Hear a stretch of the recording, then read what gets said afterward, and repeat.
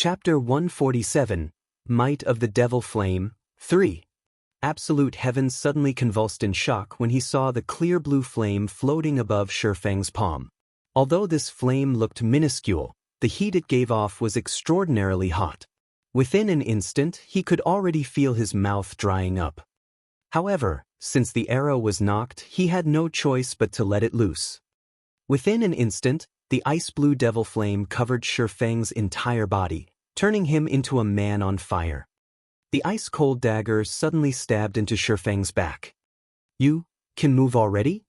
Absolute Heaven was greatly shocked. To a top-tier expert like himself, he had a very precise grasp on time. At worst, there was only an error of 0.1 seconds. Absolute Heaven clearly felt that the 6-second duration for the Death's Lock had yet to pass. Yet, Shifeng was still able to use Defensive Blade to block his finishing move, Eviscerate. "Didn't you have a fun time beating me up just now?" Shifeng revealed a faint smile, coldly saying, "It's my turn now." Wielding the Abyssal Blade, which was covered by a layer of clear blue flames, Shifeng used Chop, and the Abyssal Blade transformed into a blazing streak of light as it struck towards Absolute Heaven. "You have less than 500 HP remaining right now. Do you think you can defeat me?" Absolute Heaven sneered, retaliating. The instant the two weapons collided, a trace of shock immediately appeared on Absolute Heaven's frosty expression. It was as if the opponent he was facing against right now was not Shifeng, but a humongous bear. Shifeng's strength had thoroughly numbed his arm, and he was forced to retreat several steps before stabilizing his body. How can he have such great strength? When Absolute Heaven had exchanged moves with Shifeng the previous time, Shifeng's strength was not yet quite so terrifying. However, now that he had changed and upgraded most of his equipment, increasing his attributes by a large leap, he not only surpassed Shifeng, but the gap between them had somehow grown even wider. Now that he had failed at ambushing Shifeng, it was already impossible for him to kill Shifeng in a direct confrontation. He could only patiently wait for his next chance. After forcing Absolute Heaven into a retreat, Shifeng quickly took out a basic regeneration potion and drank it. Very quickly, Shifeng's HP recovered more than 700 points. "Absolute Heaven, it seems you only amount to this much. You failed to kill me in both of your ambushes, so now it's my turn to get revenge. Don't even think of getting away from me today." Shifeng revealed a calm smile as he looked at Absolute Heaven, who was currently filled with killing intent. He could not help but admire and admit that Absolute Heaven's assassination abilities were very powerful. Not only did Absolute Heaven manage to persevere and track Shifeng to this place, he had even managed to set up an ambush the instant Shifeng relaxed his guard during his battle against the steel-skinned hippo. As a result, Absolute Heaven nearly managed to kill him. Unfortunately, Absolute Heaven did not know that the ice-blue devil flame had strengthened Shifeng's body, slightly reducing the duration of the Death's Lock on him. Otherwise, he would truly be finished. Now that he was back to normal, he used the ice-blue devil flame to aid him. A 20% increase in damage was no laughing matter. "What a joke! You've only managed to live this time due to luck. I will definitely kill you the next time we meet.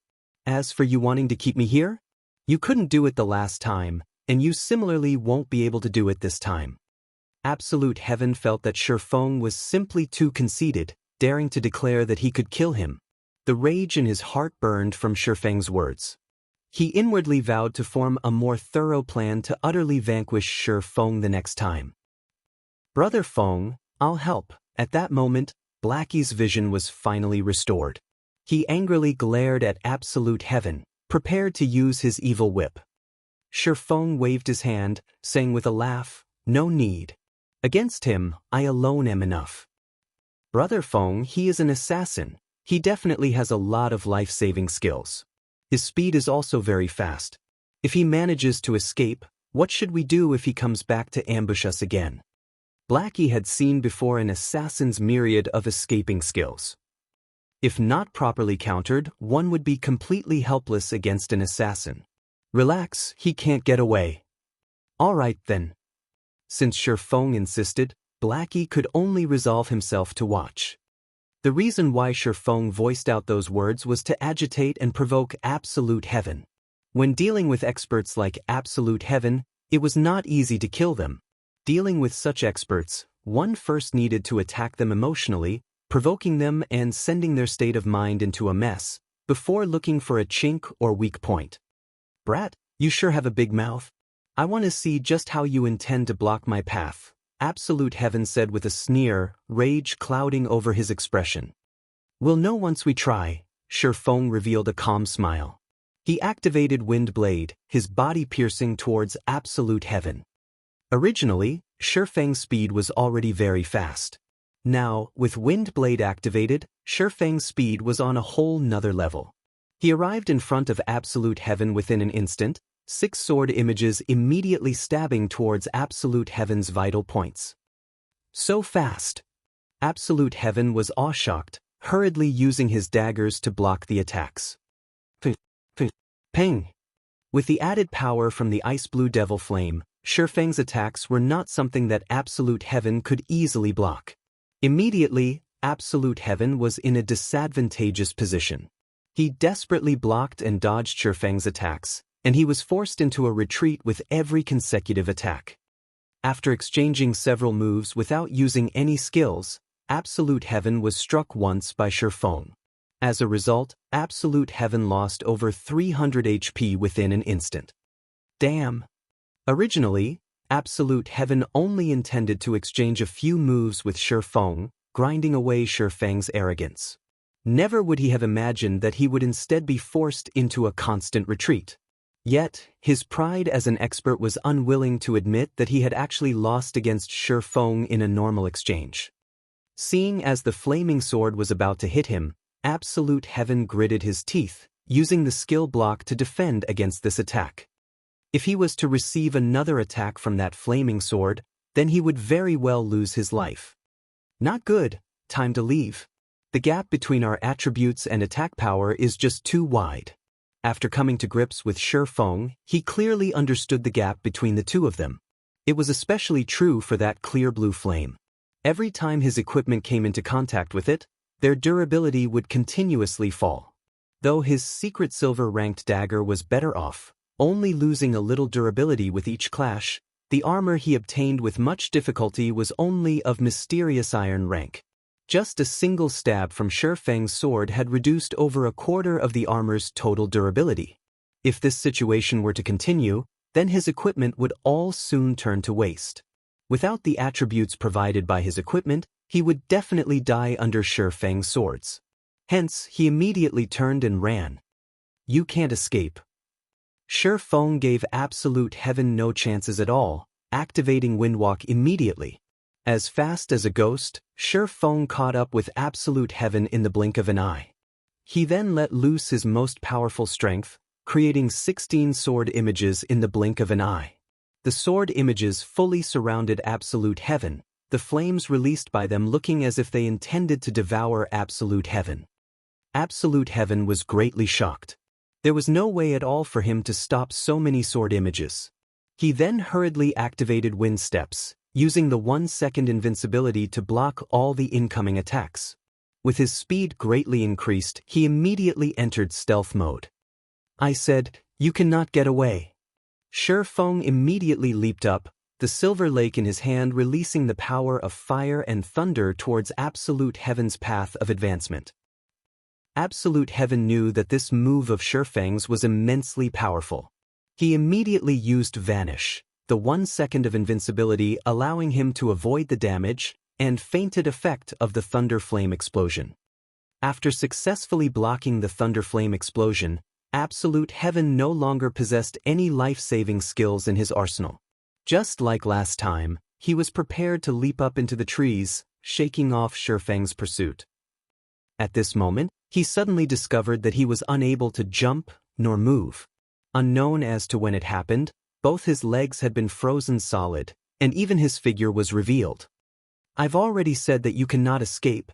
Shifeng was extremely satisfied with the effect of the Frost Grenade. Once again, he sent a burst of 16 sword images stabbing at Absolute Heaven. This time, Absolute Heaven could only go all out desperately stopping the incoming attacks with his daggers. 2 swords. 4 swords. 6 swords. By the time Absolute Heaven blocked the 11th sword, he was no longer able to keep up with the remaining sword images. He could only helplessly watch as the sword images stabbed into him, damages of over -300 points, and even -400 points, appearing above his head, one after another. Moreover, the durability of the equipment on his body fell madly. By the time Absolute Heaven's HP reached 0, the equipment on his body was all turned to scrape. Absolute Heaven suffered an incomparable heartache, gnashing his teeth. All these equipment were gathered by him, one by one, after spending a large amount of time. Yet they were all destroyed now. The only thing he could rejoice about was that the 2 secret silver-ranked daggers, which were as precious as his own life, were not destroyed. Soon after, Absolute Heaven's dead body fell to the ground, an expression of unwillingness displayed on his face. "I've already said that you won't get away. Your weapon I'll gratefully accept." Shi Feng looked towards the silver-colored dagger that Absolute Heaven dropped with a smile, picking it up. Chapter 148, Underworld.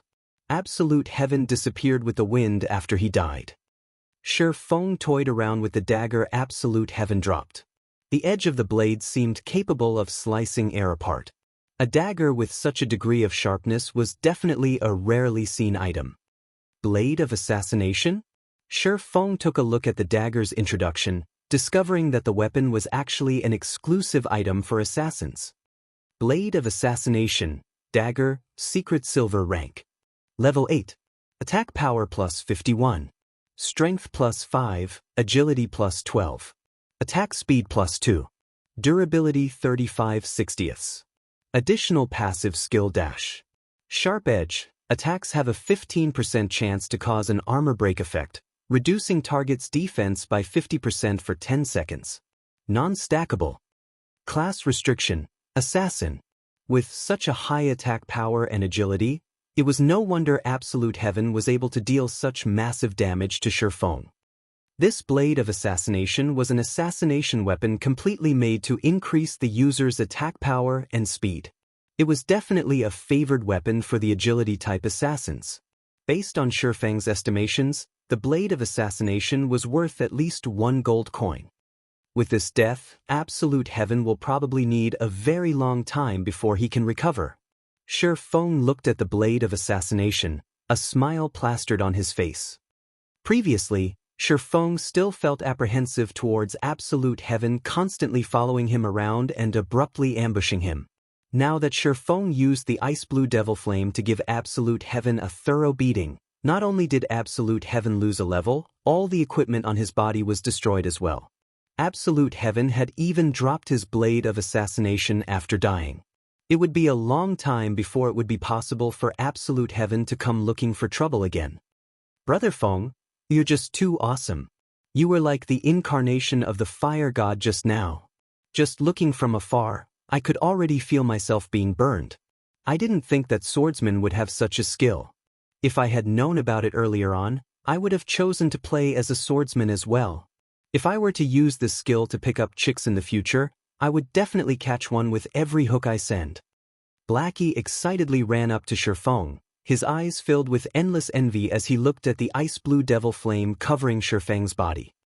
As for the matter of Shi Feng managing to kill Absolute Heaven, Blackie paid no attention to it at all.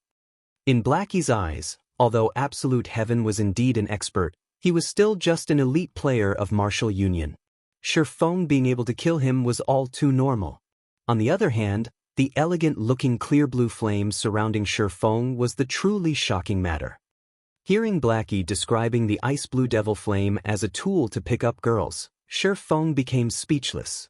He did not understand just what was going through Blackie's mind every day. This flame isn't a swordsman's skill. It is a mysterious flame and it can increase a player's attack damage, Shi Feng explained. Mysterious flame? Blackie's face filled with confusion. Although Blackie did not know what a mysterious flame was, but hearing that it was able to increase a player's attack damage confirmed it was definitely an extremely precious item. Seeing that Shi Feng possessed such an item, Instead of becoming envious, his heart filled with joy. With the mysterious flame, Feng could become even stronger than before. When the time comes, let's see who still dared to bully them. At this moment, Lonely Snow also hurried over after finishing picking up the loot from the swamp hippos. When he saw that Feng's entire body was covered in flames, giving off a scorching hot temperature, and that Feng was even able to control these brilliantly beautiful clear blue flames, he too became incomparably shocked. He nearly regarded Feng as a hidden class.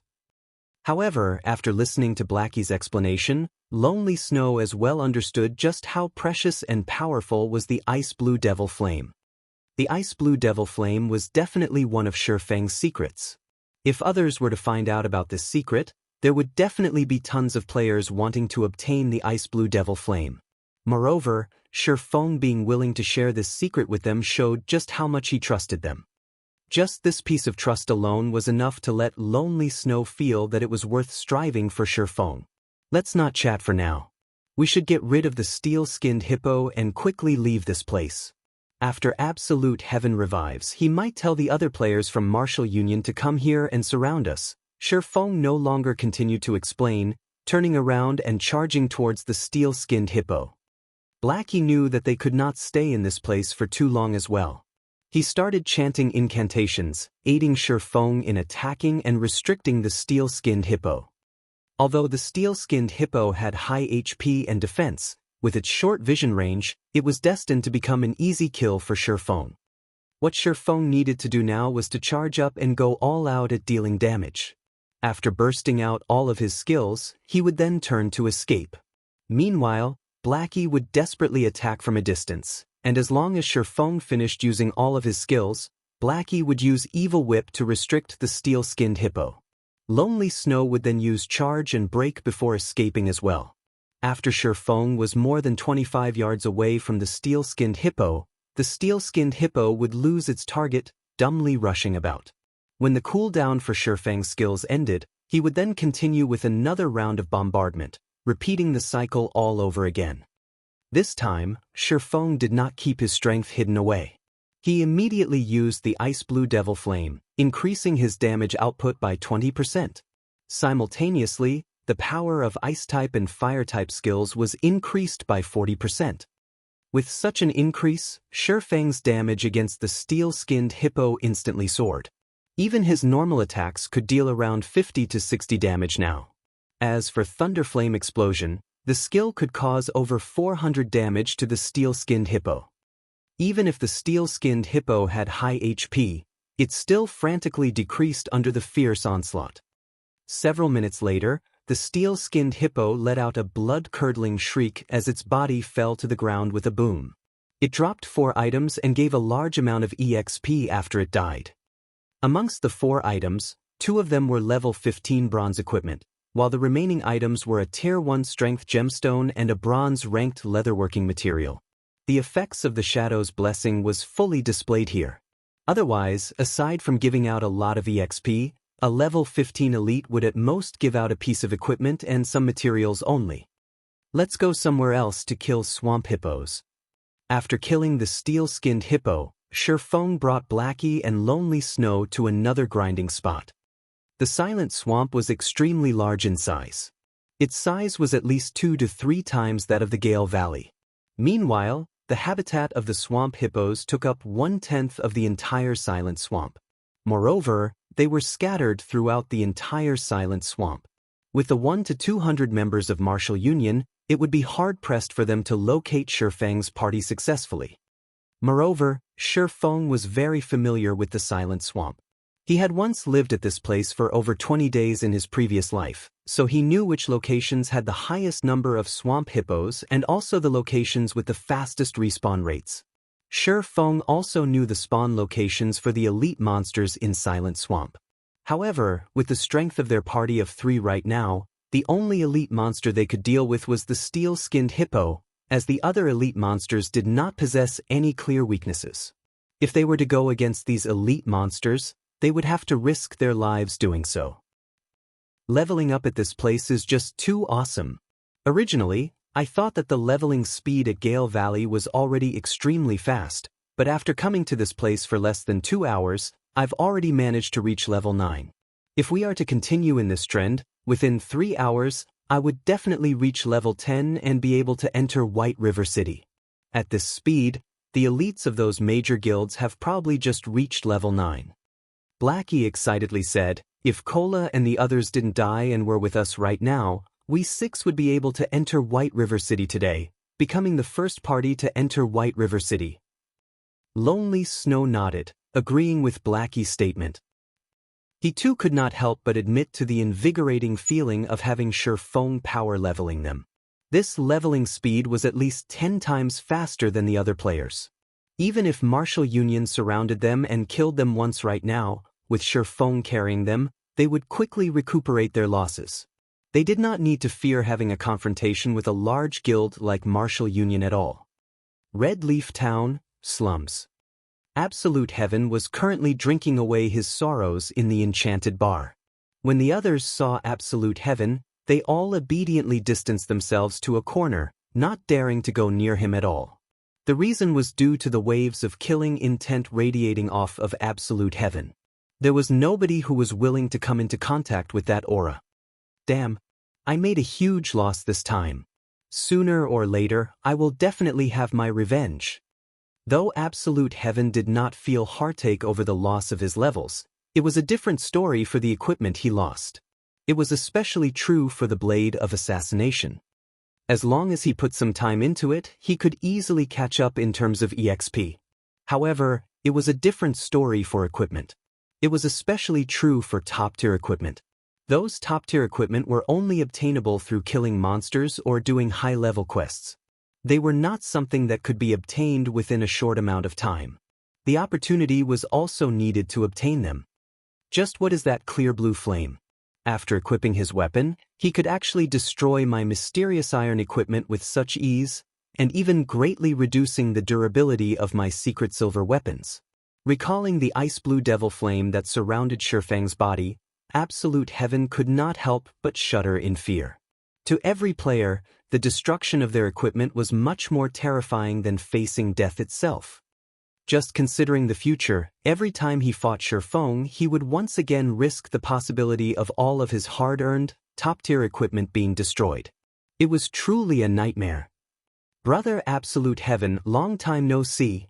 I see that you still love drinking like always. A short-bearded man wearing a black cape said as he sat opposite to Absolute Heaven. Southwolf, why do you have the time to come looking for me? When Absolute Heaven looked at the person speaking to him, his previous indifferent attitude was completely gone. Of course, it is to congratulate you, the man named Southwolf said with a laugh. Didn't you always want to join Underworld? Right now, the higher-ups have already recognized your potential, and you already have the rights to become an outer member of Underworld. In the future, you too will be one of Underworld's members. I think you should know what this means, right? What? I passed the test? Absolute Heaven nearly jumped up from excitement. The frustration and depression Absolute Heaven felt from being killed by Shurfeng before were immediately swept clean. He no longer minded even the loss of the Blade of Assassination, as there was nothing more joyous than being able to join Underworld. In order to join Underworld, Absolute Heaven had spent 3 full years undergoing over a dozen assessments and tests. Now, he finally obtained Underworld's recognition, officially becoming one of Underworld's outer members. Underworld was a very mysterious organization. Its strength in the real world was extremely terrifying. The resources, influence, and information it possessed was not something any outsider could imagine. Just based on some of the identities of the outer members of Underworld that Absolute Heaven knew of was enough to astonish him greatly. However, for reasons unknown, Underworld started investing into virtual reality games some 10 years ago. In order to join Underworld, the real-world assassin, Absolute Heaven, had also started playing virtual reality games. Right now, Underworld was paying unprecedented attention towards God's domain. Hence why Absolute Heaven decided to fully devote himself into God's domain. Now that he finally managed to become an outer member of Underworld, how could he not be excited? Absolute Heaven, weren't you level 9 the last time I saw you? Why you level 8 now? You couldn't have been killed by a player, right? The man named Southwolf joked as he downed his drink. He was extremely clear about Absolute Heaven's strength. Absolute Heaven was definitely a top-tier assassin. Moreover, the equipment on him was all of excellent quality, and he even had secret silver weapons. He also learned plenty of rare advanced skills. There were only a scant few players in Red Leaf Town who were capable of directly confronting Absolute Heaven. Moreover, the majority of these players would not have a win rate of over 60%. As for players who would have a win rate of 80% and above, in the entire Red Leaf Town, only the famous Snow Goddess could possibly achieve such a feat. It was absolutely impossible for other players. Moreover, if Absolute Heaven were to put all his might into escaping, even the Snow Goddess would not be able to hold him down. Now that Absolute Heaven lost a level, there was a high possibility that it was due to him accidentally dying while carrying out a high-difficulty quest. However, after hearing Southwolf say so, Absolute Heaven's expression abruptly turned gloomy, his mood turning extremely sour. It can't be, right? Were you really killed by someone? Who did it? Don't tell me you went and provoked the Snow Goddess, Gentle Snow? You couldn't have been so foolish, right? Daring to provoke even her. Looking at Absolute Heaven's dark expression, Southwolf immediately knew that he guessed correctly. He couldn't help but abruptly spit out all the alcohol in his mouth. Chapter 149, Freezing Shadow. I'm no fool. Why would I dig my own grave by provoking Gentle Snow? Absolute Heaven shook his head. If you didn't provoke Gentle Snow, then who killed you? I doubt that there is another expert like her in the entire Red Leaf Town. Southwolf could not help but become curious. Based on the information he obtained, the experts in Red Leaf Town only numbered so many. If it wasn't a top-tier expert like Gentle Snow, could there possibly be another top-tier expert appearing in Red Leaf Town without him knowing? Southwolf's curiosity deeply pierced Absolute Heaven's pride. He tightly gripped his fist to the point where blood almost came out. He had spent such a long time planning and preparing so many measures. Originally, he had a 100% possibility to kill Shifeng. However, the rate at which Shifeng increased his strength had far surpassed Absolute Heaven's estimations. Looking at Absolute Heaven's silence, Southwolf could not help but let loose a smile. He was now even more interested in the expert that managed to kill Absolute Heaven. Absolute Heaven, you know what my job entails, right? Now that such an expert has appeared in Red Leaf Town, I need to know just who that person is. Southwolf looked at Absolute Heaven, asking in a low tone. Absolute Heaven's expression turned sullen. He did not wish to tell anybody of this embarrassing matter at all, not to mention telling it to the Southwolf before him. Absolute Heaven had maintained a no-loss record for 3 whole years. Yet, today that record was ripped apart by the unknown Shifeng. Moreover, today was even the big day where he got to join Underworld. With such an incident happening, it would definitely affect his standing in Underworld in the future. I can understand how you are feeling right now. You've managed to join Underworld after much difficulty, yet you were immediately met with such an incident. It would definitely have a huge impact on your mood. However, this is my job. If you do not cooperate, as an outer member, you might even be expelled from the organization. You should think clearly about your decision, Southwolf said strictly. Absolute Heaven was extremely aggravated. However, he could not retaliate against Southwolf's words at all.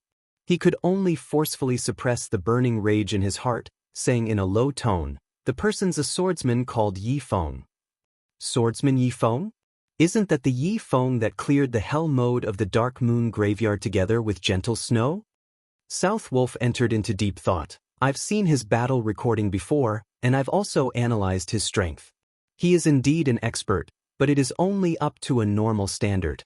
He has no qualifications to join Underworld at all. Now that he has actually managed to kill you, however, it would seem that he has previously hidden quite a lot of his strength. What hidden strength? It's just dumb luck. I don't know where he got it from, but that flame of his was extremely powerful. It was able to destroy my equipment during battle, and that flame greatly reduced even the durability of my secret silver weapons. If it wasn't for that flame, he would have no chance at killing me at all, Absolute Heaven said in disdain. Flame? It could even destroy equipment, and not even secret silver weapons could block it? Southwolf became even more curious. I recall that swordsmen do not possess such a skill. It should be some sort of special equipment skill. However, if not even a secret silver weapon could block it, the skill is definitely not anything simple. This special equipment quality must be extremely high. It must be a dark gold ranked special equipment or item. However, even dark gold items would not have such a strong effect. There is a substantial possibility that it is an epic ranked item. Epic rank? Absolute Heaven was greatly astonished. It can't be, right? Right now, I haven't even heard the news of someone obtaining a dark gold ranked item. Yet he, as an independent player, could obtain an epic ranked item? What's there to be surprised about?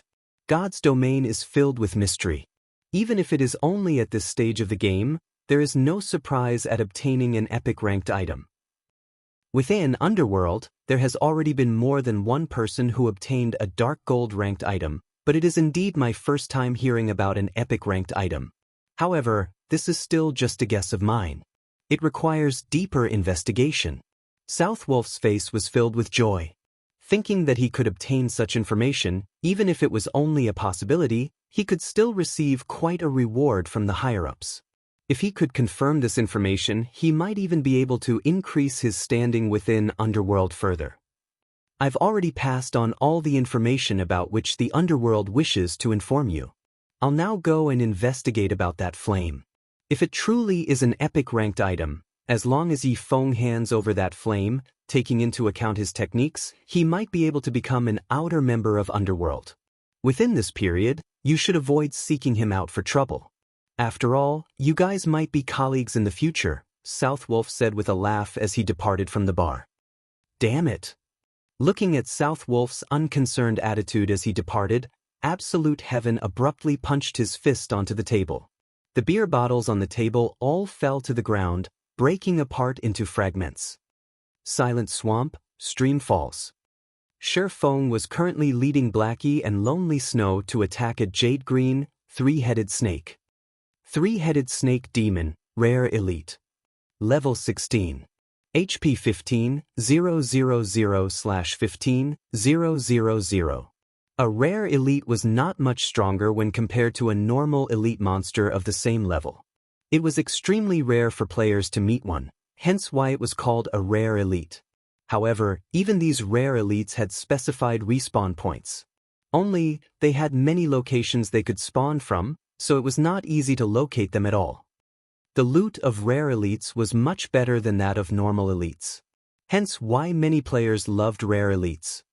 There were only a total of 5 rare elites in the Silent Swamp. Amongst them, the weakest one was the three-headed snake demon. Also, when a rare elite died, they would only respawn 2 days later. After carrying both Blackie and Lonely Snow to level 10, Shi Feng himself reached level 11 as well. He felt that they should roughly be able to kill the three-headed snake demon, hence why they had spent a lot of time looking for it. Brother Feng, this rare elite's movement speed is simply too fast. I can't land a hit on it at all. Blackie continuously used Dark Arrow to attack the three-headed snake demon. However, the snake demon was extremely swift in its movements. It was able to dodge all the dark arrows that flew at it easily. No problems.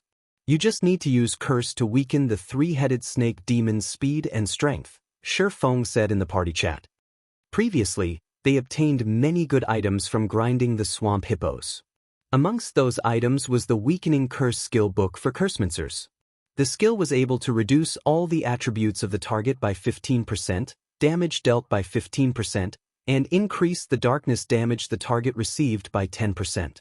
It was one of the signature skills of Cursemancers. In addition to the Evil Whip binding and restricting the three-headed snake demon, and also Lonely Snow's charge and break, Shi Feng could easily deal with this monster. The three-headed snake demon's main form of attack was a long-range venom attack.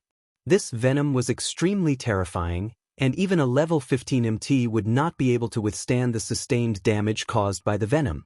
Moreover, basic antidotes were completely ineffective against it. On the bright side, the three-headed snake demon had very low physical damage. Moreover, the three-headed snake demon had much less defense when compared to the steel-skinned hippo. Just Shifeng's normal attacks alone could deal over -150 damage to the snake demon. In addition to the damage amplification effect from Thundering Strike, each of Shifeng's normal attacks could deal close to -200 damage. If he were to use a skill, then the damage dealt would exceed 300 to 400 points. With only 15,000 HP, the three-headed Snake King stood no chance at all against Shifeng's frightening damage. After 10 minutes or so, the three-headed snake released a pained cry, its body smashing down into the stream. It also dropped 5 pieces of items. Brother Feng, your luck recently is getting better and better. It's even better than mine now. Looking at the large number of good items dropping from the monster Shifeng killed, Blackie could not help but curiously comment. According to his memories, Shifeng's luck before was not very good. Even if Shifeng killed elite monsters, at most he would get 1 piece of bronze equipment. Now, he would get at least 3 pieces of bronze equipment, and even rare materials or skill books. It was truly unfathomable. Ah, it's a secret. Shifeng smiled. He naturally would not reveal that it was due to the contribution of the Shadow's blessing. The effect of the 3 points in luck was not something with which Blackie could catch up. Shifeng then picked up the loot, discovering a very familiar item. Isn't this the freezing shadow? This thing really brings back memories. Brother Feng, what dropped? Blackie asked. Lonely Snow was also very curious. We got quite the good harvest. We got 2 level 15 bronze equipment, 1 level 15 mysterious iron equipment, 1 rare dungeon teleport scroll, and 1 consumable item, the freezing shadow. We definitely hit the jackpot with this. Shifeng displayed the attributes on all the items for the two to see. Now that the three-headed snake is dead, it will take another 2 days before another respawns. Let's continue grinding swamp hippos, then. Just as Shifeng and the others were about to continue grinding swamp hippos, Shifeng suddenly received a communication request. Who's South Wolf? Shifeng looked at the caller ID, discovering that it was a stranger. Moreover, there was no such person in his memories. Since it is someone I don't know, let's just reject it then. Saying so, Shifeng rejected the call. Chapter 150, Star River Valley. After Shifeng rejected the call, he continued searching for swamp hippos. He actually rejected. South Wolf looked at the rejection notification, feeling a sense of discomfort in his heart. Normally, those with social standings would earnestly wish to converse with him in order to form friendly ties. Now, however, he was actually met with a situation like this. It was definitely a first for him. However, the ones above had already given him the command to make contact with Shifeng. Hence, he could only endure it and continue attempting to contact Shifeng. After he reported the information about Shifeng and the flame, Underworld carried out an analysis on the effects of the flame. They immediately discovered that the flame was definitely extremely precious, and there was over a 70% chance that it could possibly be an epic ranked item. Hence, South Wolf was tasked with negotiating with Shifeng to obtain the flame for Underworld. South Wolf sucked in a few deep breaths, calming down his mood. He then sent another communication request to Shifeng. However, every single request for communication was met with rejection. Crap. I can't believe this. Let's see how long you can keep on rejecting my calls. South Wolf sent a communication request once more. This is getting irritating. Shifeng rejected the request once again. He then adjusted the system settings to stop receiving calls from strangers. After turning off the system interface, Shifeng suddenly felt that the world became much more peaceful and serene than before. Leader, I discovered a very special place here. The rivers are actually flowing in midair. There are also lots of golden-colored fish swimming in the silver-colored river. Moreover, these fish are all level 20 special elites. Lonely Snow suddenly said in the party chat, his voice containing great excitement. A group of level 20 special elite fish? Isn't this too much of an exaggeration? Lonely Snow, are you sure you saw right? Blackie did not believe Lonely Snow's words at all. Special elites. They were much stronger than ordinary elite monsters. The reason being, special elites were very outstanding in a particular field. If it were not in terms of speed, then it would either be in terms of strength, magic, or something else.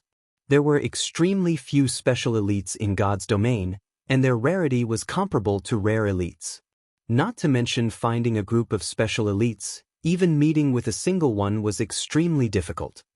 It's true. If you don't believe me, I'll send you a picture of it.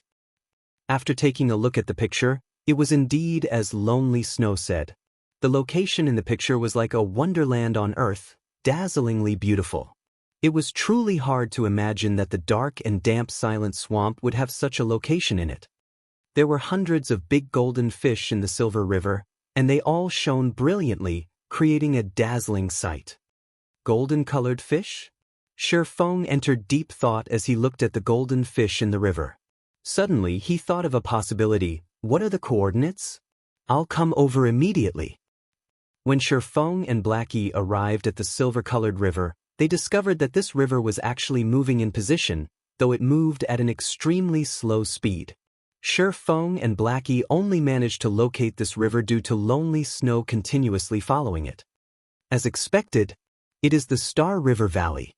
Sherfeng smiled. Star River Valley was one of the rarely seen marvels in God's domain. These marvels would usually appear at maps that were below level 50. Any players that were able to meet such marvels were all extremely lucky, as this meeting represented an opportunity. Sherfeng had once heard of a player obtaining a fine gold ranked item from the Star River Valley. There was even a player who obtained an epic ranked item, causing others to feel envious. However, there were also rumors that the person was just lying. Brother Feng, how do we deal with these big golden fish? Blackie felt a headache coming on just from looking at all the big golden fishes swimming in the silver-colored river. Golden fish, special elite. Level 20. HP 100,000/100,000. Ignoring the level suppression, attack, and defense of the golden fishes, just their 100,000 HP was enough to bring a person to despair. These golden fish are swimming in a river that's floating in midair. I've previously tested it out before, and I couldn't land an attack at all. However, if we solely depended on Blackie's magical attacks, the damage dealt might not even match up with the golden fish's recovery speed. Lonely Snow said, "Leader, do you have any good ideas? Let's take a look at the surroundings first, then. We might be able to discover some clues," Sherfeng said. It was also Sherfeng's first time meeting the Star River Valley. If their luck was good, they might receive a huge harvest, possibly even obtaining 1 or 2 pieces of fine gold-ranked items. Then, Blackie and Lonely Snow started searching through the entire region of the Star River Valley. After searching for over 10 minutes, Blackie discovered an elderly man floating in midair. The elder was holding onto a fishing rod, fishing. "Brother Feng, I found an NPC over here," Blackie excitedly said. "I'll be there immediately," Sherfeng said, also becoming excited. The NPC elder was called Faust, and he was a level 100 NPC that was capable of easily suppressing Sherfeng and the others. "Respected elder, can we help you with anything?" Sherfeng respectfully said. The elder, Faust, seemed not to have heard Sherfeng speaking. His eyelids remained shut as he quietly fished. "He can't be deaf, right?" Blackie said. "He can't be a deaf person, right? I'm guessing that his hearing is impaired. After all, that NPC's setting is that of an old man, so his hearing should have deteriorated. He should be able to hear us if we speak louder." Lonely Snow shook his head. "This old man is the great Faust. You adventurers are truly ill-mannered, daring to actually speak about this old man in such a way. This old man is going to give you two a punishment." Faust abruptly opened his eyes. Floating in midair, he looked at both Blackie and Lonely Snow as he spoke in a furious tone. "Holy crap! This NPC doesn't react to praises, but immediately reacts when we talk bad about him? Isn't his IQ too high?" Blackie was shocked. Lonely Snow was also incomparably shocked. However, before the two of them could recover from their shock, Faust casually pointed a finger at them. The two of them suddenly floated high up into the air, before plunging down to the ground, nearly dying from the fall. After teaching the two a lesson, Faust started fishing once again. You too, Shi Feng laughed as he spoke in the party chat. The NPCs in God's domain possess extremely high intelligence. This is especially true for almost all high-level NPCs. They are totally different from the average Joe. You guys should treat powerful NPCs with respect in the future. This time, Faust could be considered to have given you a light lesson. If he were to become truly angry, there is the possibility that he might even kill you. In Shi Feng's previous life, many players who paid little respect to NPCs. In the end, they were killed off by said NPCs. Shi Feng had even seen more severe cases where NPCs would kill off a player whenever they met.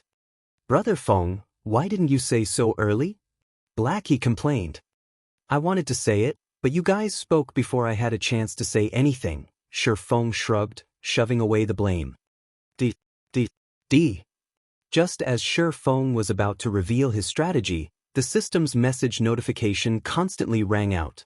One after another, the message notifications created a symphony of beeps. Shi Feng became speechless. Just where did so many messages come from? Why is it South Wolf again? Shi Feng did not think that this person called South Wolf would be so persistent. The person had actually sent several hundred messages over. He was truly insane. Do you dare accept a voice call? Do you know who I am? Are you reading this? I know you're reading this. There is a big opportunity awaiting you right now. You best contact me immediately. Looking at these messages, speaking from a certain perspective, this person called South Wolf was indeed a very awesome person. Shi Feng was extremely curious about why this person was trying to look for him. He also could not continue involving himself with this person, so he readjusted the system settings to allow calls from strangers again. Chapter 151. Come if you can. Very quickly, South Wolf's communication request arrived. Who are you? If you have something to say, then say it quickly. I'm very busy, Shi Feng said in an annoyed tone after picking up the call. Do you know who I? Shi Feng's words nearly caused South Wolf to lose it. However, in the end, he still endured it. After all, this was a task handed down to him from above, so he needed to carry out the job properly. If it were any other person who dared speak to him in such a way, they would definitely face a tragic end. If you have nothing to say, then I'm hanging up, Shi Feng said. South Wolf furiously said, Why would I look for you if I have nothing to say? Then speak of it quickly. I'm very busy, Shi Feng said, annoyed. There was a huge opportunity right before his eyes, so where would he find the time to bicker with a stranger? South Wolf nearly burst out in rage once again at Shi Feng's words. A loose expert like Shi Feng dared to speak to him in such a way. However, after giving it some thought, South Wolf realized that Shi Feng only dared to speak to him in such a way due to not knowing his real identity. I need to calm down.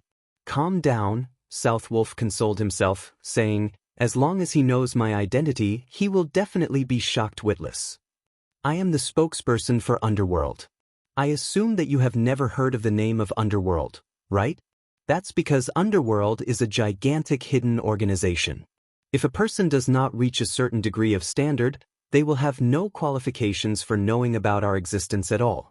As for the strength of Underworld, I can tell you about it right now. Even if it is an assassination expert like Absolute Heaven, after striving for 3 years, only now did he manage to obtain the qualifications to become an outer member of Underworld. Until now, he was just in existence at the very bottom. What? Absolute Heaven is just an outer member of Underworld? Shi Feng was slightly shocked. Indeed, he had never heard of the name of Underworld before. He also did not know how powerful it was. However, if a top-tier assassin like Absolute Heaven was just an outer member, it could be seen just how unfathomable a background Underworld possessed. Shi Feng also did not think that South Wolf was speaking a lie. After experiencing so many things in God's domain, Shi Feng was rather proficient at determining whether a person was lying or not. Moreover, the way South Wolf spoke carried the hint of someone speaking down from high above, like an emperor overlooking commoners. This was not an action that could be faked. They can't be wanting to take revenge because I killed Absolute Heaven, right? Shi Feng inwardly guessed. Previously, he had not discovered any guild emblem on Absolute Heaven's person. Hence, he always thought that Absolute Heaven was a hidden expert working as a solo assassin. He did not think that Absolute Heaven would have such backing. Hearing Shi Feng's shock, South Wolf felt slightly satisfied. Actually, this isn't anything special. Underworld also possesses an unimaginable influence in the real world. The resources and information we possess far exceed your imagination. Even as an outer member, the strength you possess could cause even a major corporation in a city to tremble.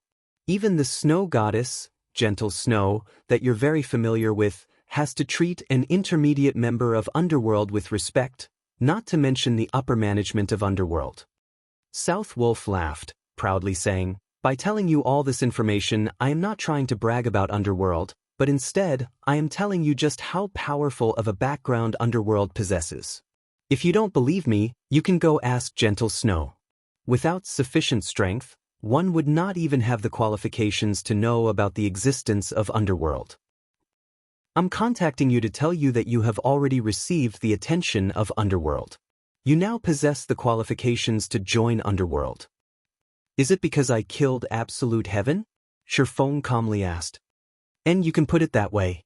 If you did not have the strength to kill Absolute Heaven, then you really would not be able to catch the attention of Underworld."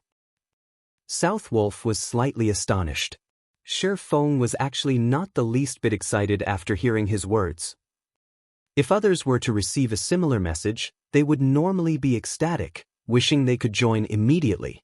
After all, by joining Underworld, one could have many chances to become acquainted with a group of large characters. Carrying out tasks in the future would also become much more convenient.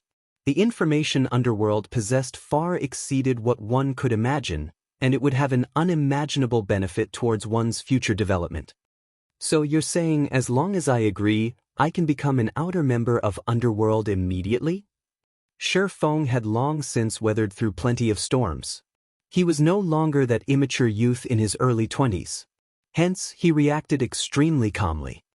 In Shi Feng's previous life as the guild leader of Shadow, he had never heard of the existence of Underworld. However, Shi Feng did not find it strange either. After all, Shadow was only a second-rate guild. In the eyes of first-rate guilds, they were but an ant on the road, not worthy to be mentioned at all. You can put it that way as well. However, it would not be easy if you wished to join Underworld. Right now, you only possess the qualifications to join. Moreover, in Underworld, we have always believed that, if you wish to obtain something, then you need to pay an equivalent price for it.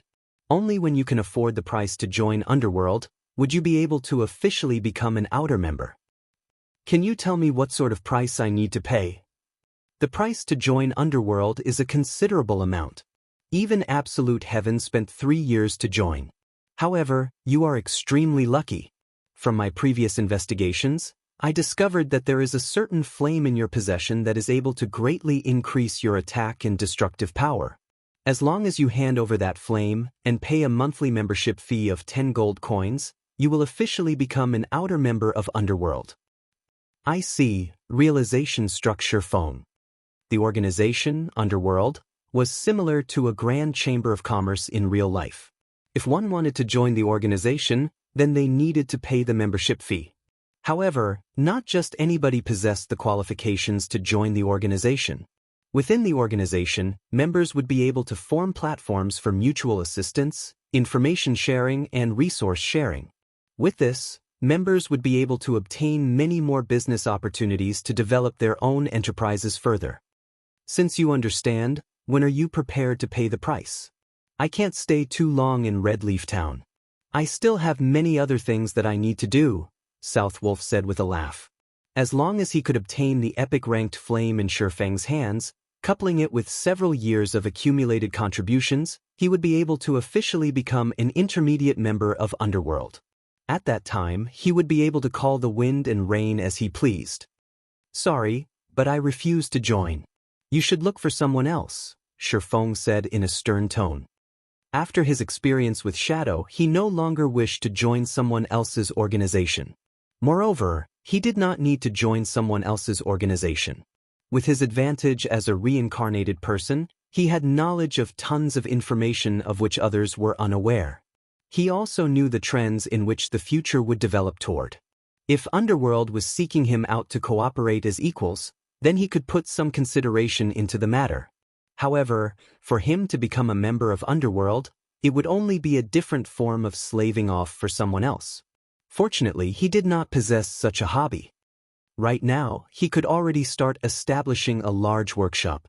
The goal of establishing a large guild was also within close sight, so he truly did not see any need to join Underworld.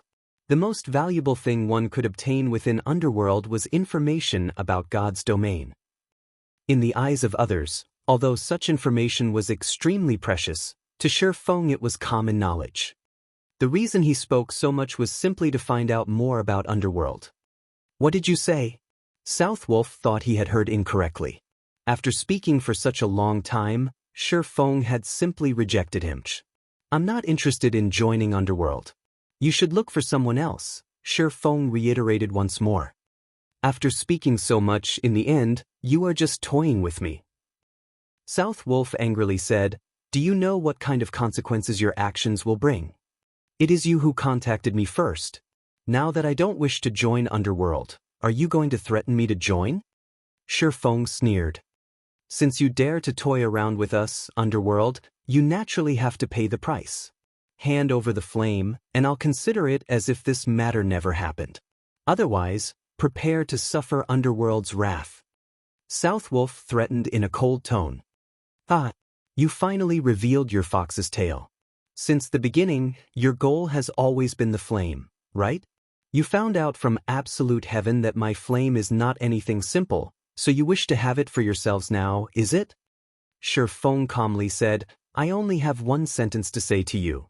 If you guys have the ability, then come." Chapter 152, Legendary Character.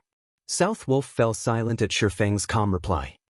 He clearly informed Shifeng of Underworld's background and its frightening might, yet Shifeng still resolutely chose to oppose Underworld, refusing to hand over the flame.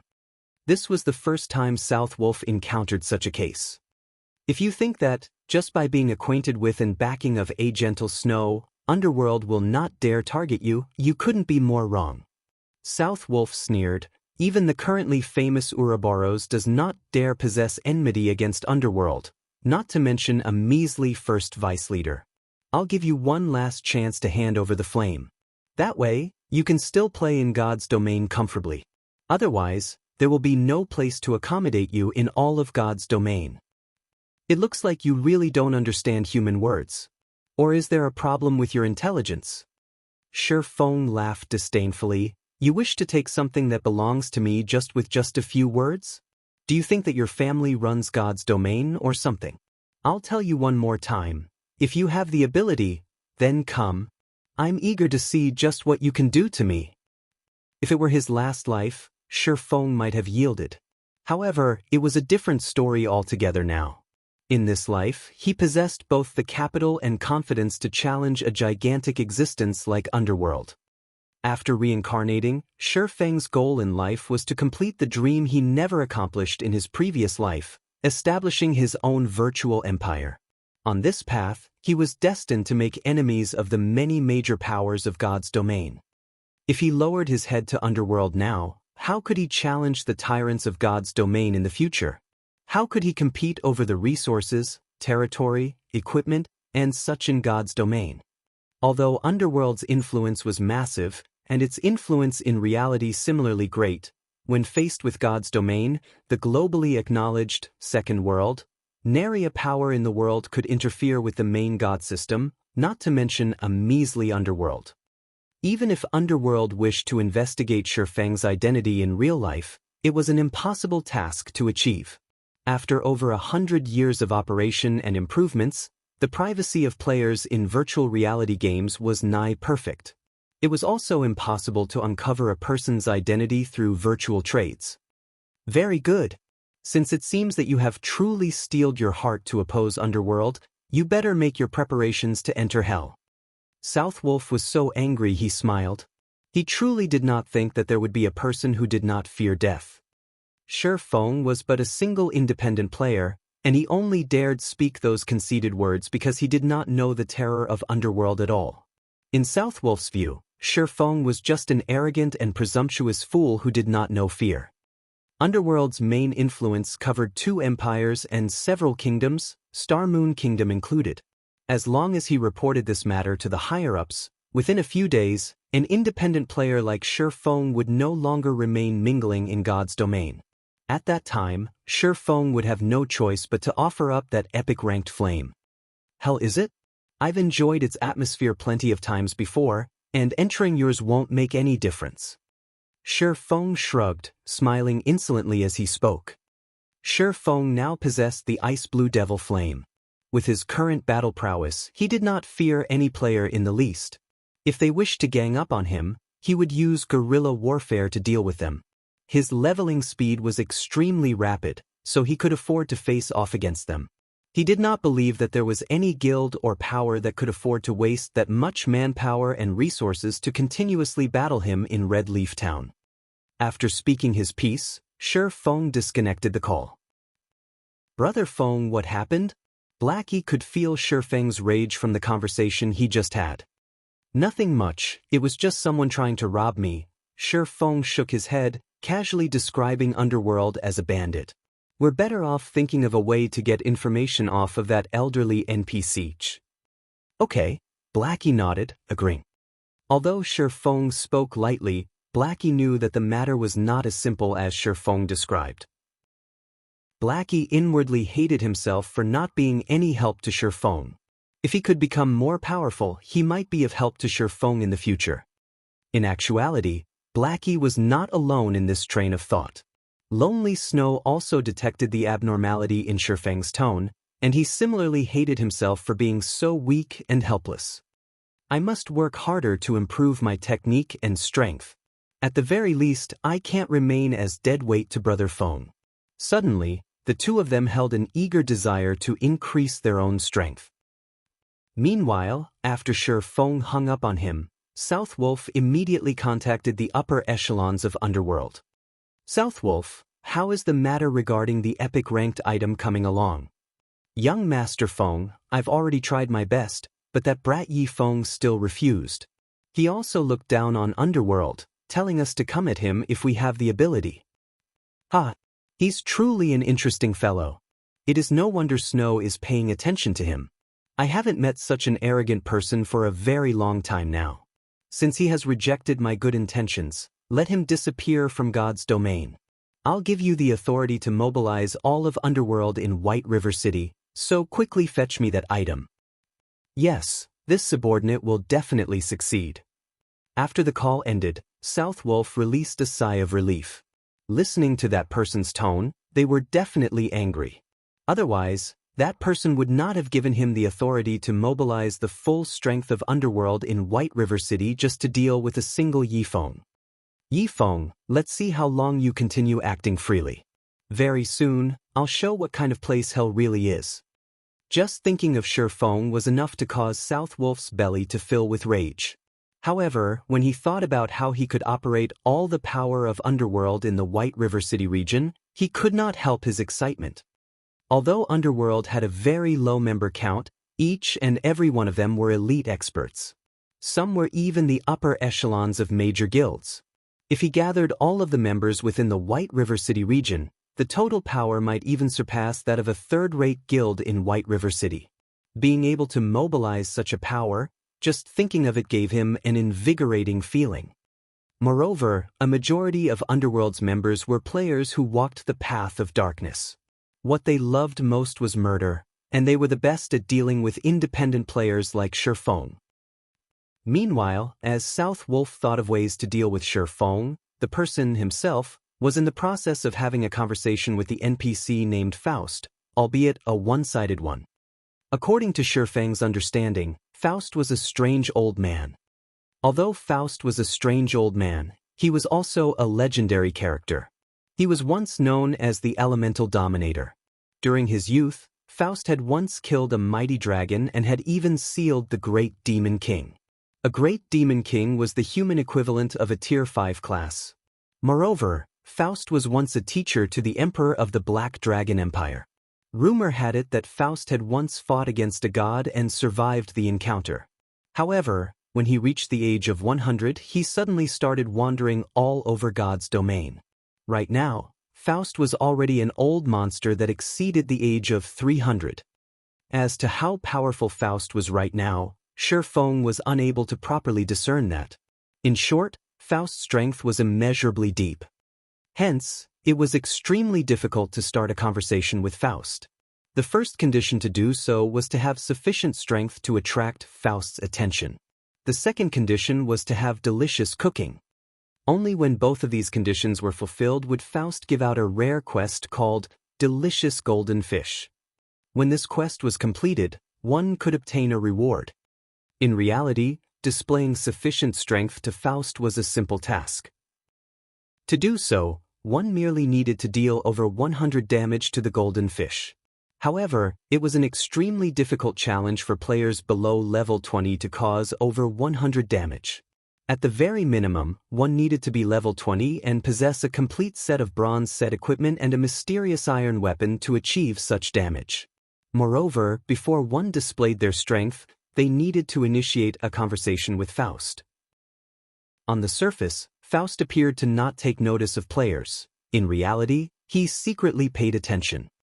Yet, just when Shifeng was about to inform Blackie and Lonely Snow about these conditions, the two of them started cursing at Faust. However, this could also attract Faust's attention. Having the backing of? Chapter 153, Legendary Item. After attracting Faust's attention, Shifeng's remaining task was to deal damage to the golden fish. These level 20 golden fish currently swam within the bright silver river suspended in midair.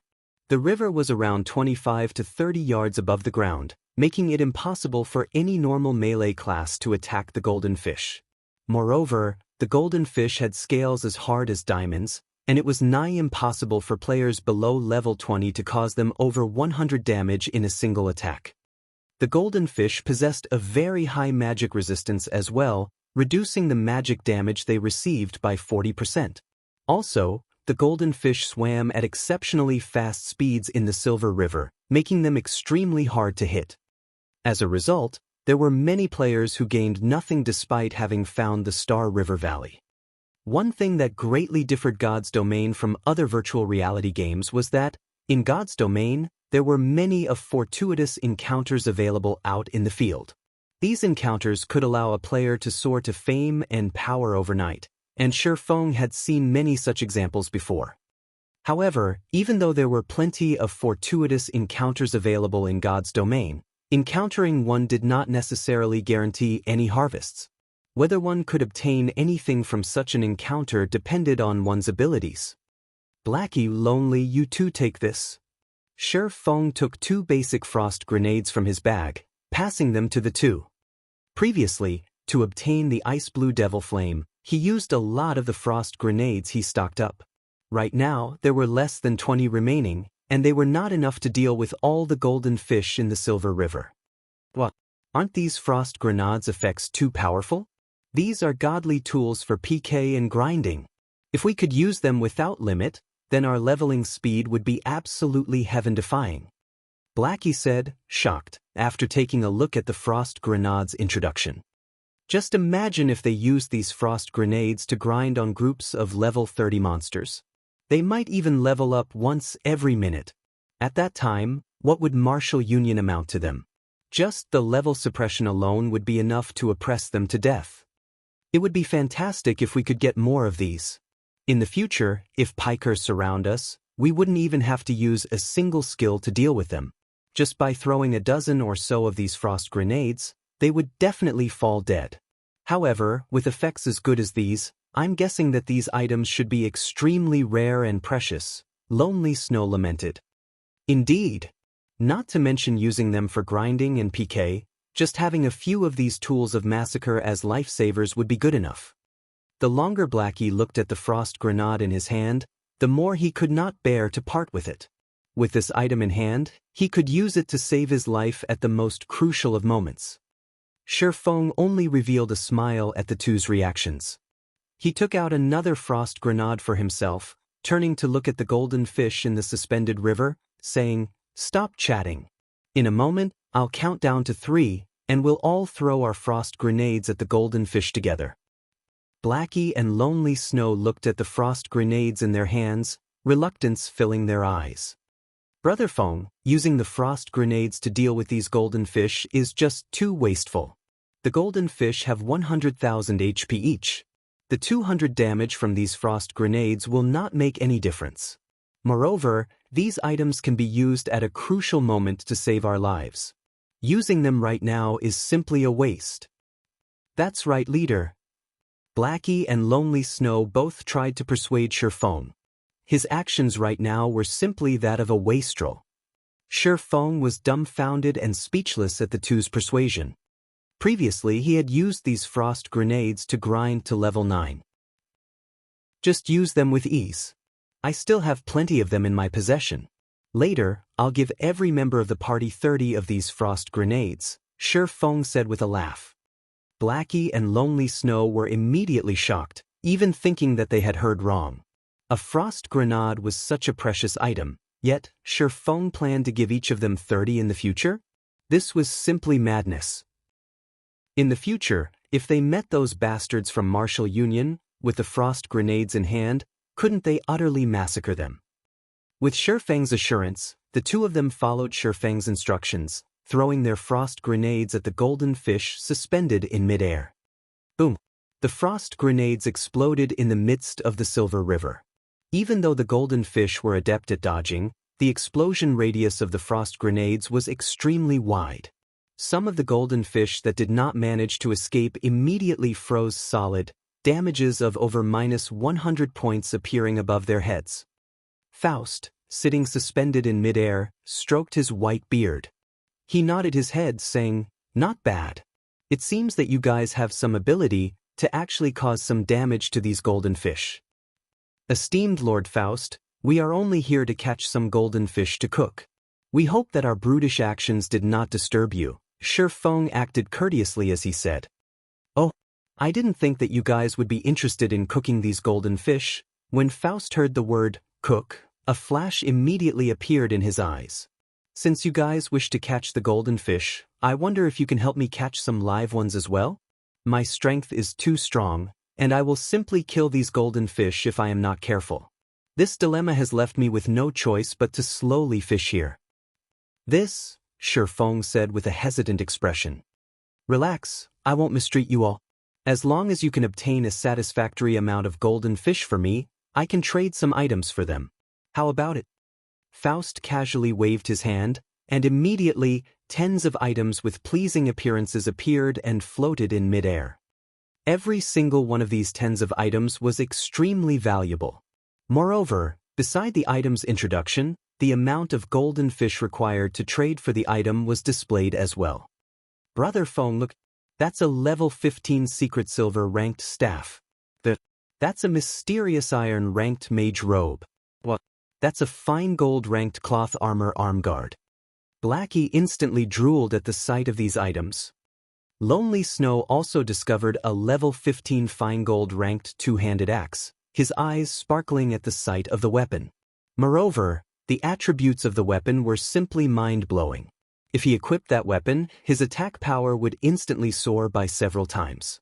He could get rid of an MT of the same level with just 2 to 3 attacks.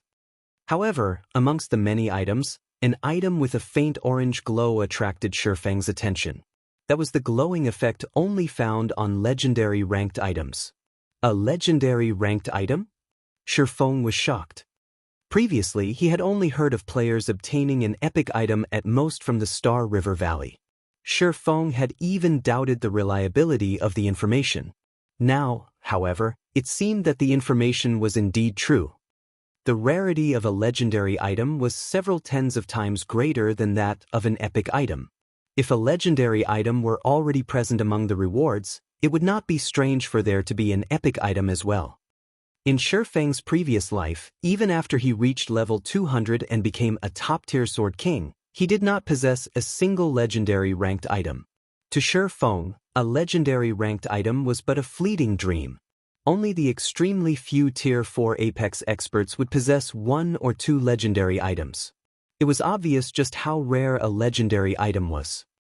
Meanwhile, these players who possessed 1 or 2 legendary items, even if they were only at the peak of Tier 4, their battle prowess would not be any weaker than a Tier 5 player that did not possess any legendary items. It was apparent just how much of an improvement a legendary item provided to a player's strength. Shifeng did not think that, in this life, he would bear witness to a legendary ranked item. This situation was no different than a dream. It was not just Shifeng who discovered the legendary ranked item. Even Blackie and Lonely Snow noticed it, as the orange glow that the item gave off was simply too eye-catching. "Brother Feng, I'm not dreaming, right?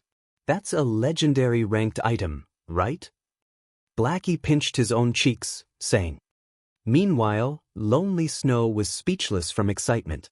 He kept clapping Blackie's shoulders as he pointed towards the legendary item. "You guys are not hallucinating. That is indeed a legendary ranked item. It is also something that I chanced upon. However, this item is useless to me. Although it is possible to obtain this item if you want it, it won't be so easy." Faust stroked his beard as he said with self-satisfaction. He felt extremely satisfied by the shocked expressions of Shifeng and the others. At this time, Shifeng had calmed down. Although a legendary item was right before his eyes, obtaining it was an entirely different matter. As for snatching the item away from Faust, that would be no different than suicide. They could only follow the rules to obtain it. Shifeng then clicked to look at the legendary item's introduction. Heavenly Dragon's Sacred Breath, Fragmented Legendary Rank. Chapter 154, A Quest That Is Impossible to Complete. Fragmented Legendary Rank? Shifeng was slightly surprised, but he still felt that it was reasonable. In Shifeng's previous life, the statistics showed that, after operating for over 10 years, there were no more than 3,000 legendary ranked items discovered in God's domain. Right now, however, God's domain had only recently started operation. So, how would it be possible for a legendary item to appear here so easily? Just a fragment alone was already a miracle in and of itself.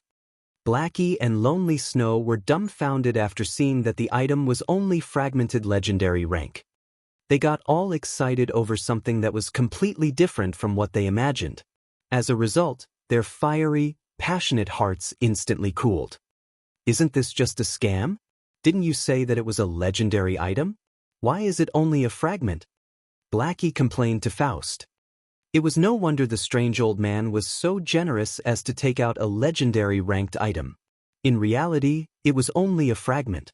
It was not even close to a legendary item at all. "You little brats, aren't you being too greedy here? Do you think that legendary ranked items are like cabbages? Do you think you can just find one in any random place?" Faust, flabbergasted, scolded, "Moreover, do you think that you brats can successfully obtain it? You're better off looking for something else. I'm not trying to belittle you all, but with your current abilities, it is an absolutely impossible goal. Don't waste your energy on such thoughts. I will cast a spell to strengthen you all, give you the ability to float in midair, and deal increased damage to the golden fish. As long as you severely injure the golden fish, for a short time, the golden fish will enter a crippled state and won't be able to move. At that time, use these magical nets to catch them." Following which, Faust took out 3 golden-colored, magical nets, handing them over to Shifeng's group. He then chanted some incantations, providing Shifeng's group with over a dozen buffs, greatly increasing the 3's attributes. Their attributes multiplied by almost 3 to 4 folds, and at the same time, they could ignore up to 15 levels. "Who says we won't obtain? With such powerful attributes, the heavenly dragon's breath will definitely be ours. Looking at his increased attributes, Blackie's confidence instantly grew by over 100-fold. Lonely Snow nodded in agreement as well. He could not help but wish he could begin his assault on the golden fish immediately. Regarding Shifeng's strength, the two of them held an almost blind faith in it. Shifeng had simply shown them too many miracles. His battle techniques were even matchless. Young folk being so confident is a good thing indeed. However, you should first look at the exchange quantities. Faust stroked his white beard as he laughed. He did not mind Blackie's words at all. The three of them immediately checked the exchange quantities. Level 15 bronze ranked item and level 20 bronze ranked item required 1 to 2 golden fish. Level 15 mysterious iron ranked item and level 20 mysterious iron ranked item required 3 to 5 golden fish. Level 15 secret silver ranked item and level 20 secret silver ranked item required 10 to 15 golden fish. Level 15 fine gold ranked item and level 20 fine gold ranked item required 30 to 50 golden fish. Level 15 dark gold ranked item and level 20 dark gold ranked item required 100 to 200 golden fish. Fragmented legendary ranked item required 1000 golden fish. There were a lot of golden fish in the entire Silver River. At a single glance, one could tell that there were several thousand golden fish in the river. Blackie and Lonely Snow could not help but smile. Here I thought you required some astronomical amount. Isn't it just 1,000 golden fish? We'll quickly gather them up for you, Blackie laughed. Shifeng also felt that it would not be difficult for them to obtain 1,000 golden fish. Only, it would require a lot of time to do so. However, to obtain a fragmented legendary rank item, even spending several days would be worth it. Just as Shifeng and the other two were about to take action. Before you all start, I need to give you a small reminder. The Star River Valley will not remain in the Silent Swamp for too long. At most, it will disappear from the Silent Swamp in 4 to 5 hours. I, too, will disappear with it. If you do not hand the golden fish to me before that happens, you won't receive any rewards. Faust revealed a slight smile as he spoke. System: Rare quest, delicious golden fish accepted. Within the allocated amount of time, catch as many golden fish as you can and hand them over to Faust. The more you catch, the better the rewards will be. Although there was a time limit, Blackie and Lonely Snow still brimmed with confidence. Even if they could not obtain other equipment, it would be enough if they obtained the heavenly dragon's breath. 4 to 5 hours, is it? Shifeng looked at Faust's smiling figure, inwardly feeling that the matter was not as simple as it appeared. Otherwise, why would Faust be so generous as to show off a fragmented legendary rank item for exchange? However, time was of the essence. The three of them immediately started catching the golden fish. At this moment, Shifeng's communication notification rang up again. The call's requester was Gentle Snow. Miss Snow, I truly have to thank you for your support last time. Otherwise, those internet trolls would have painted me as a scammer, Shifeng jokingly said. In his heart, Gentle Snow was definitely someone worth his friendship, and all her care and aid towards him had clearly proven this matter. At least you still have a good heart, Gentle Snow laughed sweetly. More importantly, I'm contacting you this time just to ask you about a single matter. What happened? Shifeng inwardly felt that Gentle Snow behaved somewhat strangely today. Did you come into contact with people from Underworld? Gentle Snow suddenly asked. That's right, they contacted me, Shifeng nodded his head, saying. Hearing Shifeng's acknowledgement, Gentle Snow could not help but ask in curiosity, just what happened between you? Nothing much. They just wanted something from me and I refused to give it to them, Shifeng calmly said. How could this be? Although I don't know what actually happened, don't try to trick me. If it is only a small matter like this, that person from Underworld would not specifically send me a message, telling me not to get involved. What exactly happened between you two? If you tell me the truth right now, I might be able to offer some help. Underworld strength is definitely not something an unrated guild like Martial Union could compare to. Just its strength in White River City alone is probably more than 10 times that of Marshall Union. There are also plenty of top-tier experts amongst their ranks that walk the path of darkness. If they go all out to deal with you, it might not even be safe for you to stay within the confines of the town. Gentle Snow's tone turned grave as she spoke. A hint of fear towards Underworld's power also colored her tone. She simply could not understand how an independent player like Shi Feng could anger Underworld to such a degree. It was truly unbelievable. It's true. Why would I lie to you? They only wish to obtain something that I possess. I simply refused them and told them to bring it on, if they can. There really isn't anything else, Shi Feng said with a bitter smile. You call that nothing else? I truly admire you right now. You are the first one to actually dare provoke Underworld in such a way. Gentle Snow nearly choked when she heard Shi Feng's words. Fortunately, your matter isn't too severe. I'll try to explain to the management of Underworld and see if this matter can be settled. Hopefully this event will become bygones. Shi Feng did not particularly mind the matter of Underworld trying to deal with him. In any case, adding one more to his list of enemies wouldn't make much of a difference. However, seeing Gentle Snow earnestly trying to help him, he couldn't just not give her face and reject her kind intentions. Thank you. No need for that. We're friends after all, and it is only natural for friends to help each other. Just don't forget to sell me any high-level equipment that you don't need in the future. Gentle Snow revealed a faint smile before hanging up. Soon after, Shi Feng joined Blackie and Lonely Snow's fishing party. However, before Shi Feng had even reached the golden fish and attacked them, he quickly discovered a problem. After his attributes increased, Blackie was comparable to a powerful level 20 Cursemancer equipped with a complete secret silver set equipment and a fine gold weapon. However, even then, Blackie's attacks dealt less than 400 damage to the golden fish. Moreover, the movement speed of the golden fish was extremely quick in the Silver River. Even if Blackie's techniques improved by quite a lot, out of 10 dark arrows he sent out, only 5 managed to find their targets. As a result, Blackie's damage output was greatly reduced. The golden fish's 100,000 HP was like a huge mountain. Meanwhile, on Lonely Snow's side, he felt even more helpless. The golden fish only dodged and did not attack. Not mentioning whether a melee class could land a hit, to begin with, just trying to chase after the golden fish was a big problem. In addition, the golden fish's physical defense was simply too high.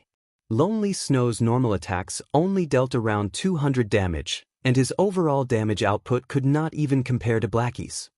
To strike a golden fish down to critical health, the two of them, with their strengths combined, needed to spend over 4 minutes concentrating their attacks. The total quest duration was only around 4 to 5 hours. At this rate, they could only catch around 70 golden fish within 5 hours. They would not even hit 1/10 of the required 1,000 golden fish. Chapter 155, Devour Once More. After spending a long amount of time, Blackie and Lonely Snow finally managed to catch a golden fish. At this moment, they both realized that they had greatly underestimated the difficulty of the challenge. Not to mention a fragmented legendary ranked item, even a dark gold ranked item was a fanciful delusion. This old man has already said that your strengths are just too weak. Stop thinking about the heavenly dragon's breath and be more realistic. Otherwise, you all might not get anything in the end. Faust, who floated in the air, smiled. In reality, Faust only teased Shi Feng's group for fun by taking out the fragmented legendary rank item. In God's domain, even a fragmented legendary rank item was an incomparably precious item. Its value was over 10 times that of an epic ranked item. If one were lucky, one might even restore the legendary fragment into a true legendary ranked item. So, who would be willing to give it away? This was why Faust had set such an unreasonable and unattainable amount for exchange. That damned old man. He is clearly just toying with us. Blackie cursed in the party chat. Leader, what do we do now? Should we just give up on the fragmented legendary and dark gold ranked items and just go for a fine gold ranked item? Lonely Snow had already given up on an unattainable item. Shi Feng shook his head, saying, "You guys focus on catching the golden fish. I'll try by myself." It was impossible for Shi Feng to give up on the fragmented legendary rank item. Who knew when he would have another chance to meet with a fragmented legendary ranked item? Moreover, the difficulty of obtaining one at that time would definitely be much higher than now. If he couldn't even obtain a fragmented legendary ranked item, how could he secure a legendary ranked item in the future? Soon after, with his attributes now greatly increased, Shi Feng rushed towards a golden fish that currently swam in the Silver River. Chop! A black light slashed at the golden fish's soft-sided abdomen. He struck the golden fish before it could even react, a damage of over -1,400 points appearing above its head. Immediately after, Shi Feng sent a normal slash at the golden fish, causing over -800 damage. Following which, Shi Feng brandished the silver lake in his hand. 3 electric arcs wove across 8 golden fish. Instantly, damages of -1,056, -1,384, and -1,758 appeared above their heads. In the blink of an eye, the golden fish lost over 6,000 HP. The frightening damage surprised Faust. "Not bad," Faust praised as he stroked his white beard. However, he still did not hold a thread of belief that Shi Feng could procure the heavenly dragon's breath. On the other hand, there was a large possibility for him to secure a dark gold ranked item. "Brother Feng." "Leader." Looking at the damage Shi Feng had caused, Blackie and Lonely Snow forgot to continue attacking the golden fish as their eyes filled with fanaticism and excitement. With such frightening damage, there might really be a hope of completing the quest. "Don't just stare at me, continue your attacks," Shi Feng said in the party chat, his hands not halting their actions as he spoke. Shi Feng's intense attacks quickly caused the golden fish's HP to fall at flying speeds. In the end, Shi Feng had only spent about 100 seconds to capture a golden fish, using around 2/5 of Blackie and Lonely Snow's time. As expected, it's still not enough, Shi Feng wrinkled his brows.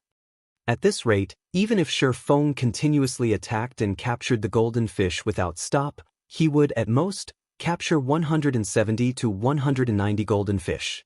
There would still be an immense gap from the targeted 1,000 golden fish. "Ha! Young man, you have truly given me a shock. However, I've already said this before, you all should not try to obtain the fragmented legendary ranked item. With all 3 of you combined, it would be good enough to trade for 1 or 2 dark gold ranked items," Faust laughed with confidence. Naturally, Shi Feng did not give up at Faust's words.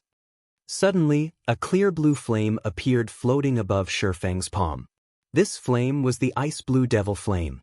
The ice blue devil flame wrapped around Shi Feng's entire body, increasing Shi Feng's damage by 20%. "I've truly underestimated you.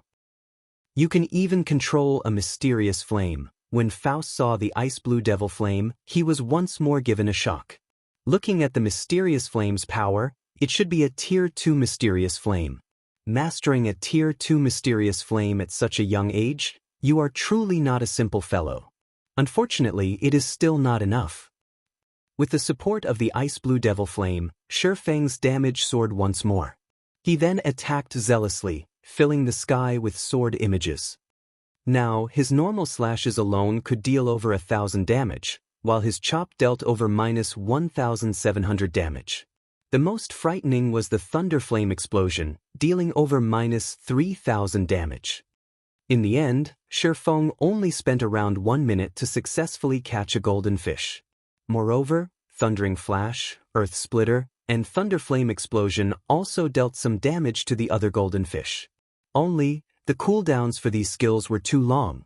In addition to the golden fish constantly swimming about, never staying in a single place, the effects of these AoE skills were extremely limited.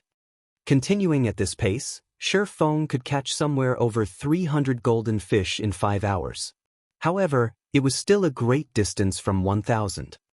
Am I really not able to attain the fragmented legendary ranked item? Shi Feng felt very reluctant. No matter what was said, a fragmented legendary ranked item was simply too rare. Finding one now was only due to heaven-defying luck. Ha! Don't be discouraged, young man. You have already performed quite well. If you all can capture 400 golden fish, I can trade you an epic ranked item. Consider it as a reward for your efforts. Faust smiled, consoling. It had been very long since he had seen a youth with such a fighting spirit. However, with Shi Feng and the others' current standards, there was not a great likelihood they could earn even an epic ranked item. That damned old man.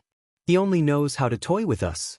Even if we have a full 5 hours right now, our chances of catching 400 golden fish are less than 40%, Blackie cursed in the party chat. Having learned his lesson, he no longer cursed out directly.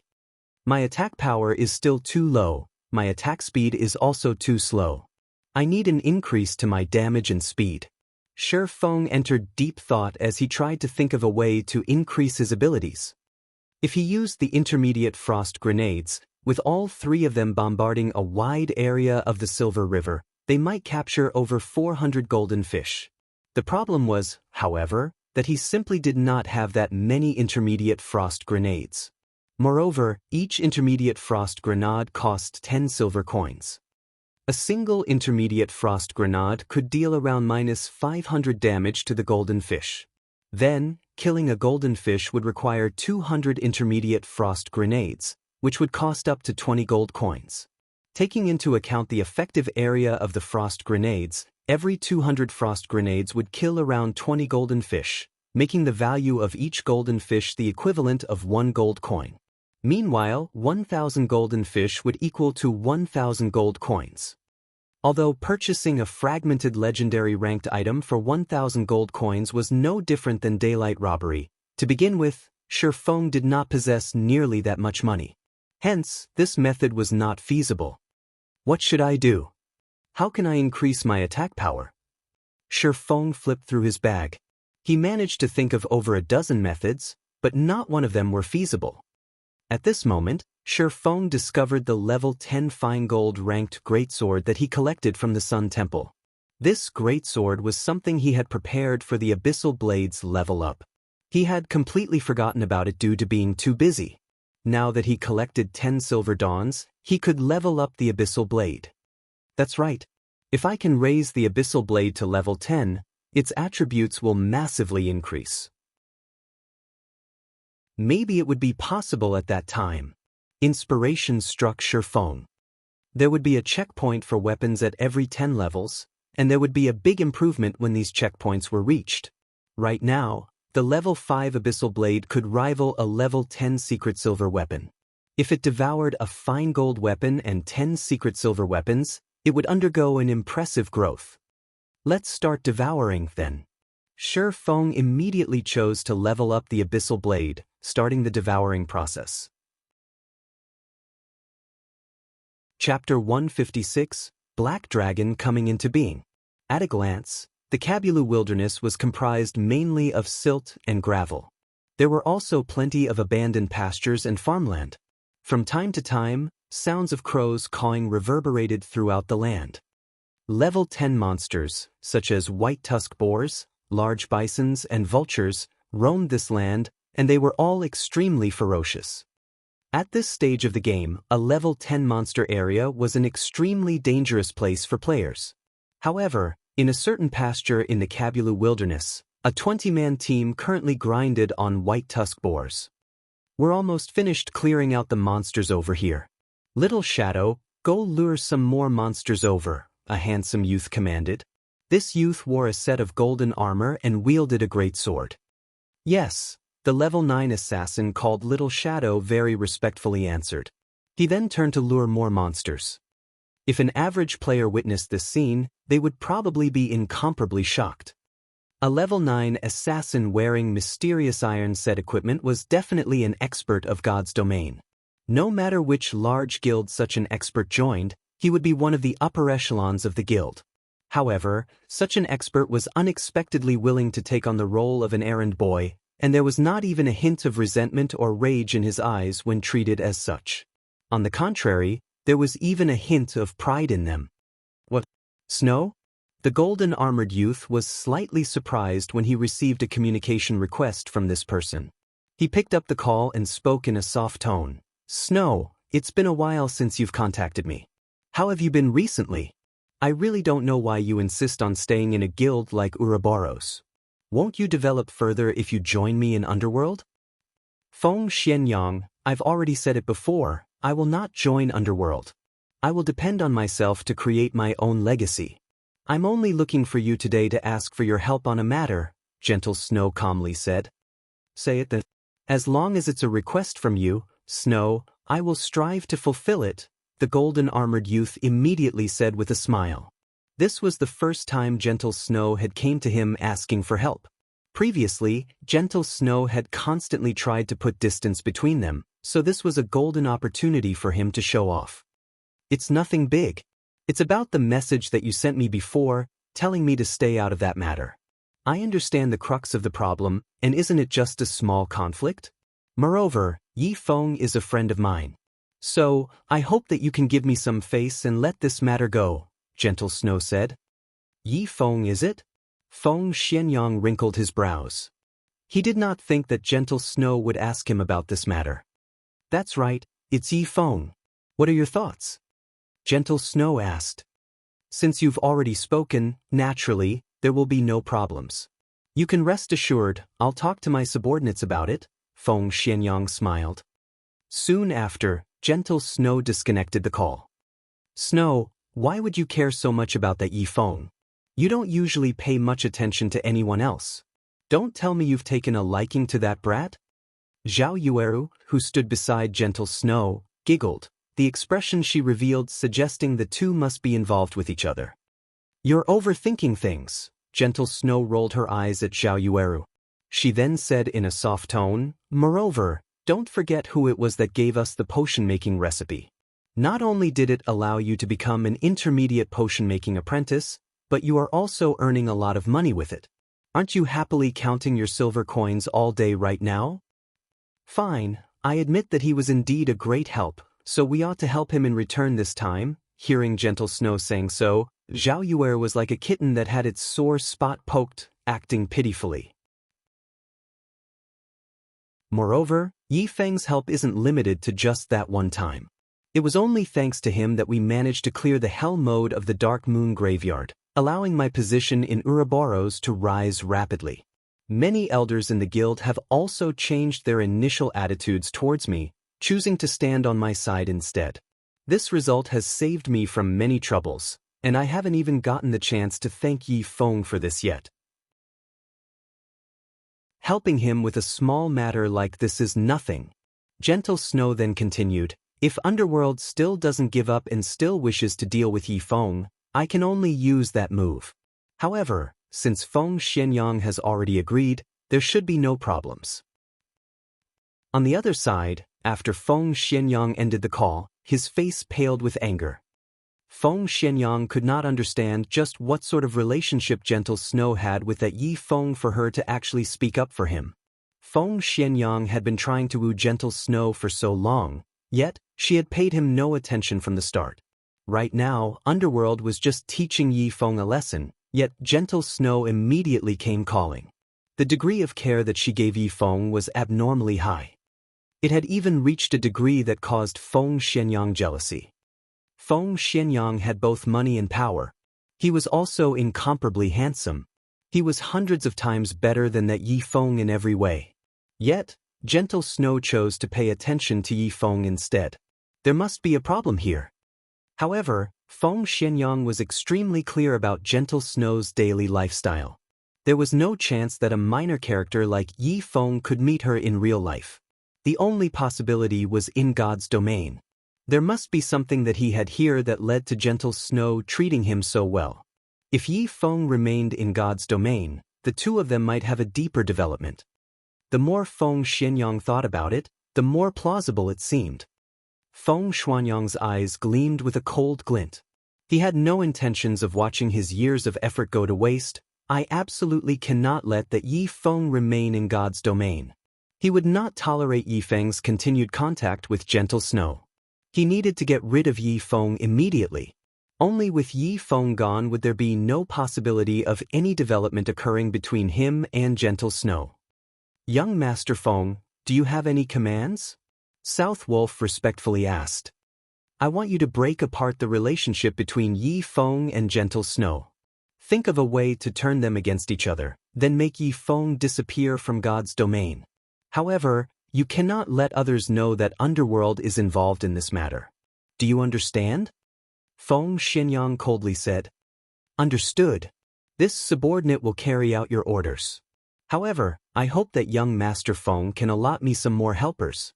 That way, I can do things more easily. South Wolf smiled as he spoke. Fine. I'll send a party from the Underworld guards to assist you. However, you have to carry things out more beautifully, Feng Xinyang said. Hearing the name Underworld guards, South Wolf was shocked into a jump. He simply did not know how Yi Feng had provoked young Master Feng to unleash the Underworld guards, the core strength of Underworld. Moreover, it was not tasking just an individual, but a full party. Young Master Feng, rest assured, this subordinate will carry out your orders without fail, South Wolf assured. Star River Valley. The abyssal blade in Shifeng's hand suddenly emitted pitch-black flames. These black flames instantly wrapped around the fine gold-ranked greatsword and the 10 silver dawns. The flames radiated a scorchingly hot temperature as they melted these weapons. The temperature of the black flames was on an entirely different level compared to the ice-blue devil flame. In the blink of an eye, even the fine gold-ranked greatsword melted into a lump of metal, the abyssal blade continuously absorbing the essence of the weapon. After the devouring process completed, the abyssal blade flared with a gigantic black flame. The black flame was like a living being, transforming into a black dragon. The size of the dragon was like a great mountain with the height of around 200 to 300 meters, and pitch-black scales that were even harder than steel covered its entire body. Soon after, the black dragon released a heaven-shaking roar, instantly scattering the dark clouds in the sky. The roar of the dragon shocked the entire Star River Valley, and even the golden fish in the Silver River were shocked still, not moving at all. Magic weapon. Faust, who floated in midair, instantly knew what was happening when he saw the black dragon's appearance from the abyssal blade. His constantly calm expression before even showed signs of shock right now. How is this possible? A young fellow like you actually controls a magic weapon and haven't felt its curse yet.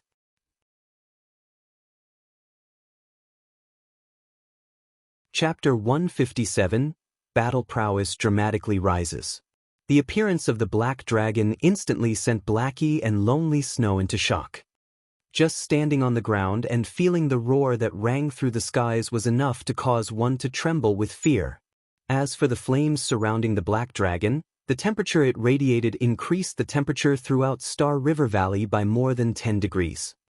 The black dragon had thoroughly frightened them stiff. The black dragon glanced at its surroundings, its sight stopping on Faust momentarily before shifting to Shifeng. It isn't trying to kill me, right? This was the first time Shifeng had personally witnessed a dragon. In God's domain, dragons were the symbol of power and destruction. It was obvious just how terrifying dragons were. Not to mention, the dragon before him right now was a king amongst dragons, the Black Dragon King. Young man, relax. It died long ago, and this is merely a phantom of its past. It cannot hurt anybody at all. It has only materialized itself now because you allowed the magic weapon to devour and obtain new power. Faust could see the worry in Shifeng's eyes. Hence, he explained with a smile. As expected, the Black Dragon King before Shifeng simply stared him, taking no other actions. However, even if it were just a phantom, it was still enough to frighten a person greatly. If the actual body of the Black Dragon King were here right now, it might have instantly turned the entire Star River Valley into a sea of flames, a living hell.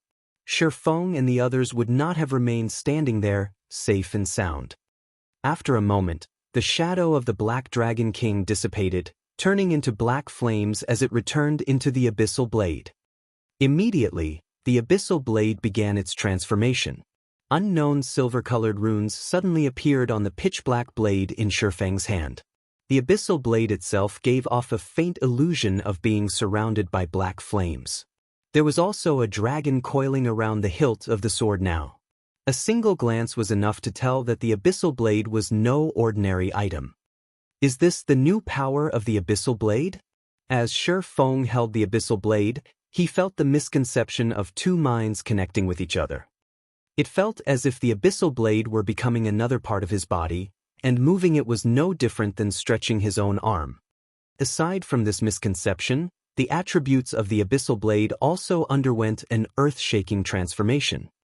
Abyssal blade, one-handed sword, magic weapon. Attack power plus 96. All attributes plus 22. Attack speed plus 6.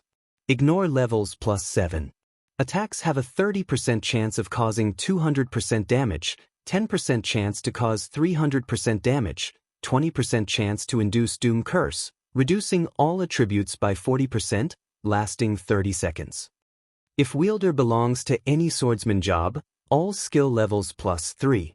Increase free ability points received by 2 points for every increase in level. Equipment level 10. Can be leveled up.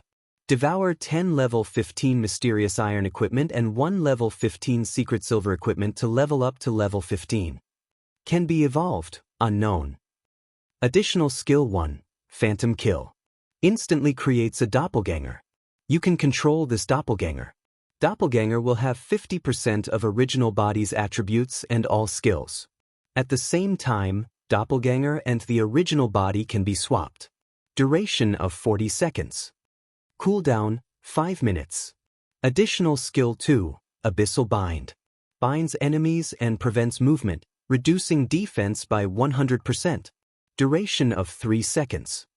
Cooldown, 1 minute. Additional skill 3, 9 Dragon Slash.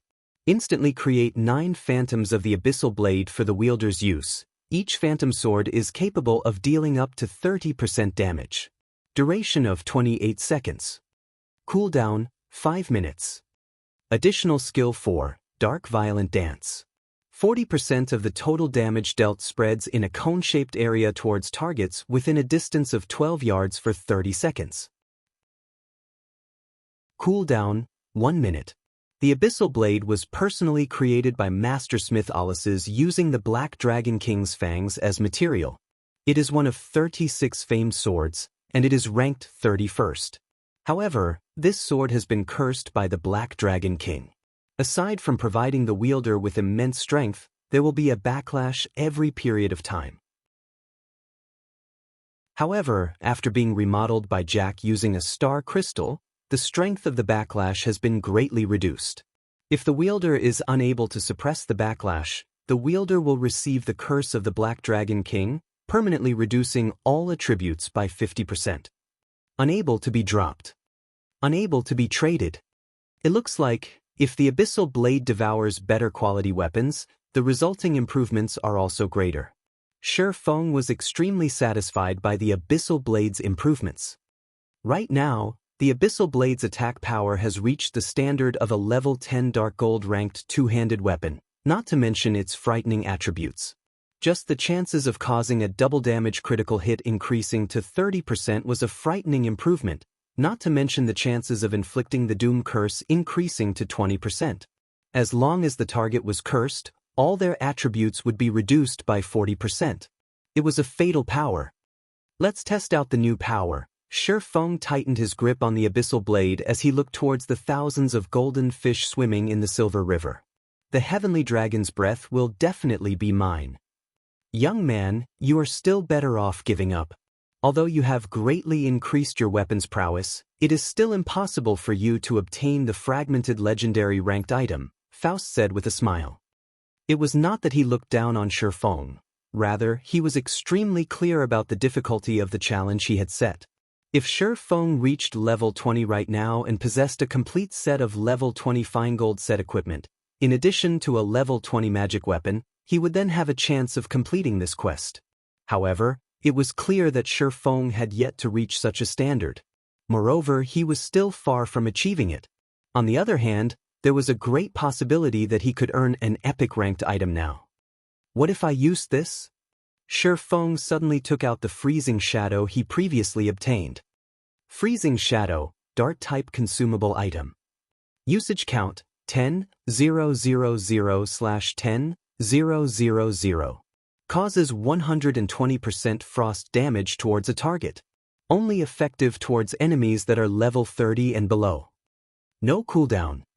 At a glance, even Blackie and Lonely Shadow, who were familiar with Shifeng, might not understand this item. The freezing shadow darts could only attack a single target at a time. Compared to using a skill to cause damage, it was much weaker, so how could it possibly reach the target of 1,000 golden fish? Faust could not help but shake his head, silent as he turned back to his fishing. Blackie, Lonely Snow, come over here and help me capture the golden fish. Shifeng flew up to the Silver River as he spoke to his companions. Although the two did not know what Shifeng was trying to do, they still chose to trust him unconditionally. Let's start, then. After the two of them made their preparations to capture the golden fish with the magical net, Shifeng also finished his own preparations. Immediately after Shifeng activated the ice blue devil flame, he rushed towards the group of fish with the abyssal blade in one hand and the freezing shadow in the other. Shifeng then slashed the abyssal blade towards the spot with the highest concentration of golden fish. Thundering flash. Instantly, 3 electric arcs weaved across over 20 golden fish, inflicting frightening damages of -1846, -2389, and -3201. There were also some golden fish that received critical hits, doubling the damage they received to -3692, -4778, and -6402. There were even some that felt the doom curse upon them, immediately reducing their attributes by 40% and their maximum HP to 60,000 points. Earth Splitter. Thunder Flame Explosion. After the 3 massive AoE skills, every golden fish Shifeng struck lost at least 20,000 HP. The ones that received critical strikes lost over 30,000 HP, while those that received the Doom Curse instantly lost close to half of their HP. Seeing these damages, Blackie and Lonely Snow were both dumbfounded. They even thought that they were dreaming.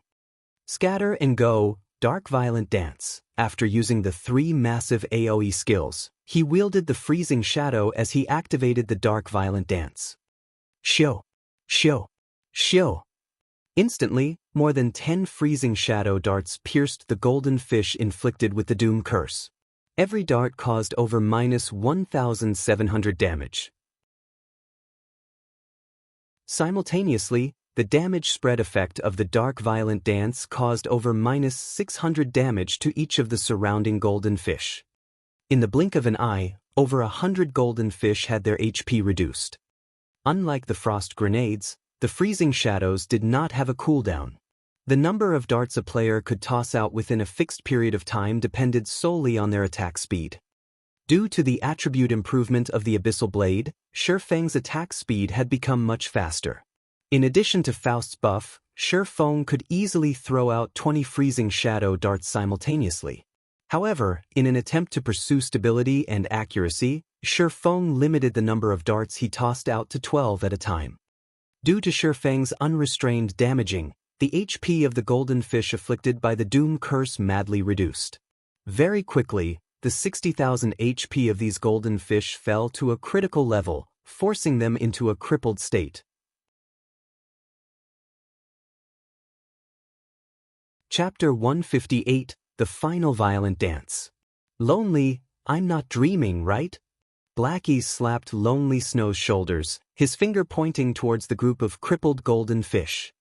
Lonely Snow's gaze turned sluggish as he shook his head in a daze. Compared to the rapid decrease of the golden fish's HP, Lonely Snow was more shocked by Shifeng's techniques. He only managed to see the countless shadows left behind by Shifeng's hands. Before Lonely Snow could even get a clear view of Shifeng's hands, more than 10 freezing shadow darts already flew out. Such speed could practically rival an assault rifle. Aside from Shifeng's frightening speed, his accuracy also caused others to submit. Every dart he shot out had accurately landed on the golden fish afflicted with the Doom Curse. Moreover, they even landed on the softer side abdomens of the golden fish. If Lonely Snow were in Shifeng's shoes, it would be fortunate if he could toss out one freezing shadow dart at a time and land the hit, not to mention tossing out more than 10 darts at a time and land every single one on the side abdomens of the golden fish. I'll be satisfied when I can achieve such a level of technique. Lonely Snow was completely trapped in the fantasy of Shifeng's dart-throwing technique. Stop daydreaming and quickly capture the crippled golden fish, Shifeng hurriedly commanded. At this time, Blackie and Lonely Snow were finally aroused from their thoughts. They immediately used the magical nets to capture the crippled golden fish. 1 fish, 2 fish, 3 fish. Shifeng only spent a short 30 seconds to force 3 golden fish into a crippled state. Shifeng's violent speed had shocked even Faust himself, and he could not help but feel a slight ache in his heart.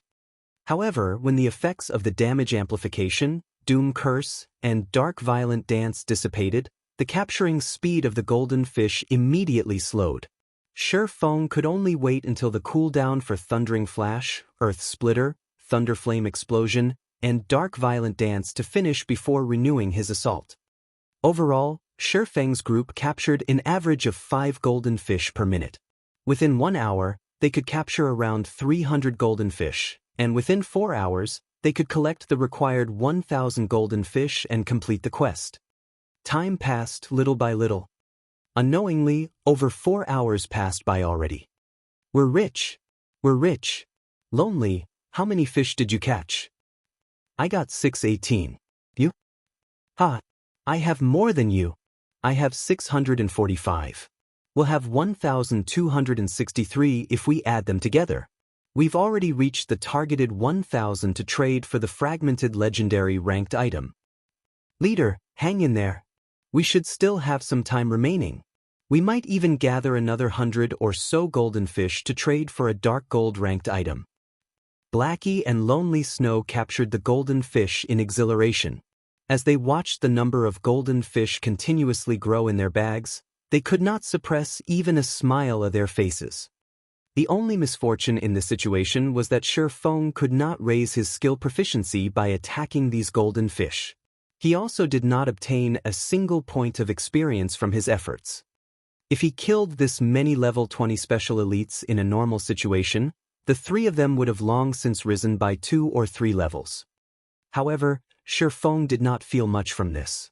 It was only Blackie and Lonely Snow who did not know of the rarity of a fragmented legendary ranked item. They might not get another chance to secure one for a very long time. To obtain the fragmented legendary ranked item, the Heavenly Dragon's Breath, right now, even spending 1 to 2 days would be worth it, not to mention spending only several hours. Shifeng's strength would soar if they possessed a fragmented legendary ranked item. As long as he equipped it, even when faced with apex experts, he would still suppress them with overwhelming strength. In God's domain, there were none willing to follow a weakling. Players would only revere the strong. If Shifeng wanted to establish his own virtual empire, he first needed to empower himself. Only then could attract others to follow him.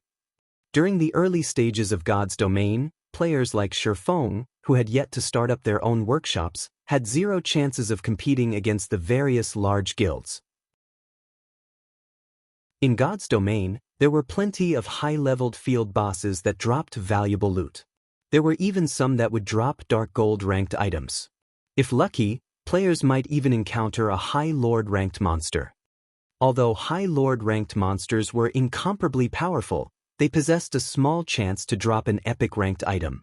As for the usefulness of an epic ranked item to a guild, that was obvious. Not only could it increase a player's personal strength, allowing them to kill even more powerful monsters, they would also attract plenty of famous players to join the guild, further increasing the guild's overall prowess. In regards to dealing with high-level monsters or High Lord-ranked monsters, large guilds could simply use numbers to overwhelm them. Although they would have to pay a heavy price, everything would be worth it if they could obtain top-tier equipment.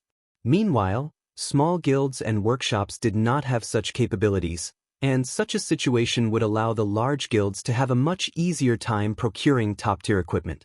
As more time passed, the gap between the two would continue to grow larger and larger, and soon, the small guilds would have no chance to compare to large guilds at all. Although developing a guild with a massive amount of members was an easy task, it was a long and arduous process to fully persuade these players to willing stay in the guild and share in the wealth and woe together. Time was necessary for the members to improve their cooperation with each other. A guild also needed a core framework that could properly manage the guild members. Aside from that, a guild needed sufficiently attractive incentives and treatment to attract new members. It also needed to have a massive space for improvements and wonderful future prospects.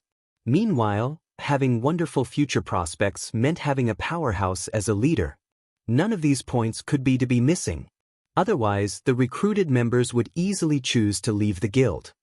For guilds like Martial Union, Assassin's Alliance, and Ouroboros, they had long since formed a sturdy foundation. They were also led by apex powerhouses. Hence, the moment they entered a new virtual reality game, they would very quickly develop themselves. They also continuously recruited a large number of players. Hence, even if they suffered massive setbacks, they would very quickly rise again. Meanwhile, for startup guilds like Shadow, they did not even possess a proper welfare system. If they wished to recruit a large number of players within a short period, they might cause an adverse effect, entering a period of stagnation and maybe even a period of declination. Thus, Shi Feng chose to go down the road of the elite. He planned to first form a powerful team as the guild's foundation. He would then improve it steadily, gradually increasing the guild's member capacity. He would not follow in the footsteps of Shadow, where the guild appeared superb on the outside, but in reality, it was riddled with holes, unable to withstand even a single blow. If Shi Feng wished to form a sturdy foundation, powerhouses were a definite must, even more so for a newly established guild and workshop like Zero Wing. Without strength that surpassed others, how could they suppress those other experts and recruit them into the guild? Only with great strength would Zero Wing show others the possibilities of advancement in their guild. Meanwhile, the fragmented legendary ranked item was unquestionably a great source of strength for Shi Feng. Time is almost up. I should start the final spurt, then. After battling at full power for over 4 hours, Shi Feng was drenched in sweat. Be it mentally or physically, he was exhausted near to collapsing. If it were not for the attraction of the fragmented legendary ranked item, he would have long since fainted into a deep sleep. Soon after, Shi Feng took out all the frost grenades he had in his possession and all of the Tier 1 magic scrolls he had. He then distributed them to Blackie and Lonely Snow. These items are very precious. We'll use them together. Absolutely do not waste them, Shi Feng sternly said in the party chats. Brother Feng, rest assured. I'm a cursemancer, so it will not be a problem for me to release these Tier 1 magic scrolls. Leave it to me. Blackie and Lonely Snow could also feel the weight of these items. Not mentioning the frost grenades, just the value of such a large quantity of Tier 1 magic scrolls was immeasurable. If any accidents occurred, their losses would be abnormally huge. Attack that group of golden fish with me. Shi Feng tossed out an intermediate frost grenade, solidifying a group of golden fish in place. He then used Thundering Flash, inflicting a damage amplification effect and the Doom Curse on them. Soon after, he unfurled a Fire-type Tier 1 magic scroll, blasting an attack at the group of golden fish. Blackie and Lonely Snow also tossed out their frost grenades at the same time, freezing all the golden fish. They then followed up by using the Tier 1 magic scrolls, immediately starting violent bombardment. A series of explosions resounded throughout the Silver River, giving rise to layers upon layers of waves. The shocking damages caused the HP of the group of golden fish to roll downwards frantically. Compared to Shi Feng's initial burst, this burst was much more powerful. Watching this, Faust could not help but wipe away the cold sweat that formed on his forehead. Are these young lads trying to snatch even my family inheritance away? Chapter 159, The Forgotten History. The power of Tier 1 magic scrolls far surpassed the capabilities of the magic of players at this stage of the game. The might of fire-type and ice-type magics that Shifeng wielded was especially frightening. A Tier 1 AoE scroll, Flame Explosion, instantly caused over -6,000 damage to the golden fish, while another Tier 1 AoE scroll, Cold Wind Blowing, caused over -5,000 damage. With all three members of Shifeng's group attacking simultaneously, the golden fish had nowhere to hide. Due to being frozen by the frost grenades, the golden fish were unable to move at all. Tier 1 magic scrolls bombarded them with magical attacks, one after another, rapidly reducing the golden fish's HP and sending them into a crippled state. After an all-out burst lasting more than 10 minutes, Shifeng completely exhausted all of the attack-type Tier 1 magic scrolls he obtained from the Moonlight Forest. They had also fully depleted the frost grenades he bought from the Blackwing City. If totaled, the value of all of the items used was at least 20 gold coins. This loss could bankrupt a normal guild. However, their harvest during these 10 minutes or so was bountiful. They captured a total of 247 golden fish during this time, increasing their total accumulated number to 1510 golden fish, far exceeding Shifeng's initial estimation. They had perfectly achieved the quest's targeted number. Brother Feng, here's the golden fish I collected. Here's mine as well. Blackie and Lonely Snow excitedly handed over all the golden fish they captured to Shifeng. Anticipation filled their eyes as they waited for Shifeng to trade for the heavenly dragon's breath. They wanted to see just how powerful the attributes of fragmented legendary ranked item were. Just as Shifeng received all the golden fish, hesitation appeared on his face. Originally, his goal from the beginning had been the heavenly dragon's breath. Now, however, he had an additional 500 or so golden fish in his possession, far exceeding his initial estimates. He did not know just what sort of items he should trade for with these extras. Brother Feng, what's wrong? Blackie curiously asked as he noticed Shifeng's thoughtful expression. Nothing much. I want to ask you guys for your opinions. Right now, we have over 500 extra golden fish, so we can gain plenty more items with them. If we trade them for dark gold equipment, we can get 2 to 3 pieces. If we convert them to level 15 fine gold equipment, we have enough for more than 10 pieces. If we trade them for secret silver ranked items, we can outfit the entire party with them, greatly increasing the party's strength. However, we can also exchange 500 golden fish for an epic ranked item, Shifeng said. When everyone reaches level 15, the entire party can be fully equipped with level 15 secret silver equipment. Blackie trembled with excitement just from the thought of it. Although they still needed some time before they reached level 15, and by the time they reached that level, the scarcity of equipment would have decreased. An entire party fully geared with secret silver equipment was not a feat that even a first-rate guild could achieve. Even the elites amongst the elites of these first-rate guilds would, at most, have 1 to 2 pieces of secret silver equipment. Moreover, the equipment would be level 10, not level 15. Possibly, only those very few Apex experts that reached level 15 could gather a full set of secret silver equipment. However, it would still be impossible for them to gather a complete set of level 15 secret silver equipment. This meant that the moment all the members of the Zero Wing party reached level 15, they would instantly soar to become an Apex party in God's domain. None of the elite parties of the major guilds would be their equal. We could surpass all the elite parties of first-rate guilds and become the topmost level 15 elite party in God's domain? Lonely Snow grew excited as well. What do you guys think? Shifeng asked. Blackie and Lonely Snow entered deep thought. This was an extremely grave matter, as it was a problem related to the future development of the Zero Wing workshop.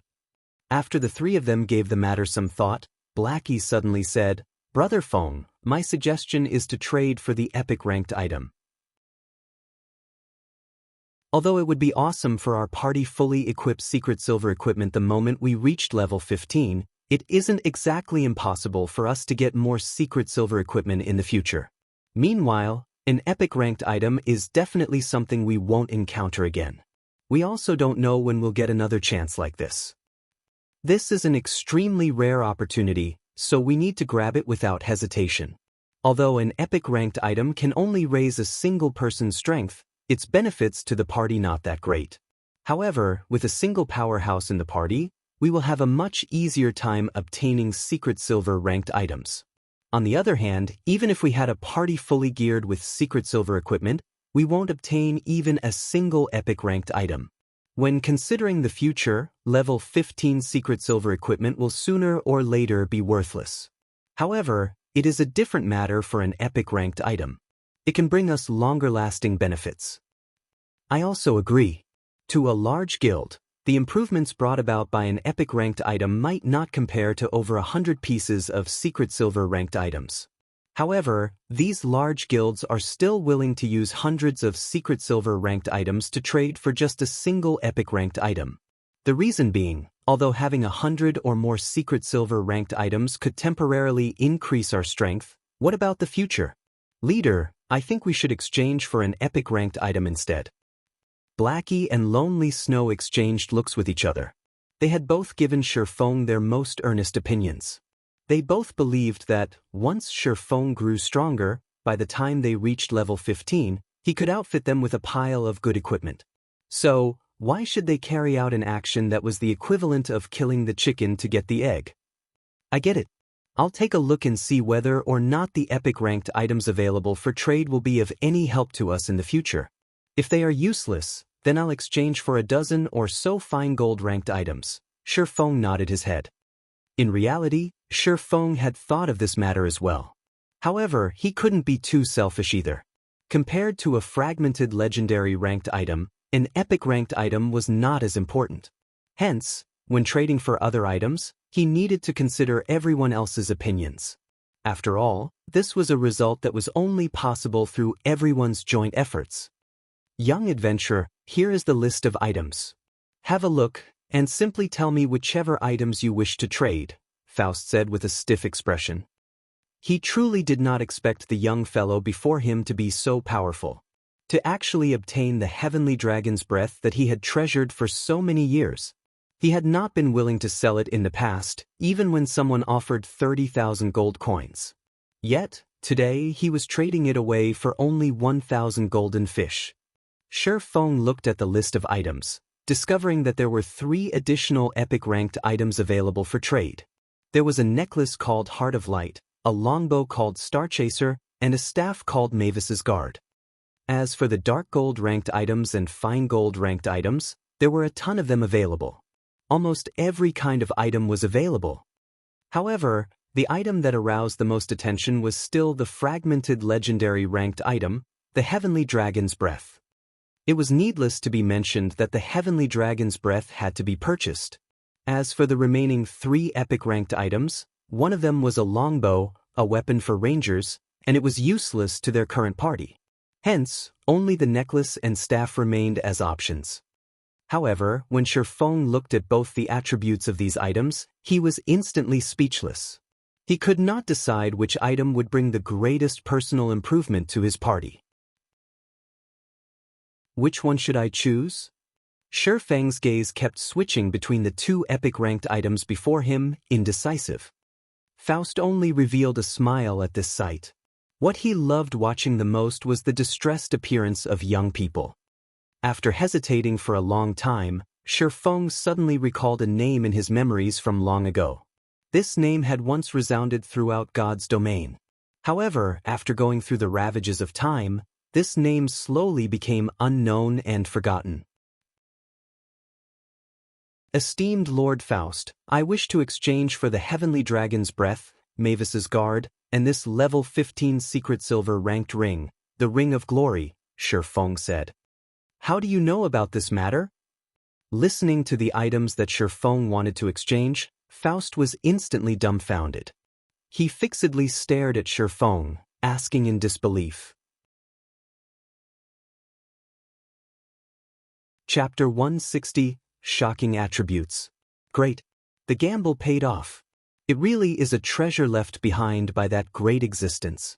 Shifeng inwardly felt immense excitement.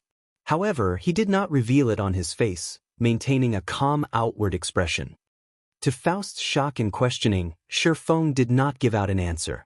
he only revealed a mysterious smile at Faust.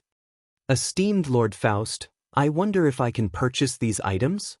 Shifeng asked once more. Maybe this too is fate," Faust sighed. He then said, "Since you've already made your choice, you have to use this strength properly. The total is 1,510 golden fish for all 3 items." "Esteemed Lord Faust, here are 1,510 golden fish." Shifeng handed over the golden fish, receiving 3 items in return. He had made a huge profit from this trade. Actually, Shifeng did not think that his luck would be so heaven-defying after his reincarnation.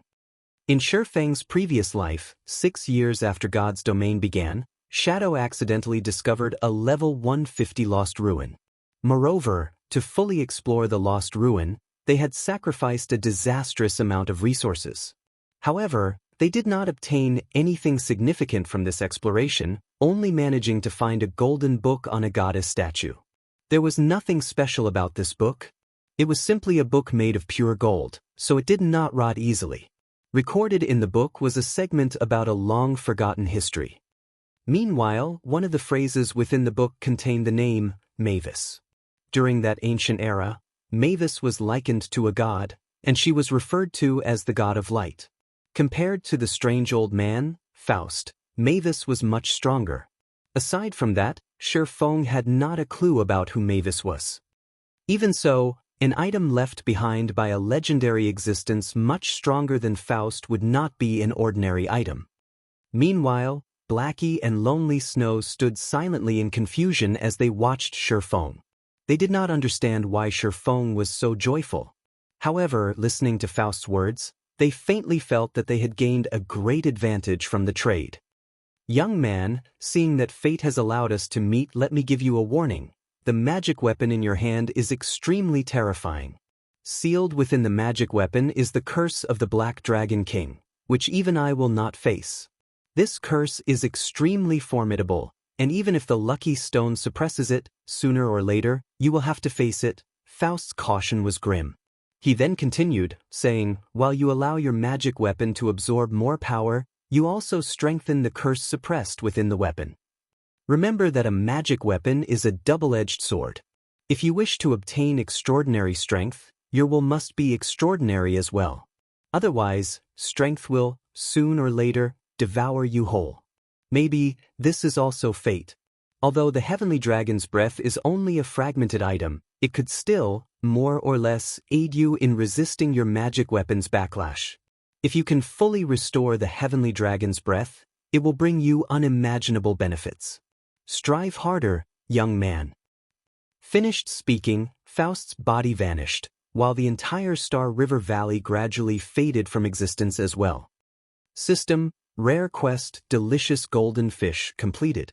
Rewarding 300,000 EXP. Reputation in White River City +10. Shifeng instantly rose to level 12, a golden glow enveloping his body.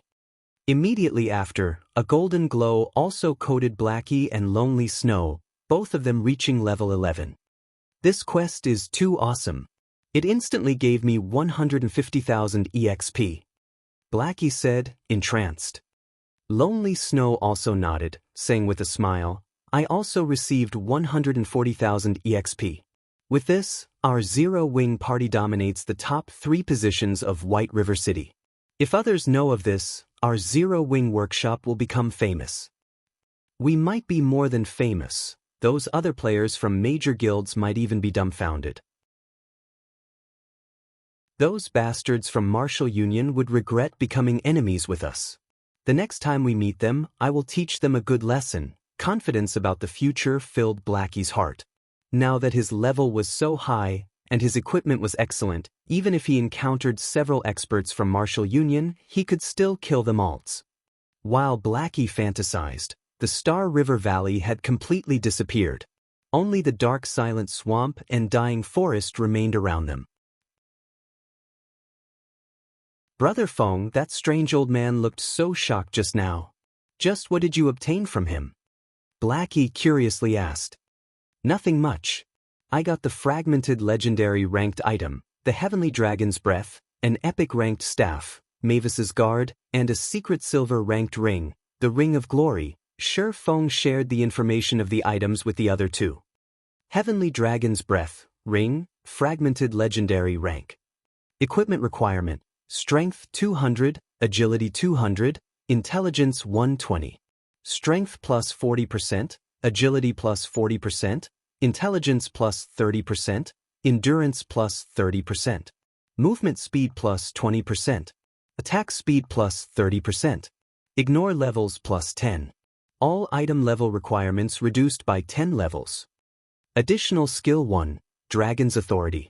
Suppress all enemies in the surroundings with the might of the Heavenly Dragon, inflicting the fear status onto enemies within a 30-yard distance, reducing their attack power by 20%, attack speed by 20%, and movement speed by 20% for 1 minute. Cooldown, 3 minutes. Additional skill 2, Dragon Breath.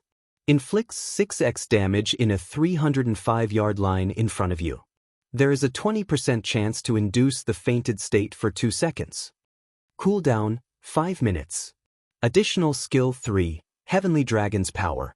Allows the user to temporarily possess the power of the Heavenly Dragon, increasing HP by 300%, Strength by 100%, and Defense by 300%, and grants immunity to all controlling effects for 2 minutes. Cooldown, 3 hours. The Dragon Slayer Mechasaur once owned the Heavenly Dragon's Breath. It was originally a legendary ranked item possessing the suppressed strength of the dragon tribe. Due to damage resulting from a war between gods, its might has greatly decreased. However, the Heavenly Dragon's Breath possesses an incomparably strong magic power and possesses the potential to restore itself. Its past glory may be restored with 3 magic stars and 1 dragon's heart. Current restoration, 0/4. Mavis's Guard, Staff, Epic Rank. Level 1, Level 60. Equipment requirement, Intelligence 80. Attributes adjust according to user's level. Magic damage plus 20%. Maximum mana plus 20%. Mana consumption minus 10%. Ignore levels plus 10. All magic type skills plus 2 levels. All item level requirements reduced by 10 levels. Additional passive skill, Spear of Light. There is a 15% chance to trigger this skill when attacking, launching a Spear of Light at the target and causing 200% magic damage. Additional skill 1, Guardian of Light. Grants a target immunity to all magic damage, reduces physical damage by 80%, and recovers 5% HP every second for 20 seconds. Cooldown, 20 minutes.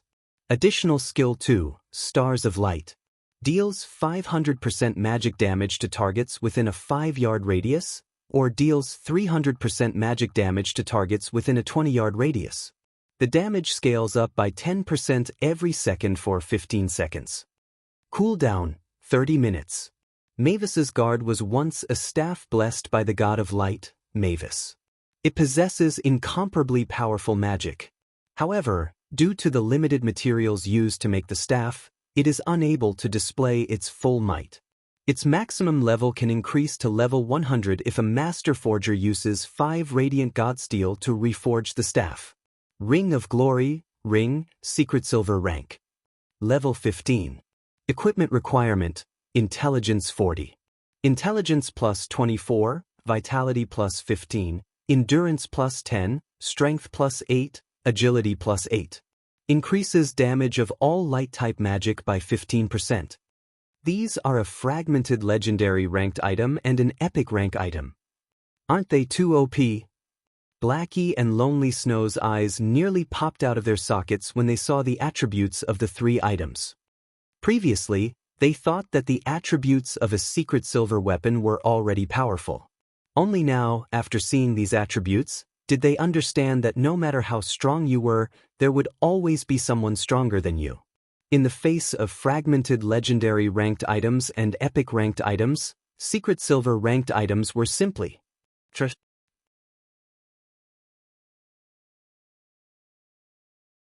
Chapter 161, Frightening Damage. Seeing these items' attributes, even Shi Feng himself was greatly shocked. It was the first time he had witnessed the attributes of a fragmented legendary ranked item. In his previous life, the attributes of fragmented legendary ranked items were all kept secret by their respective owners, so others could only guess the actual attributes. He truly did not think that the Heavenly Dragon's breath would be so powerful. Instead of increasing a fixed amount of attributes, it had a percentage-based increase of the user's attributes. It was no wonder the powerhouses who possessed legendary ranked items claimed that only a powerhouse could use the full potential of such items. Even if a weakling obtained one, the bonuses would not be significant. If Shi Feng could equip the Heavenly Dragon's breath right now, with his current attributes, he could easily kill a level 20 elite player.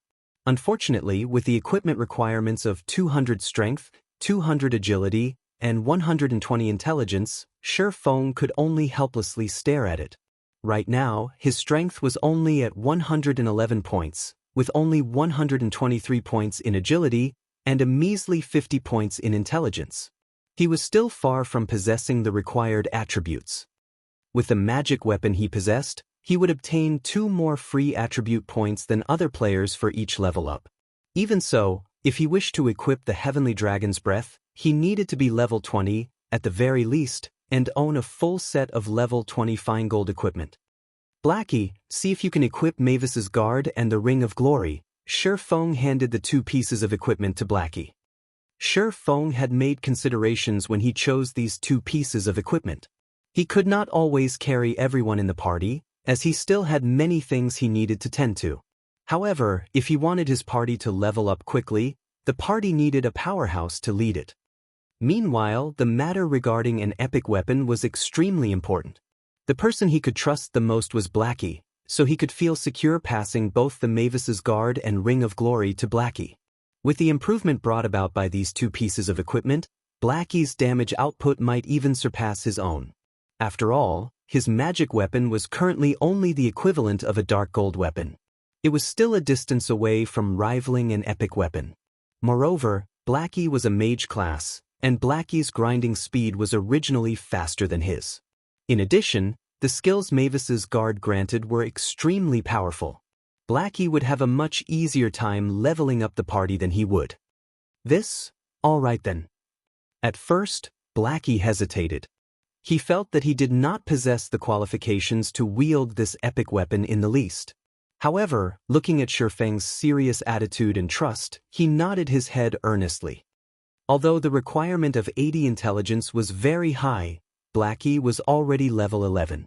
His character's attributes massively increased. He also had a few pieces of secret silver equipment. After he added all his attribute points he received from leveling up into intelligence, he just barely reached the staff's requirement, managing to equip Mavis's Guard. Right now, Mavis's Guard was a level 11 epic ranked staff. The staff increased numerous attributes. There was also an additional critical attribute that gave a 20% chance of magical attacks achieving a critical hit.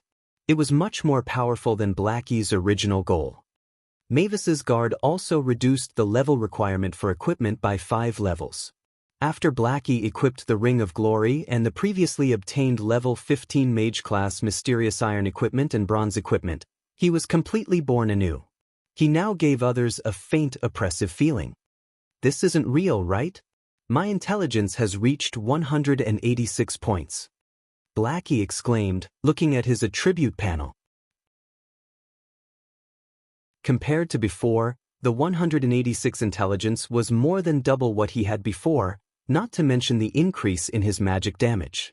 His overall attributes had exceeded even the currently most powerful mage class by at least 2-fold.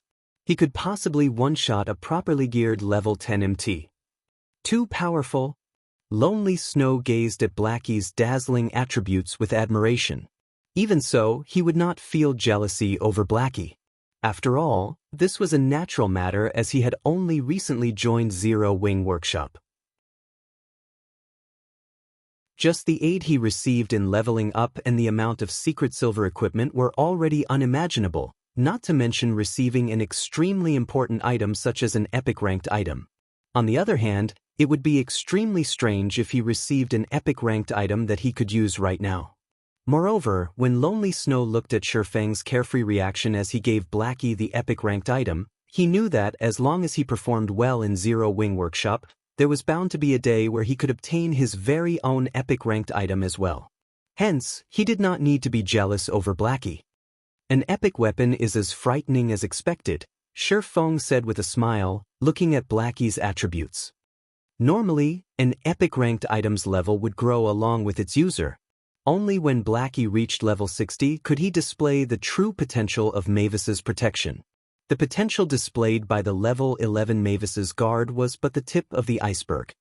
Moreover, Shurfang knew of plenty of locations which hid epic-ranked items. However, he did not have the ability to retrieve them right now. He also did not have a powerful team, so he had no way of obtaining those epic-ranked items at the moment. He could only wait until his workshop developed before setting out to claim them. "Brother Feng, let's go kill some elite monsters. I want to see the awe of an epic weapon." Blackie looked at Shurfang, restless with anticipation. "Fine, let's go look for some then," Shurfang replied with a smile. During that year when he held his first epic-ranked item, he, too, was as excited as Blackie right now. He had been extremely eager to test out his strength on powerful monsters.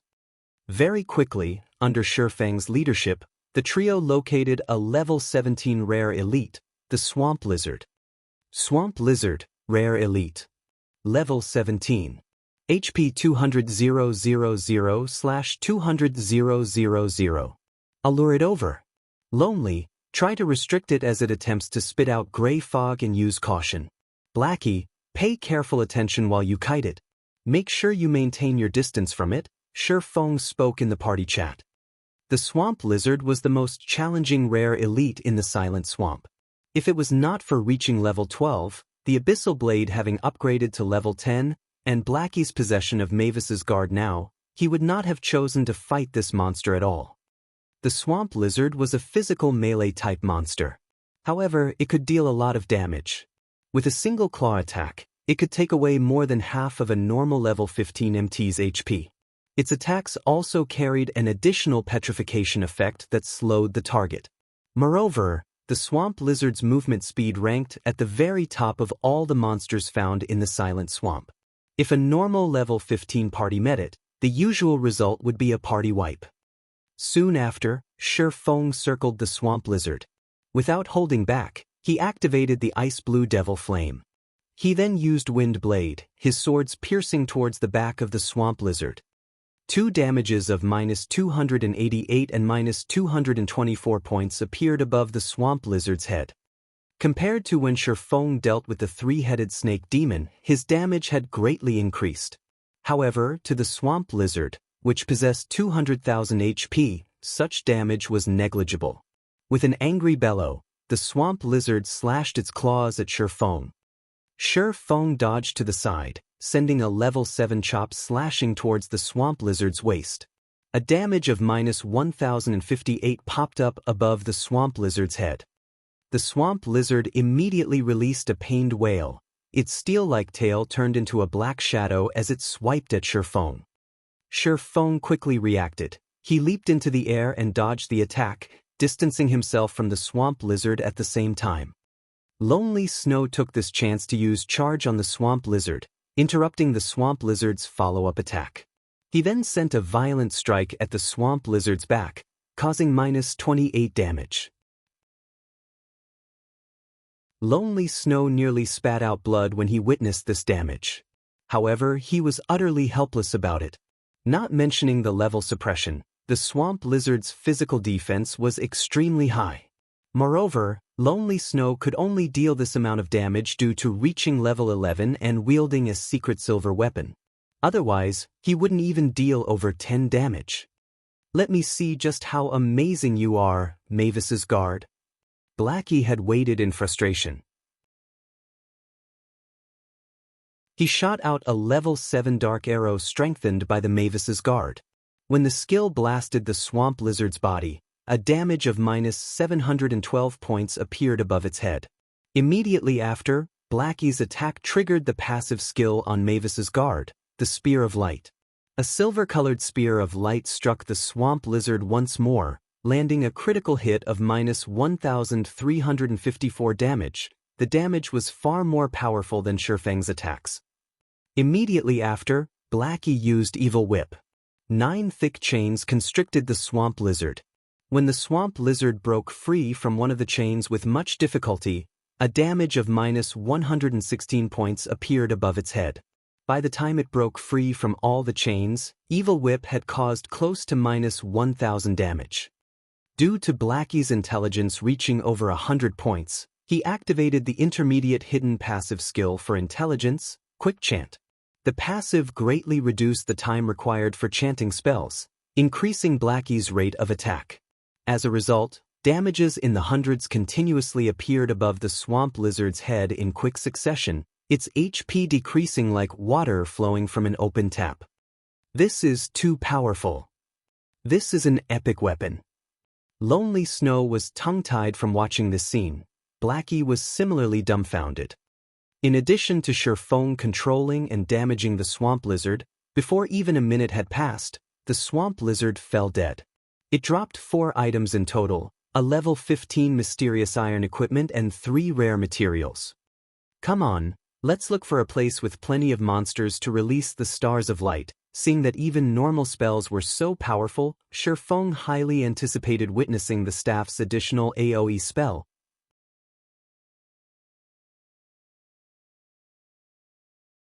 Chapter 162, Chieftain One-Eye. Level 15 Monster Area, Silent Swamp. Leader, where are we headed? Brother Feng, wasn't there a herd of swamp hippos just now? Blackie and Lonely Snow followed after Shifeng all this time, moving deeper into the Silent Swamp. They could not figure out just what kind of monster Shifeng intended to test the Stars of Light on. The Stars of Light has a cooldown of half an hour. It would be a huge waste to use it on just a group of level 15 common monsters. Right now, we're going to a place with monsters that are much stronger and more numerous, Shifeng explained. Even the level 17 rare elite swamp lizard died with ease. It was obvious just how high Blackie's damage had become, not to mention a skill like the Stars of Light.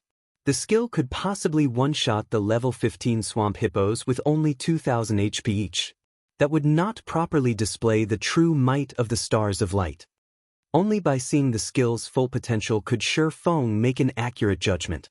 He could then let Blackie lead the others to the most suitable high-level monster area to level up. That way, be it Martial Union or Underworld, neither could locate Blackie and the others, much less surround them. Under Shifeng's lead, after the trio reached the core area of the Silent Swamp, they discovered a large, naturally occurring marsh. All around, there were a total of 5 groups of level 20 swamp rhinos. Occasionally, they spotted a few level 20 elite twin-horned rhinos. There was also a small island situated in the middle of this large marsh, and a gigantic figure laid flat on this island. This gigantic figure was a 2-story tall rhino. From a distance, the trio could vaguely see the information of this large rhino. It was a monster named Rhino Chieftain One-Eye. Brother Feng, isn't this a little too dangerous? Witnessing so many level 20 rhinos gathered together, Blackie felt his confidence waver. Swamp Rhino, Common Monster. Level 20. HP 3, 200/3, 200. Twin-Horned Rhino, Elite Monster. Level 20. HP 17, 500/17, 5000. Rhino Chieftain One-Eye, Special Elite. Level 20. HP 50, 000/50, 000. Common monsters were still fine. However, it would be extremely dangerous to tangle with elite monsters, not to mention special elites. Even if Shifeng were very powerful and his movements extremely agile, when surrounded by so many monsters, he would still meet his end. Only here can the Stars of Light display its true might. I'll think of a way to lure even more monsters, so choose when you cast the spell carefully. Shifeng surveyed his surroundings, his mind planning his route. Leader, this is too dangerous. On the off chance that we die, it would be a huge loss, Lonely Snow opposed. The monsters here were not numbered in the 20s or 30s, but in the hundreds. Every one of them could trample a level 15 player with ease, not to mention the elite monsters or the special elite monster. Moreover, with their currently low levels, the monsters would have an easier time discovering them. They could easily be surrounded, and at that time, only death awaited them. If I activate a speed scroll, my speed will be faster than theirs. However, when I lure all of them over, Blackie, I need you to use Guardian of Light on me, then use Stars of Light. You don't need to panic. Just maintain a calm heart, and you will be fine. Seeing Blackie's nervous expression, Shifeng spoke with a smile. I get it, Blackie nodded, suppressing the panic in his heart. Soon after, Shifeng sent Blackie and Lonely Snow to a slightly elevated location.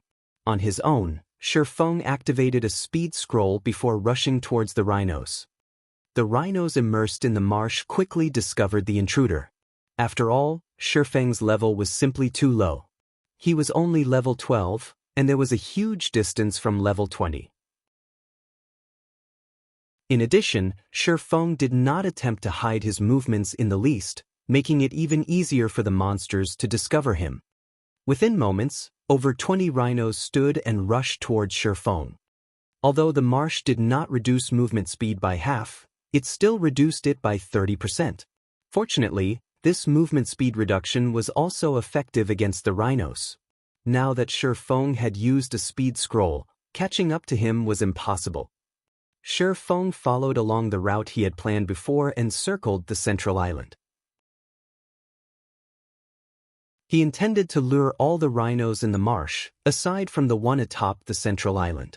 The rhino chieftain One Eye on the central island was extremely difficult to deal with, and it would be a huge loss if he lost his life as a result of an accident.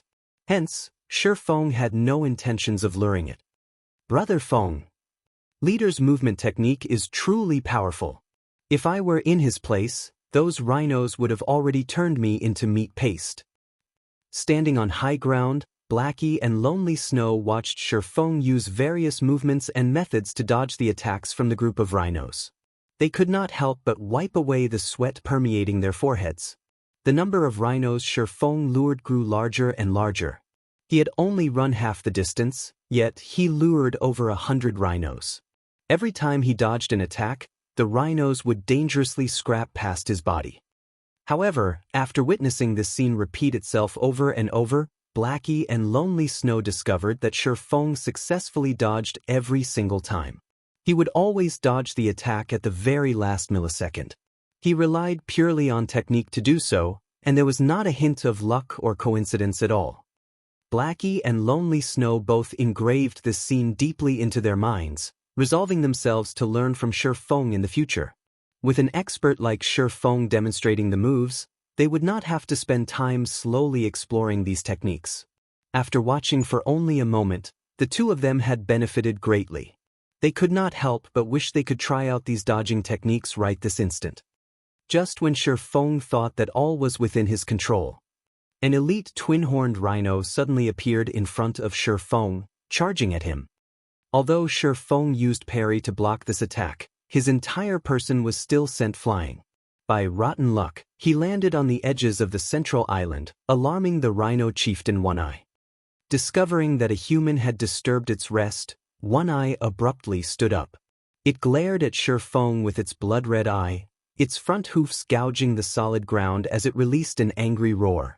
Suddenly, it charged at Shifeng with its steel-like horn.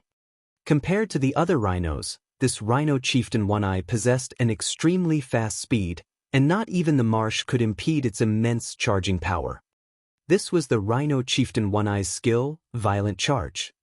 Even a level 20 MT would instantly die if One Eye's horns smashed into them. Knowing that he wouldn't be able to dodge, Shifeng activated Defensive Blade. He then used Chop, the abyssal blade slashing at One Eye's horn. Due to the Defensive Blade's absolute defense effect, Shifeng did not retreat by even an inch. Instead, a damage of -367 points appeared above the rhino chieftain One Eye's head. Such a tough defense. Shifeng was slightly shocked. However, Shifeng did not intend to continue entangling with the rhino chieftain One Eye. The moment One Eye used War Trample, Shifeng used Silent Steps to appear behind a swamp rhino that was 30 yards away, successfully evading One Eye's attack. One Eye became further enraged when it saw that its target had evaded. It immediately charged at Shifeng.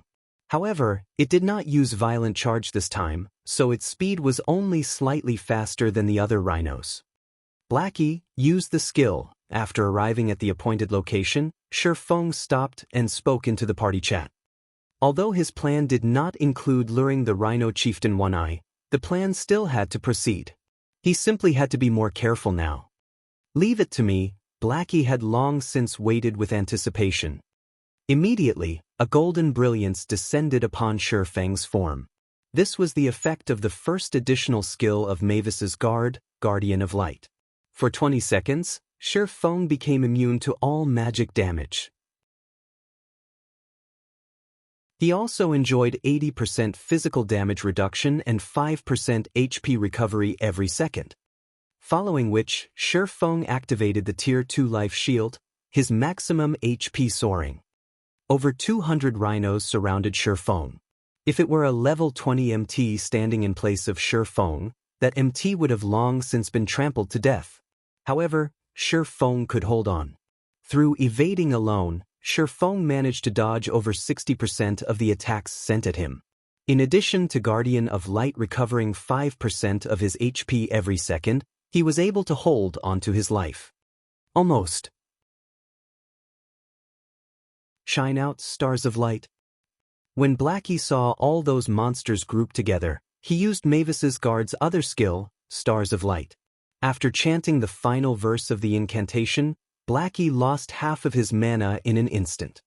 Immediately after, Blackie pointed his staff towards the sky.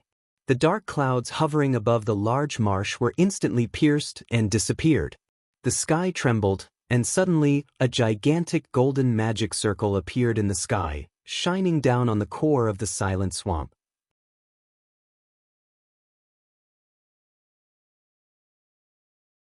Chapter 163, Mad Leveling. This is... Shifeng looked towards the sky, discovering that this magic circle was much more powerful than he imagined it to be. Even a Tier 2 spell wasn't as mighty as this. The magic circle actually shook the sky. This was definitely not something a Tier 2 spell was capable of. Although Shifeng did not know exactly how powerful the Stars of Light was, as long as its might surpassed that of a Tier 2 spell, it would be enough to deal with the rhinos chasing after him. Such a powerful magic power. Blackie looked at the sky, towards the light element that madly gathered in the magic circle, with eyes filled with disbelief. This was the most powerful magic he had seen since he started playing God's Domain. As the magic circle in the sky gathered an endless amount of magic, the rhinos on the ground panicked. They started sieging Shifeng desperately from all corners in an attempt to dispel the fear in their hearts. As a result, Shifeng had to deal with the simultaneous attacks from over a dozen swamp rhinos. The space available for him to evade was extremely limited. Fortunately, he had a physical damage reduction of 80%, and he could generate 5% of his HP every second.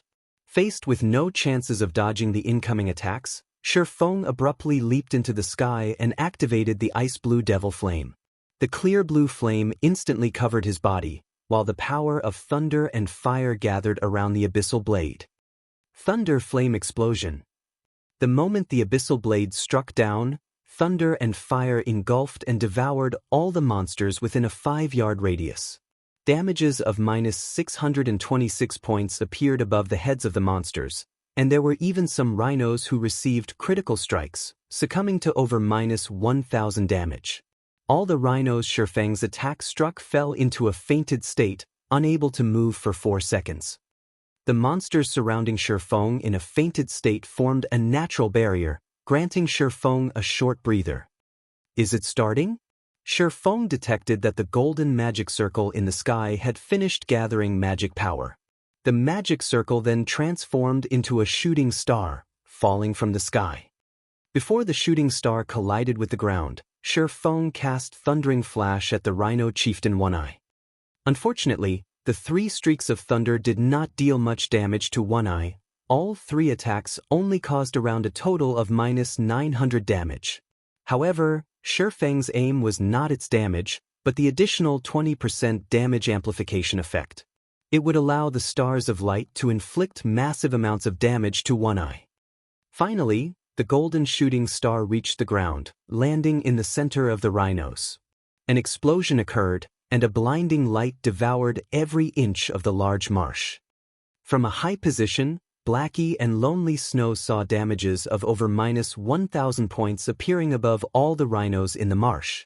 There were also plenty that received critical strikes, receiving over -2,000 damage.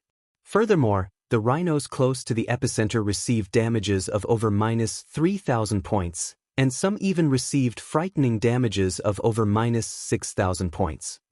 A level 20 swamp rhino only had 3,200 HP, while the elite twin-horned rhinos had 17,500 HP.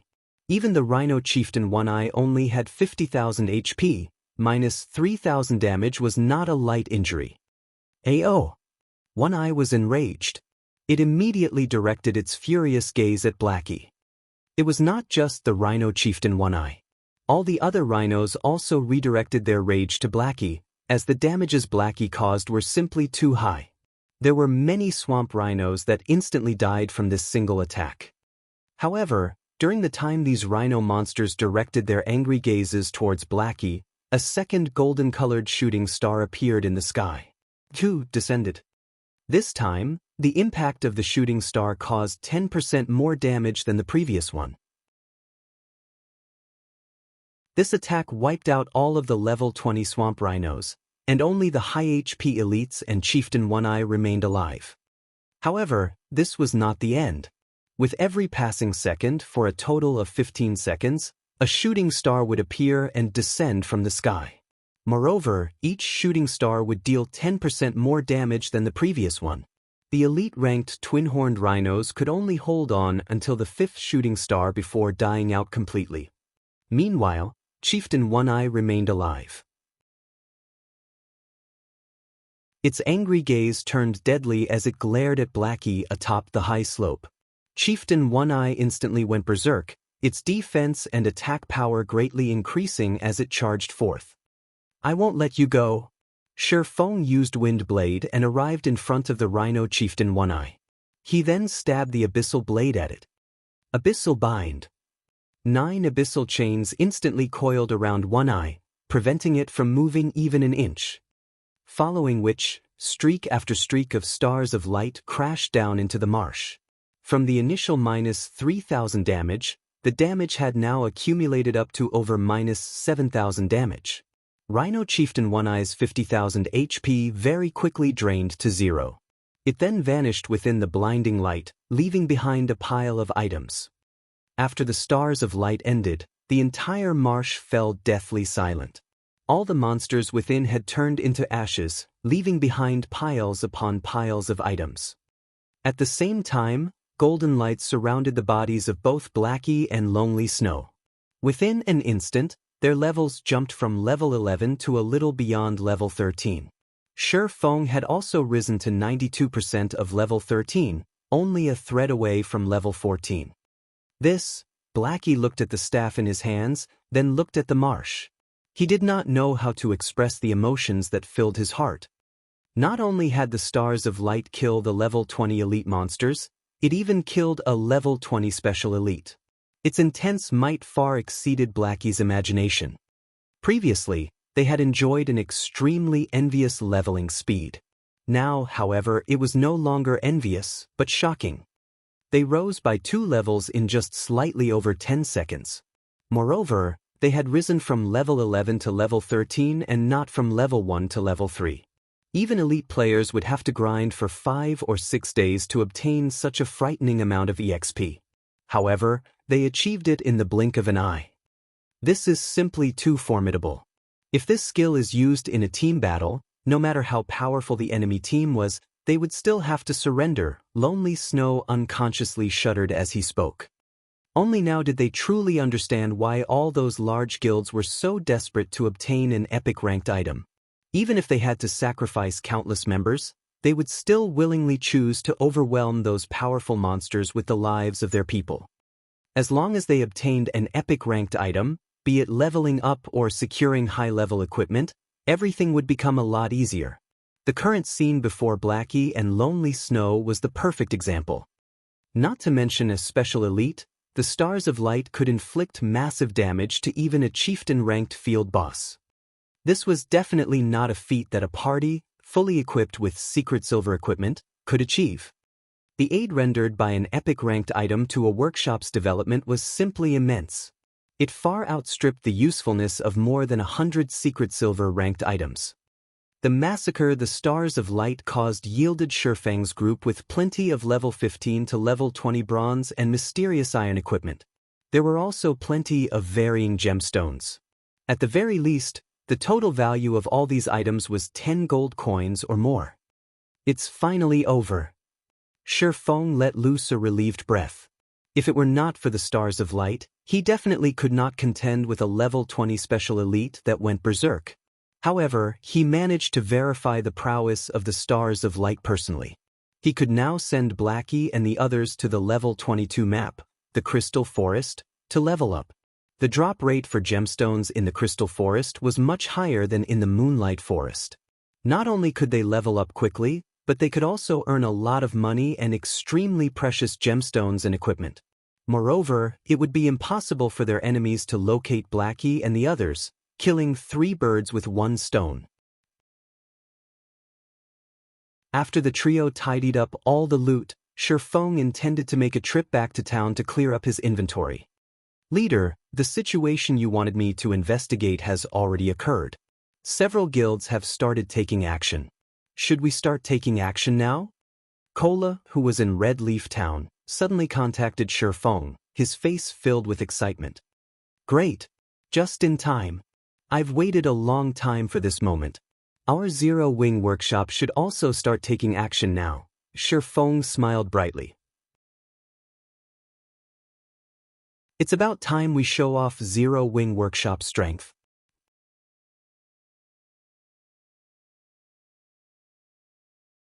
Chapter 164, The First Crisis. Kola was at a loss when he heard Shurfeng's words. Show the strength of Zero Wing workshop. Others had constantly targeted the 3 of them, so they had been hiding in Red Leaf Town all this time. They had no chances to leave town to grind and quest, and they were all only level 7 right now. They were only slightly stronger than the average player. They had no chances of competing with the members of other guilds at all.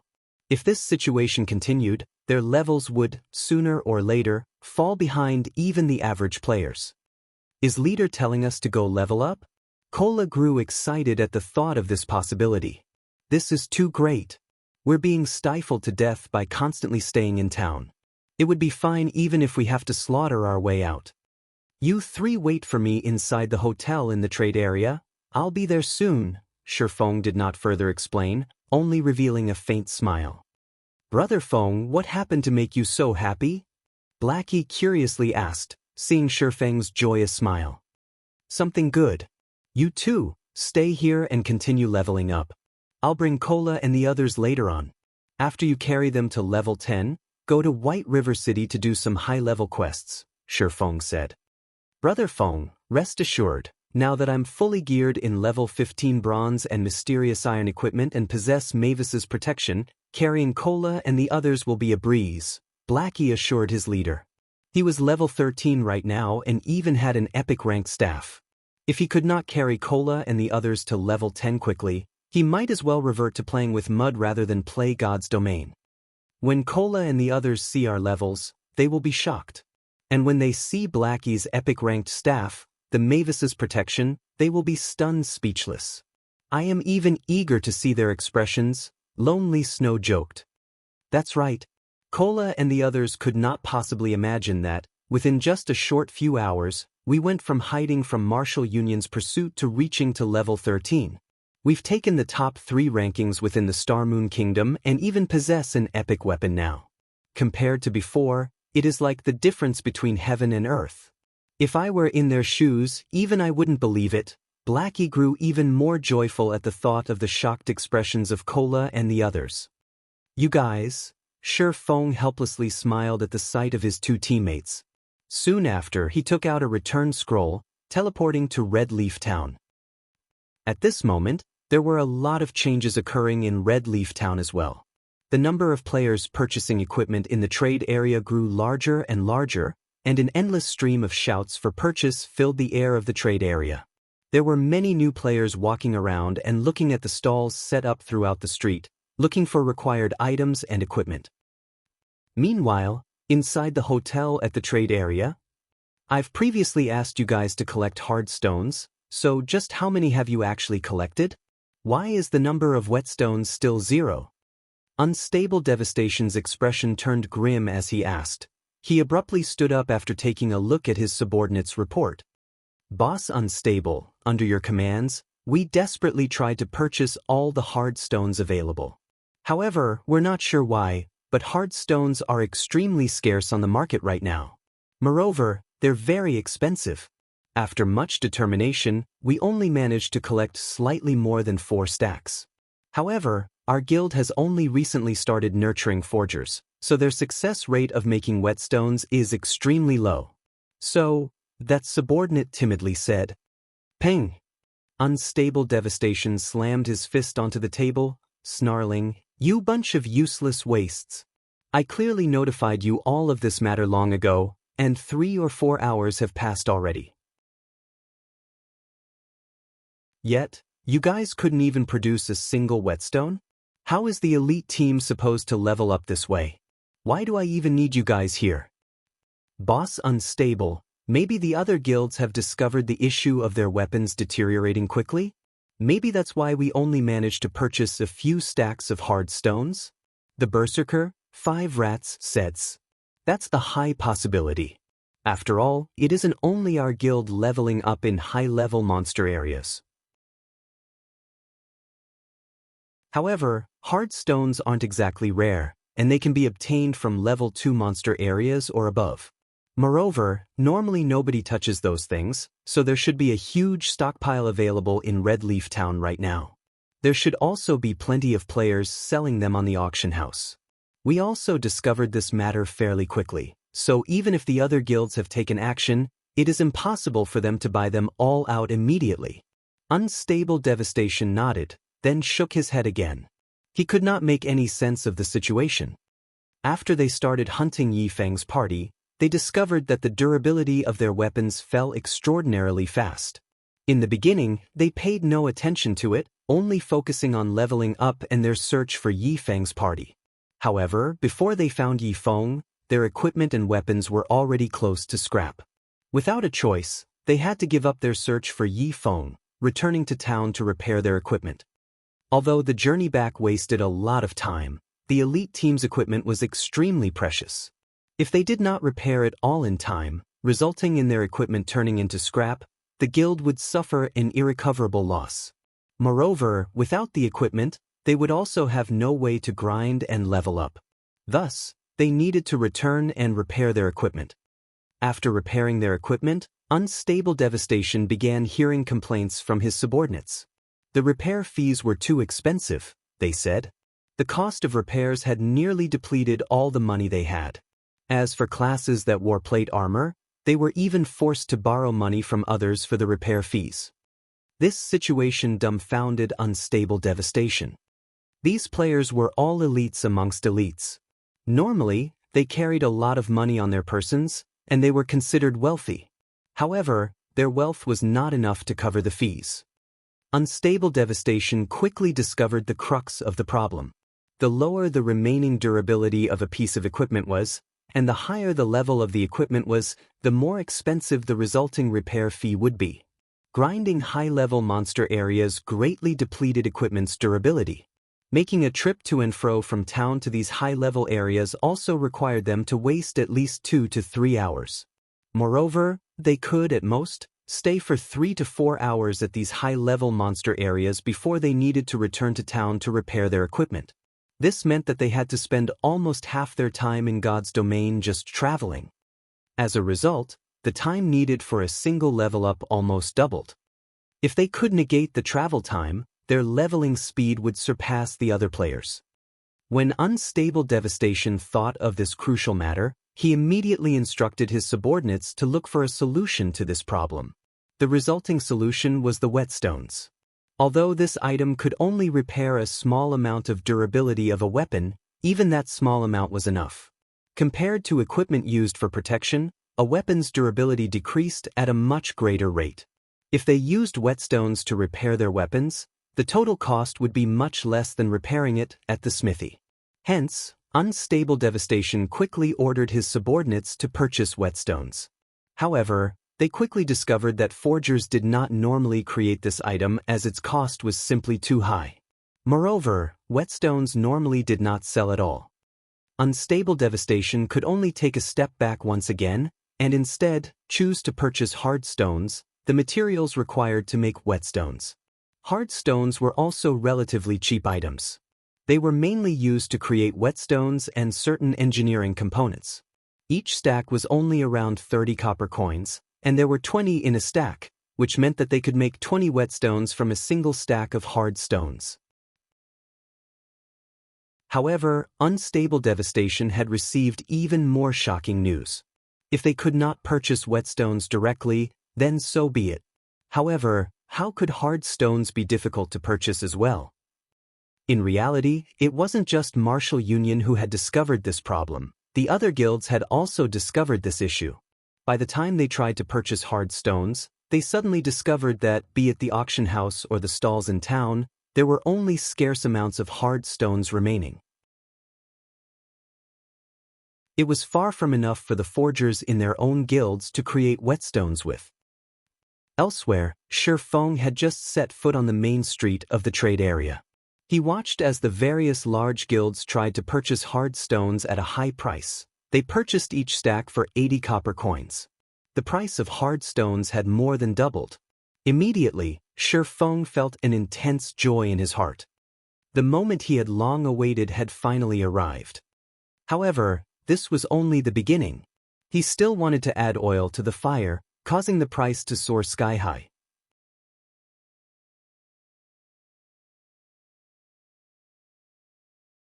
Chapter 165, A Foolish Choice. Shi Feng completely ignored the high prices these guilds were willing to pay. He headed to the appointed hotel directly. He had stockpiled hard stones for so long, to the point where he had purchased 90% of the hard stones available in White River City. Thus, he would not reveal his hand just for this little bit of profit.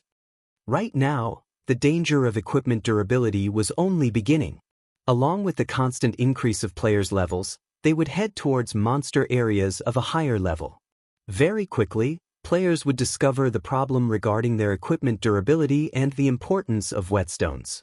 If they did not possess whetstones, it would greatly affect their leveling speed, and as a result, others would increase the gap between them.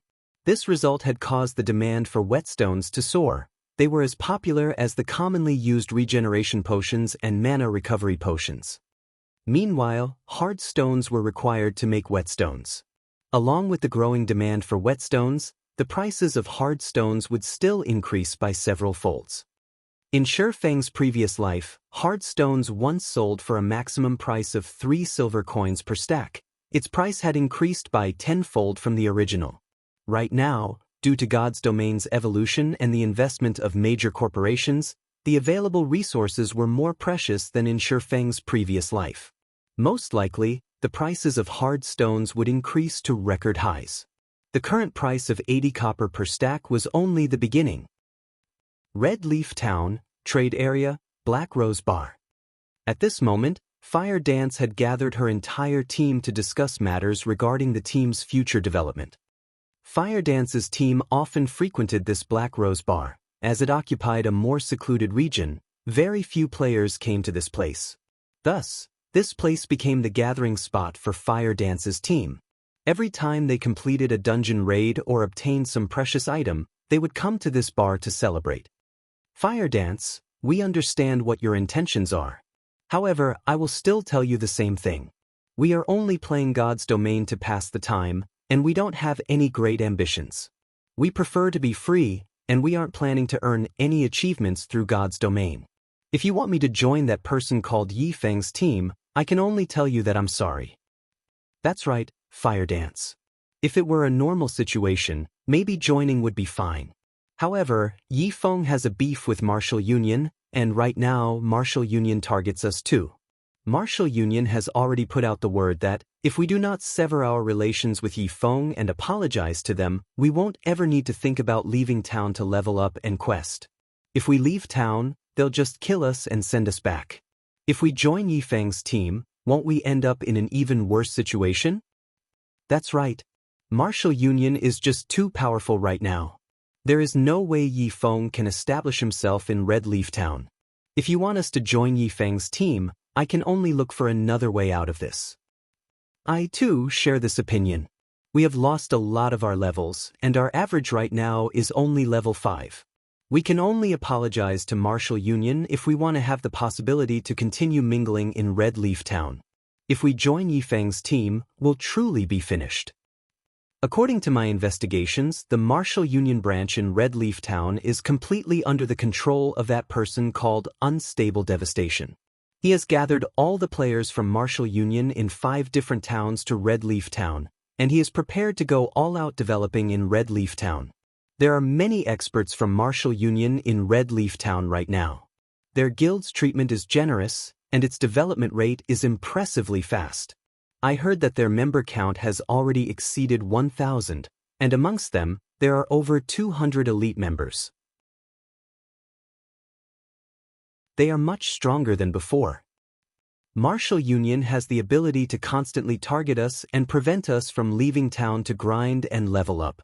We can afford to provoke them any longer. Even if we reach level 10 and go to White River City, Martial Union's member count would have exceeded 10,000 by then. It would only be a simple matter for them to deal with us. It was a mistake to provoke them right from the very beginning.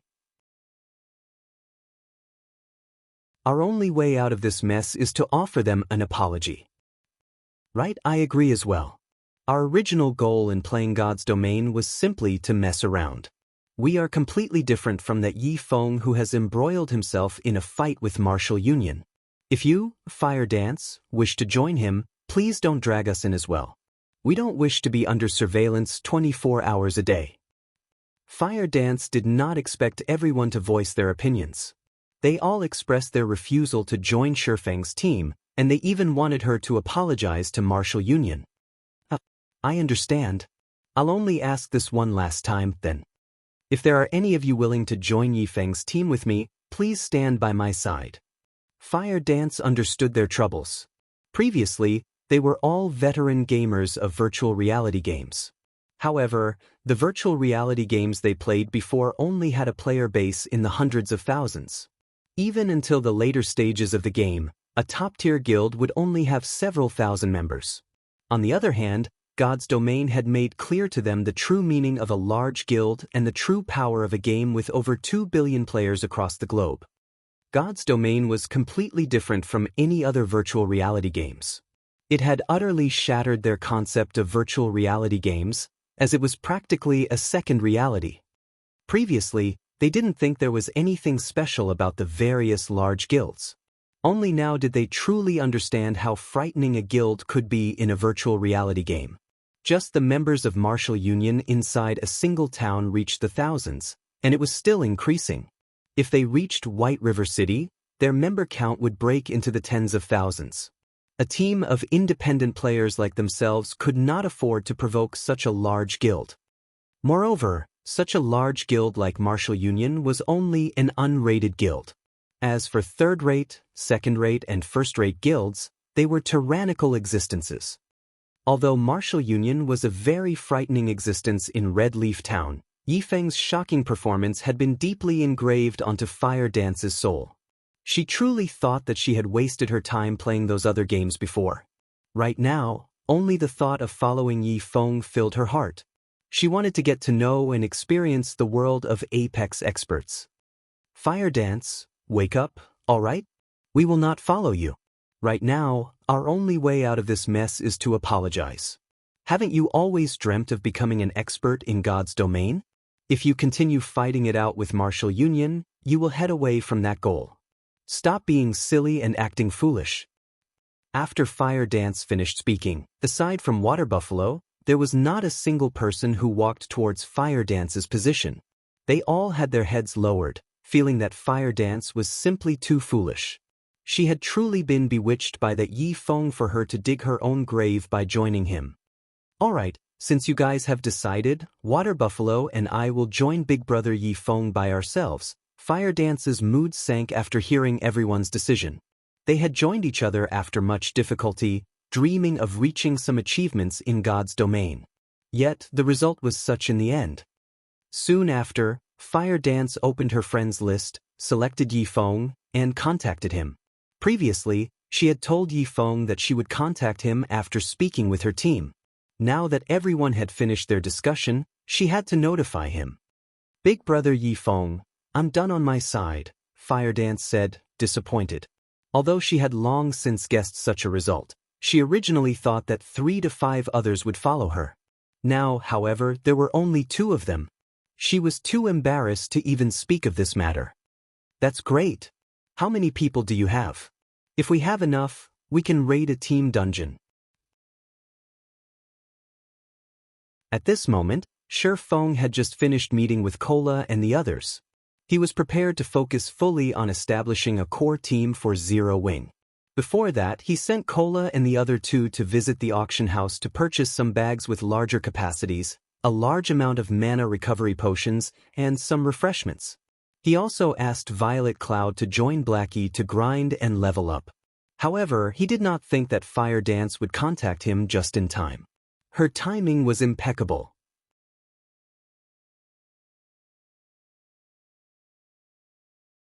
Chapter 166. Initial formation of the team. There are only 2, Water Buffalo and myself. Everyone has their own opinions, so I can't demand this of them. Fire Dance nearly choked on her words after hearing Yi Feng's excited tone. 2 people? That's not too bad, Shi Feng lightly laughed. Do you guys have anything you need to do right now? If not, you can join me. In reality, Shi Feng did not particularly mind the matter with Fire Dance's teammates. Previously, Fire Dance mentioned that her teammates were not ambitious and that they were only casual players in God's domain. Hence, it was best for Shi Feng if all of these people did not join him. It would save him a lot of trouble. He also did not need to waste time on training them. I don't have anything else to do here, Water Buffalo and I will meet you.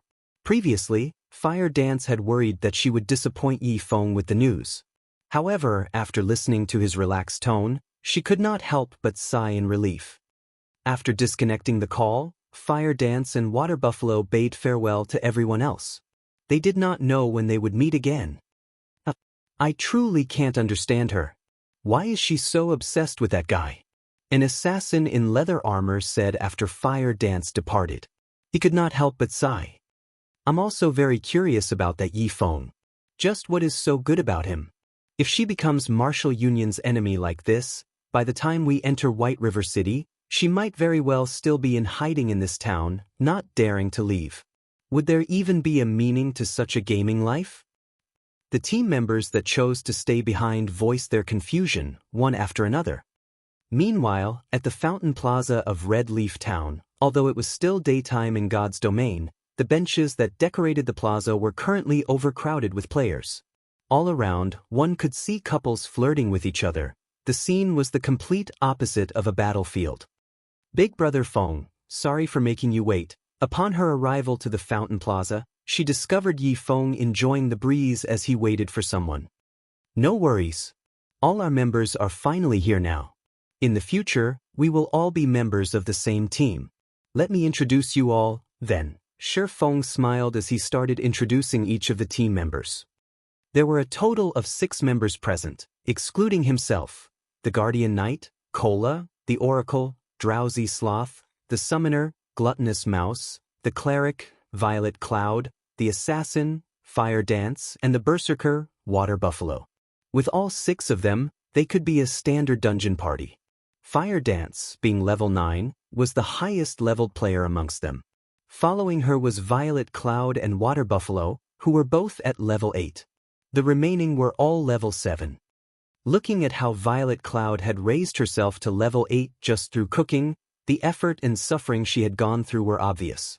If it were not for Shi Feng's stern command, Violet Cloud would not intend to go out to grind at all.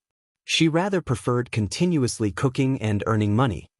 When Kola and the others saw Fire Dance's level, admiration filled their hearts. Moreover, she was also a great beauty. They only reached level 8 with Shifeng's guidance. Even if Martial Union had not killed them, sending them back to level 7, they would only be level 8. They were still far from level 9. Moreover, Fire Dance's equipment was extremely high quality. She also possessed a few pieces of secret silver equipment, while the others were mysterious iron. One could see that Fire Dance was definitely an expert, far more amazing than themselves. As for the one who managed to recruit such an expert beauty into the team, Kola and the other two could not help but give Shifeng a thumbs up. This was as expected of their leader. As for Shifeng's level, nobody in the team could discern it, as Shifeng had hidden his information with the demon mask. The others could only see unknown. However, nobody felt concerned about his actions. Shifeng constantly felt like a mysterious expert to them, so it was only natural that they could see his identity. Big brother Yifeng is amazing as expected. We've only been apart for half a day, yet the pressure you give off has massively increased. After Fire Dance met Yifeng again, she could clearly feel that he was different from before. He was like an unsheathed sword, and her sixth senses told her that Yifeng had become much stronger. Since everyone is familiar with each other now, I'll tell you guys what you need to do next, Shifeng said formally. However, just as Shifeng was about to reveal their goal, a group of players suddenly appeared and surrounded the Fountain Plaza. Martial Union is dealing with an issue, all those uninvolved, leave immediately. Martial Union's members chased away the other players, taking complete control of the Fountain Plaza. Yifeng, you've made me look for you for a long time now, a scholarly youth said as he stepped out from the crowd. This was unstable devastation. There were over 400 members of Martial Union crowding the Fountain Plaza. When Kola and the others saw all these players, they immediately panicked, their expressions turning solemn. What? You want to take action here? Shifeng swept a glance over the players from Martial Union. The majority of them were level 5 or level 6, only a minority were level 8 or level 9 elites. How could I possibly be such a brute? I'm only here today to give you all a final warning, Unstable Devastation said with a smile. Last time, he had taken a huge loss because of Yifeng. If he could, he really wished to kill Yifeng now. However, they were right in the middle of town. If he killed Yifeng here, he might implicate Martial Union as well. However, if he mobilized a dozen or so players against Yifeng, they would only be helpless against him, disgracing Martial Union's reputation. This was not a result he wished to see. Warning? We've already reached the point of no return. Your warning holds zero meaning to me, it is only a bunch of nonsense, Shifeng laughed. You are still so fearless, even when faced with so many of our members. I truly admire you for that. Unfortunately, your strength is limited. You are not an opponent for Martial Union at all. My warning isn't actually directed at you. Unstable Devastation clapped his hands, shifting his sights towards Kola and the others. He then coldly said, "This time, my warning is for the teammates standing behind you. You all better come to your senses. If you sever your relationship with Yifeng immediately, I assure you that I will not pursue past matters and let you all go. Of course, if you resolve to stand with the powerless Yifeng, prepare to suffer the rage of Martial Union. I admit that killing Yifeng himself is extremely difficult. However, it is only a simple matter for Martial Union to exterminate you all." Although Unstable Devastation smiled as he spoke, Kola and the others could only feel a deep chill from his words. They could not help but admit that Unstable Devastation's words sounded logical. They were not top-tier experts, and they did not possess that many life-saving skills that could help them escape. Although Martial Union could not kill Yifeng, that did not mean they could not get rid of them. As proven, they had died once before already. There would definitely be a second time in the future.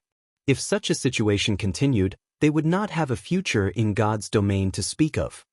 Looking at the panicked and hesitant expressions on Kola and the others, Shifeng spoke not a single word. He remained silent as he stood there. This move of unstable devastations was extremely vicious. He wanted Shi Feng to taste the betrayal of his closest friends. Not only would it reduce his overall power, but it could also become a hit to his heart. Unfortunately, Shi Feng was no longer the arrogant brat that he used to be. On the contrary, he wanted to use this plan of unstable devastations to refine the members of his elite team. In the future, the team he led would have to face off against many powerful foes. If they could not handle the challenge before them right now, how could they succeed in the future? Shi Feng did not desire teammates who only enjoyed the good times, but could not suffer through the bad with him. This could be Shi Feng's test for them. He wanted to see just what sort of choice they would make in such a situation. After quite some time had passed, Cola and the others exchanged glances with each other, smiles on their faces. They had all made their decisions, and they all stood by Shi Feng's side without hesitation, having zero intentions of leaving. Cola, Drowsy Sloth, Gluttonous Mouse, and Violet Cloud were originally players who others looked down on. They lived at the very bottom of God's domain, and they only possessed the levels and equipment they had today because of Shi Feng's help. By becoming enemies with Martial Union, at worst, they would only revert to their original states. So, how could they possibly betray Shi Feng in this sort of situation? As for Fire Dance and Water Buffalo, they had long since steeled their hearts to follow Yi Feng. They wished to experience the world of top-tier experts, and faced with such a threat, they paid no mind at all. Unstable devastation, even in death, we would never betray our leader.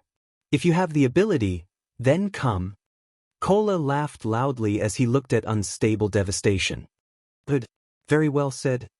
Unstable devastation smiled with indignation, saying, "Don't say that I never gave you a chance.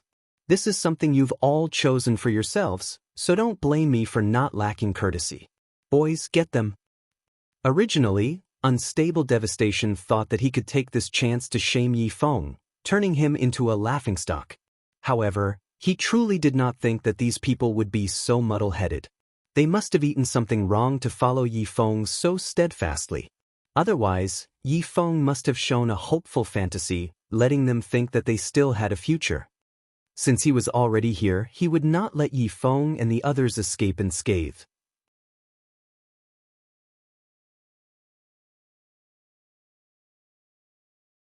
Chapter 167. The Disparity Between Realms. Immediately, more than 400 players in the Fountain Plaza surrounded Shi Feng and the others. They all unsheathed their swords and armed their crossbows as they eyed their prey. However, to Shi Feng's surprise, none of them showed any intentions of rushing forward. Instead, they parted to the sides and opened a path, letting through 20-odd players. When these 20-plus players arrived by Unstable Devastation's side, their complexions were as gloomy as water, and their expressions numbed. These players' levels were not high, only around level 5 or level 6. Their equipment was also nothing special. Compared to the elites of Martial Union, the difference was just too great. They did not seem like players from Martial Union at all. "I'll be looking forward to your performances," Unstable Devastation spoke to these newcomers harshly. He then turned his sights towards Fire Dance, revealing a fierce sneer as he looked forward to the start of a good show. These newcomers nodded their heads indifferently. They took out their weapons and walked towards Shi Feng. In the distance, Fire Dance and Water Buffalo were immediately stunned when they saw these players.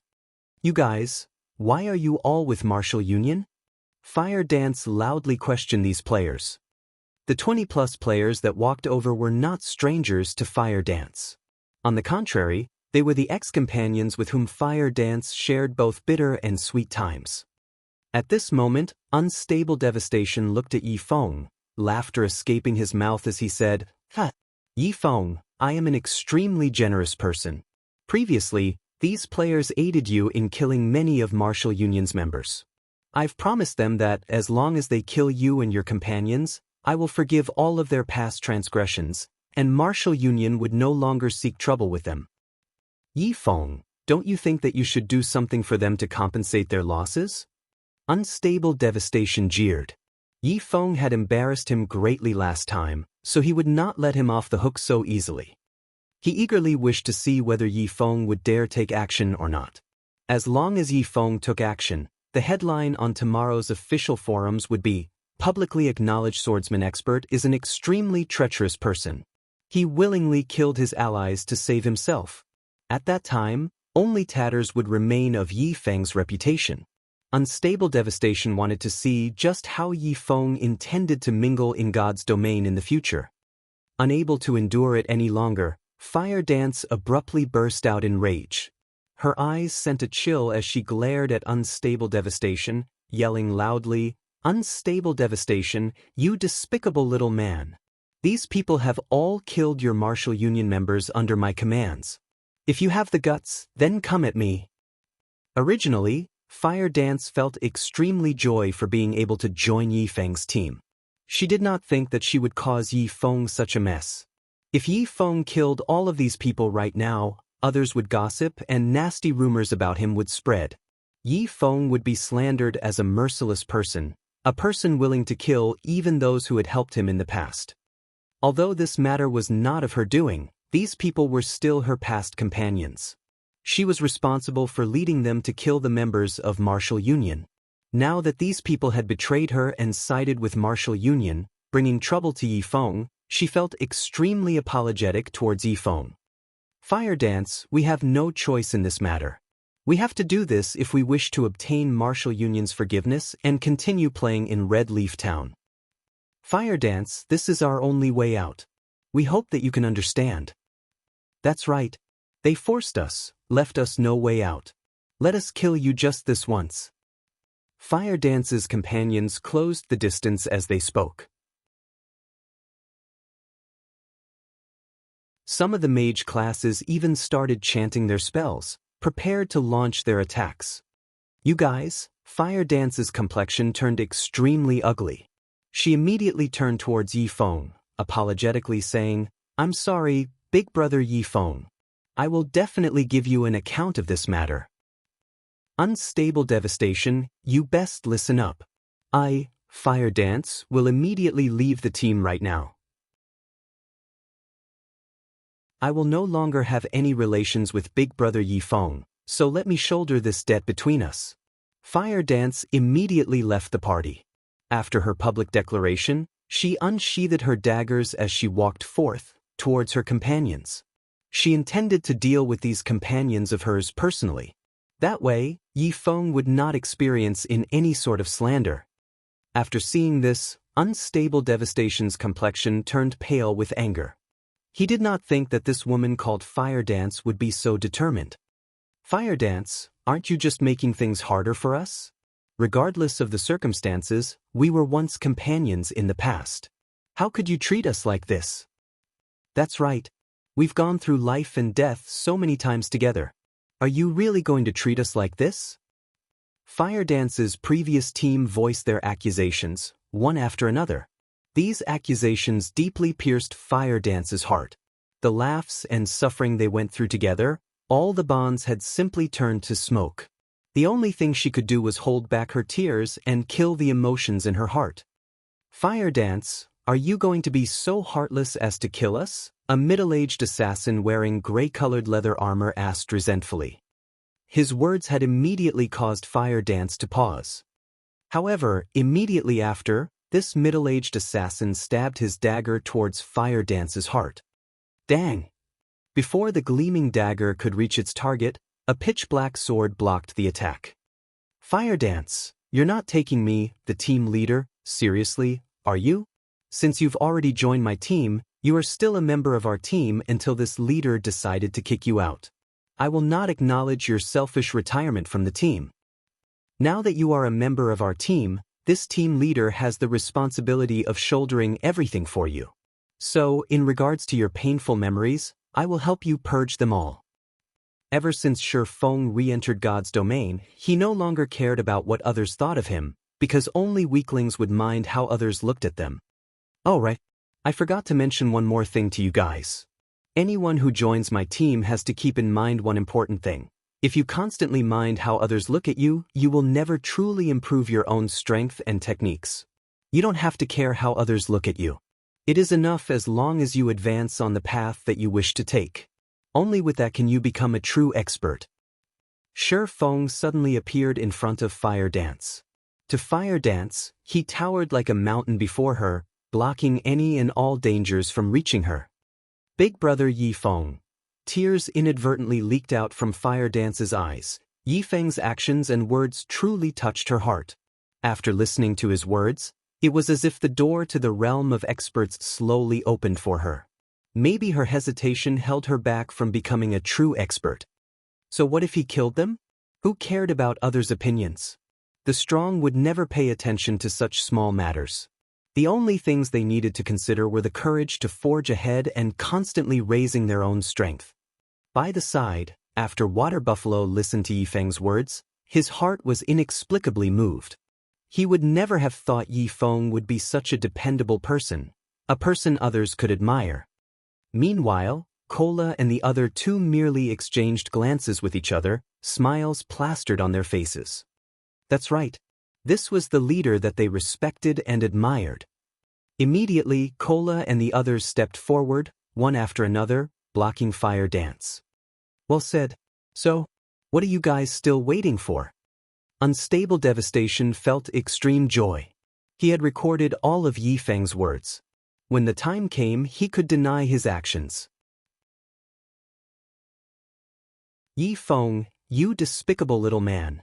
We've already helped you so much, yet in the end, you still wish to kill us? You are simply inhuman. Fire Dance's ex-companions cursed, enraged. They all rushed at Yi Feng one after another, intending to slash and bash him to death. Shi Feng smiled disdainfully at their actions. Looking at the 20-plus melee and mage class players launching their attacks at him, Shi Feng only lightly waved the abyssal blade. Thundering flash. 3 electric arcs instantly weaved across the bodies of the 20-plus players. Damages ranging from -500 to more than -1000 appeared above everyone's heads, instantly killing everyone. Meanwhile, the green prism marker above Shi Feng's head instantly turned bloody red, giving others a chilling feeling. Big brother Yi Feng. Leader. Fire Dance and the others immediately panicked.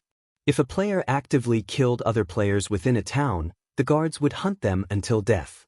Moreover, after the offending player revived, the guards would toss them in jail. Judging by the intensity of Shi Feng's red name, he would lose at least 3 levels after death, maybe even 4. Yi Feng's name is finally red.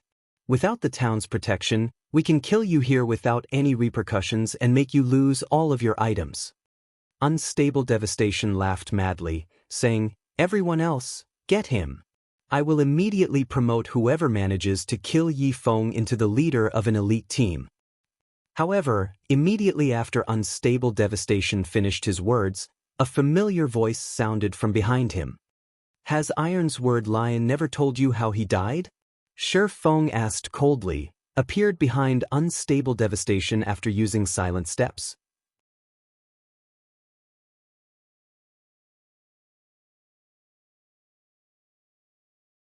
Chapter 168, God-Ranked Expert. Yi Feng had previously killed over 20 players in a single move. The frightening damage that he dealt that was over -1000 points completely shocked all of the surrounding onlookers, and now, Yi Feng had appeared right behind Unstable Devastation. Unstable Devastation was both shocked and angered. Indeed, he did not know how Ironsword Lion had died. However, the current Yi Feng was far more powerful than he imagined. Yi Feng's strength exceeded his previous estimates. If he received an attack from Yi Feng right now, he would unquestioningly die. Unstable Devastation almost instinctively used one of his life-saving skills. He dashed forth, unhindered, then leaped high into the air. He was currently immune to all restricting effects, and by the time he landed, he was already 20 yards from his original location. Shi Feng merely smiled at Unstable Devastation's reaction. With his current reaction speed and powerful attributes, it would be an extremely easy task to destroy Unstable Devastation. Or, speaking from another perspective, Unstable Devastation had 0 chances of retaliation. However, since Unstable Devastation dared to make enemies with him, the Martial Union player needed to prepare to enter Hell. It would be too good of an ending if he allowed Unstable Devastation to die, just like that. He wanted Unstable Devastation to feel despair in front of absolute strength and then die. Shield Warriors and Guardian Knights, block him. Elementalists use Ice Spheres. Focus all attacks and eliminate him. Before Unstable Devastation even landed on the ground, he calmly gave out commands. Reacting quickly, the Shield Warriors and Berserkers immediately used Charge at Shifeng. Seeing that more than 10 warriors charged at Shifeng and were about to stun him, Shifeng abruptly leaped up, the abyssal blade carrying with it the power of thunder and lightning as he landed. Boom! A wave of thunder and fire devoured all of the warriors. Even the highest-leveled Shield Warrior could not react in time and activate Shield Wall before Shifeng's Thunderflame explosion devoured him. The Shield Warrior received a critical hit of over -1,700 damage, dying instantly. However, even a normal hit of more than -800 damage was enough to critically slash a level 9 Shield Warrior's HP, not to mention the Berserkers with less HP and defense. They all died in the blink of an eye, leaving behind a pile of equipment. The remaining survivors were all level 8 Shield Warriors. They were the fortunate ones, spared from a critical hit. However, even though they were alive, they suffered a fainted state for 4 seconds. When the players from Martial Union witnessed this scene, they all stared in shock. Previously, it was no big deal when Shifeng had instant-killed those crippled level 5 to level 6 players. However, the players he had just killed were no random Tom, Dick, or Harry. They were all level 8 or level 9 elites of Martial Union. Healers, quickly heal them. Ranged players, attack with everything you've got. Only now was Unstable Devastation aware of how formidable Shifeng was. His monster-like attack power could even instantly kill a Shield Warrior that boasted the highest defense amongst all classes. No one present could defend against his attacks. Fortunately, they had the advantage of numbers. They could exhaust Shifeng to death. Immediately after several heals landed on a Shield Warrior, pulling his HP back up to half, another of Shifeng's slashes landed on the Shield Warrior's HP. A huge damage of over -700 points appeared above the Shield Warrior's head, his HP plummeting to 0, his body fell to the ground. Following which, with every slash of his sword, Shifeng culled the lives of the surviving Shield Warriors. Even if the Shield Warriors possessed the defense of heavy armor and passive skills that reduced the damage they received, every one of Shifeng's casual attack caused around -300 damage. The healers could not maintain the Shield Warriors' HPs at all. As for the Berserkers without heavy armor, a single sword strike dealt them over -400 damage. Very quickly, the remaining Shield Warriors lay flat on the ground. At this moment, the Guardian Knights all activated Protection Blessing as they rushed forward. Meanwhile, the mages behind them shot out streak after streak of magic.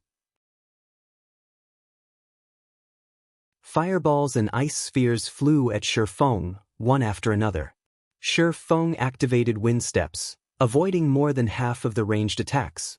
Immediately after, he rushed after Unstable Devastation. Although Shifeng dodged more than half of the spells, there were still a few occasional spells that hit him. However, the damage these spells dealt nearly dazzled the backline mages.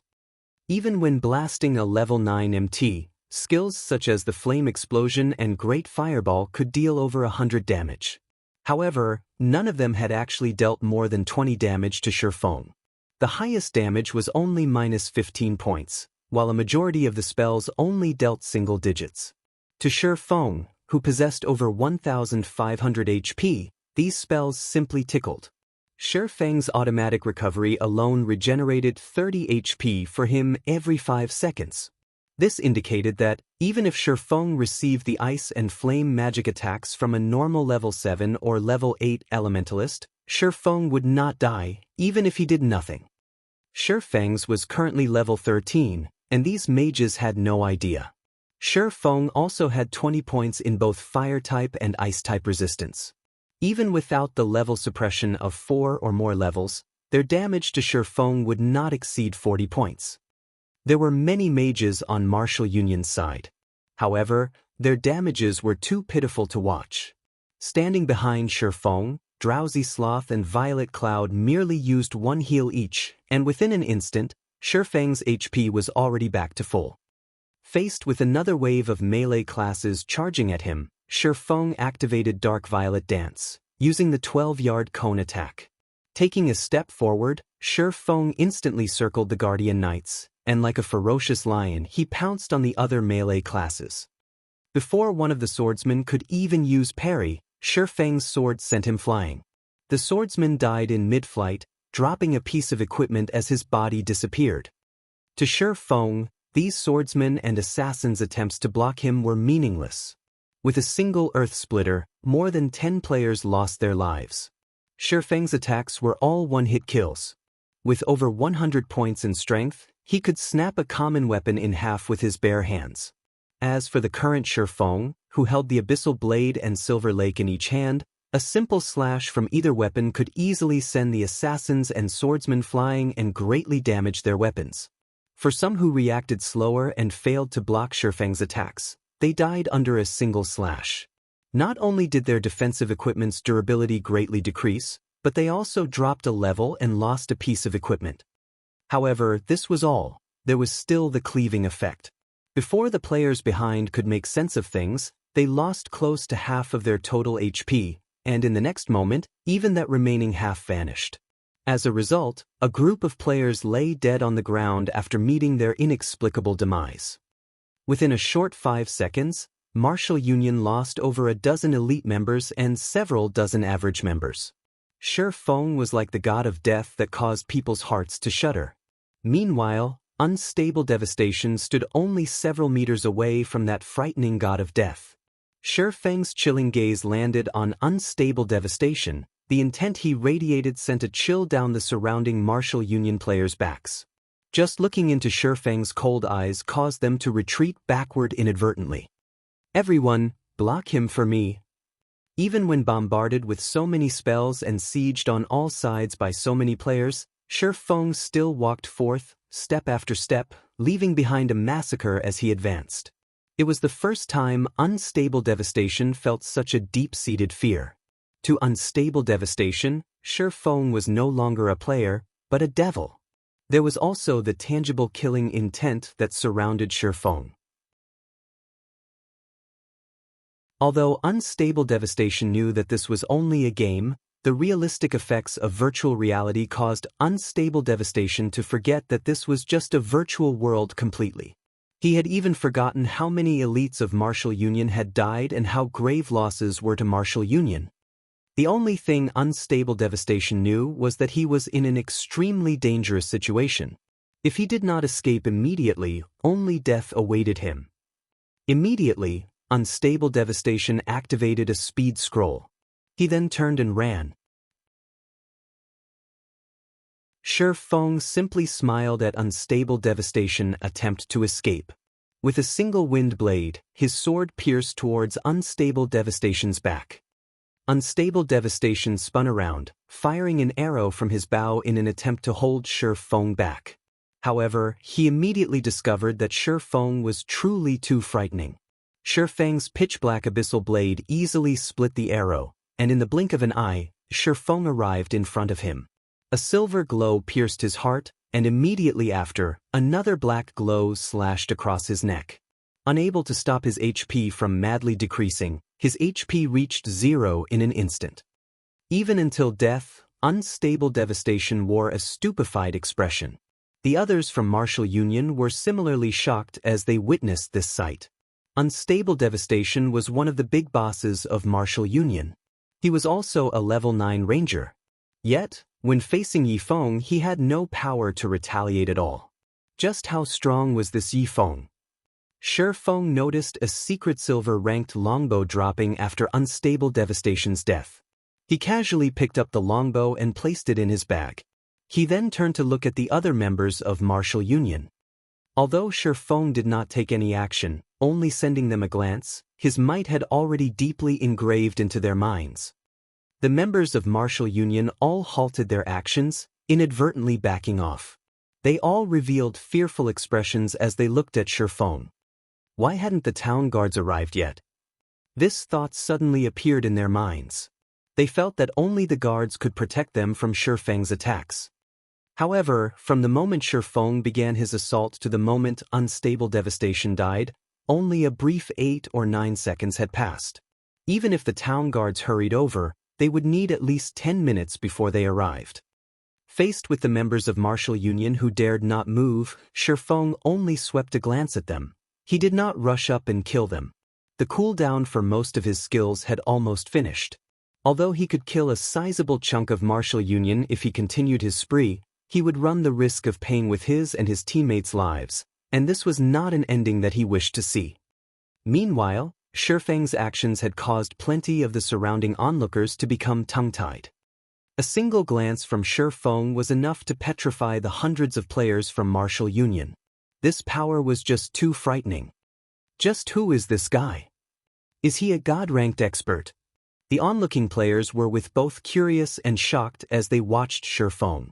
He had single-handedly faced off against several hundred players and even managed to kill tens of players without receiving any damage. Even a god-ranked expert was not capable of such a feat. After some time, the town guards finally arrived. The guards are here. We're saved. Seeing dozens of guards in silver heavy armor rushing over, the members of Martial Union sighed in relief.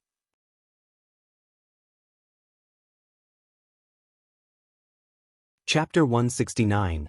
The Most Awesome Red Name. At this moment, thousands of players surrounded the Fountain Plaza of Red Leaf Town. Due to the increase of new players in God's domain, Red Leaf Town had become the most prosperous town among the few surrounding towns. The player count in Red Leaf Town was already close to 20,000. Hence, the scene of Martial Union suddenly chasing away all the players from the town's Fountain Plaza would naturally attract the attention of other players. Curiosity would grow over the disturbance.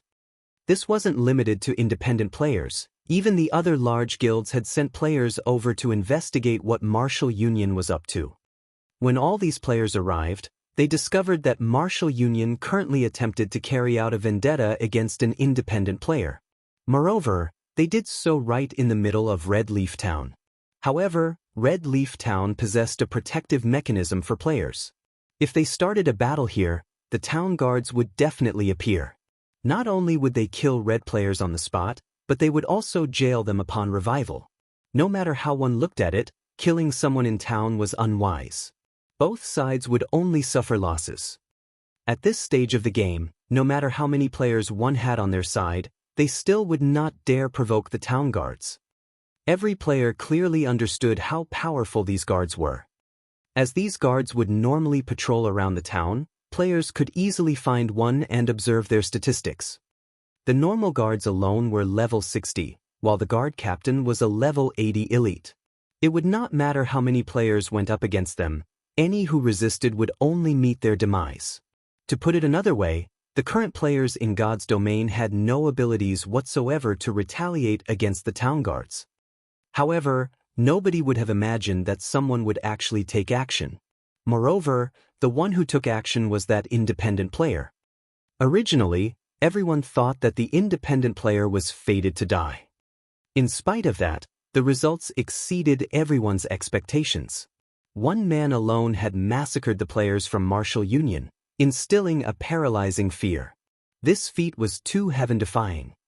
Unfortunately, even if that independent player were powerful, he would still die at the hands of the town guards, who told them to start a fight right in the middle of town. The town guards that hurried over had surrounded the Fountain Plaza, detaining all of the players involved in causing this ruckus. Big Brother Yifeng, I'm sorry. It's my fault for dragging you into this mess. Fire Dance apologized as she walked over. Shifeng's character name had begun to turn black due to the high intensity of the red color. Just looking at it caused one to shudder. Including her past companions, Shifeng had killed more than 100 players during this battle. With this crime value, if Shifeng died, he would lose at least 7 levels. Meanwhile, the town guards had them surrounded. The guards would kill all red players, leaving Shifeng no chance to escape. This was still not the most important point. After the guards killed him, Shi Feng would immediately revive in jail, and his crime value would determine the duration of his imprisonment. With Shi Feng's crime value, he would be locked up for around a week before he could clear away his crime value. The players of Martial Union watched Shi Feng with ridiculing expressions. Although they, too, would receive punishment, compared to Shi Feng, theirs would significantly pale in comparison. "Relax," Shi Feng laughed. Cola and the others had smiles on their faces. It was especially true for Violet Cloud. This was not the first time she had experienced such a situation. Martial Union had also caused the previous incident she encountered. She would have never imagined that history would repeat itself. The reactions of Shi Feng's teammates confused Fire Dance and Water Buffalo. Why, as teammates, were Cola and the others not worried for Shi Feng one little bit? "Big Sister Fire Dance, you should relax. Our leader isn't an ordinary person," Violet Cloud giggled as she spoke. The moment Violet Cloud finished speaking, a guard, donned with silvery gray-colored heavy armor, walked up. "Esteemed Lord Demon Hunter, we meet again. How may I be of service to you this time?" The guard captain was all smiles as he greeted Shi Feng respectfully. Compared to the last meeting, Shi Feng's current reputation was much higher. Hence, the guard captain spoke to Shi Feng with even more respect. Although Shi Feng and his teammates felt that the guard captain's actions were only natural, this scene shocked the other onlookers. It was especially true for the members of Martial Union. Their eyes nearly popped out of their sockets in shock. Shi Feng was clearly a devil of massacre, yet, instead of quickly killing him, the guard captain spoke to him with such regard? What was going on in this world? "Isn't that person Yi Feng? I remember him. Last time, he killed the members of Martial Union right in front of the guards. In the end, he got away with simply paying a small sum of money. I was dumbfounded at that time, but later on, I found out that if a player became a noble, they gained special privileges. Even if he killed players right in front of the guards, he would not receive any sort of punishment. At worst, he would have to pay a small compensation fee. How could Martial Union be so forgetful this time? They still dare to take action against Yi Feng inside of Red Leaf Town. Don't they know that Yi Feng is a noble of Red Leaf Town? How foolish could they get? You might not know this, but the Martial Union in Red Leaf Town has already changed. The previous members have long since left the guild, and Unstable Devastation is the new leader. Right now, the members of Martial Union are all players called in from other towns. A large majority of them also consist of newcomers, so they have no idea about this matter at all. Some of the players aware of the previous incident simply shook their heads while laughing. They felt that Martial Union, as a guild, was truly beyond salvation. At the very least, before they tried to deal with Yi Feng, they should have investigated and tried to understand more about him. Regardless of what others said, Yi Feng was one of the few players who managed to clear the hell mode of Dark Moon Graveyard. Hearing the explanation from these knowledgeable players, the faces of everyone from Martial Union turned grim.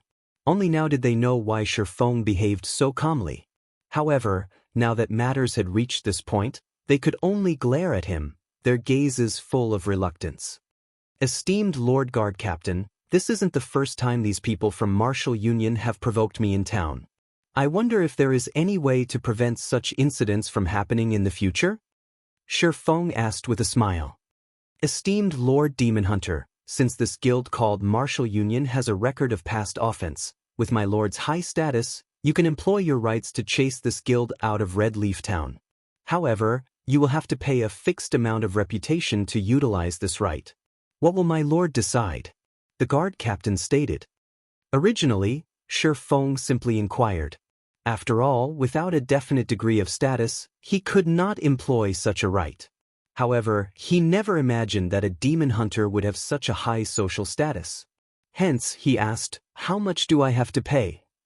Since Martial Union does not possess any members of nobility in Red Leaf Town, my lord only needs to pay 100 Red Leaf Town reputation points, the guard captain said. "I understand."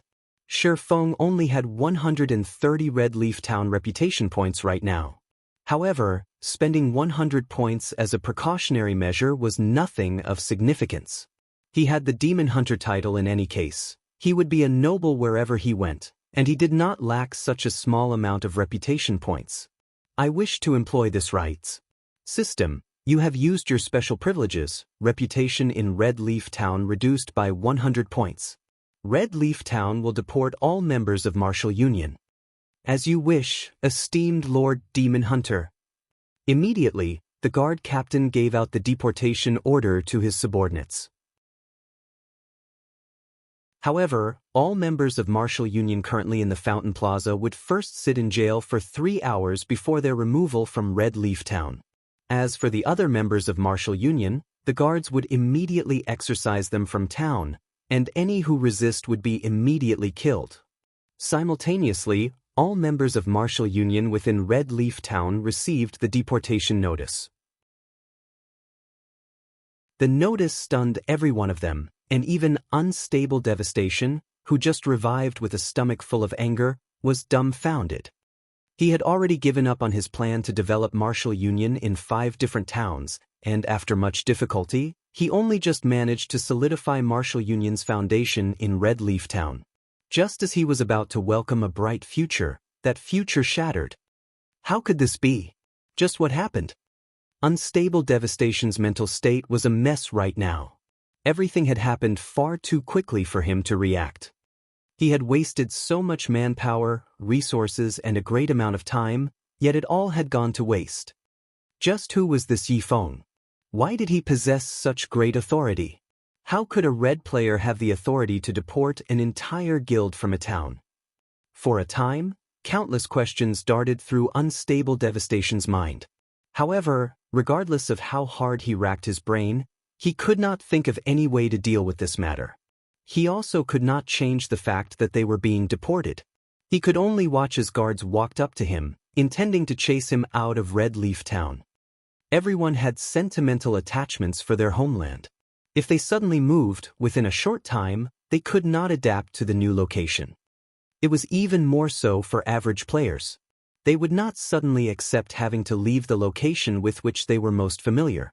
Thus, they all promptly chose to leave Martial Union instead. For a time, the member count of Martial Union frantically decreased. Only a few moments had passed since the deportation started, and the member count had already dropped below 500. The majority of the members who stayed mostly consisted of the members that Unstable Devastation had originally brought over from other towns. Hence, they did not choose to leave the guild immediately. However, leaving for another town now would greatly impact their leveling speed. As a result, the guild's development would stagnate for a long period. The loss they incurred was simply immeasurable. Watching the town guards deport the members of Martial Union, the onlooking players were at a loss. They were shocked into speechlessness. Just what was happening here? Could that red player be the new mayor of Red Leaf Town? However, compared to Martial Union's exorcism, the members of other guilds concerned themselves with another matter. Boss, I've discovered big news here. Look at the recording I just sent to you. Vice Leader, I discovered another God-ranked expert. Big bro, something big happened in Red Leaf Town.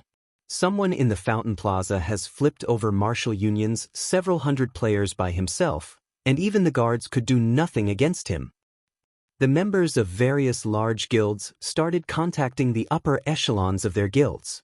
They intended to report this unbelievable incident, letting the upper echelons determining their next move. Originally, these upper echelons refused to believe the reports. However, after watching the irrefutable evidence, they were all greatly shocked. Could a single player be so strong?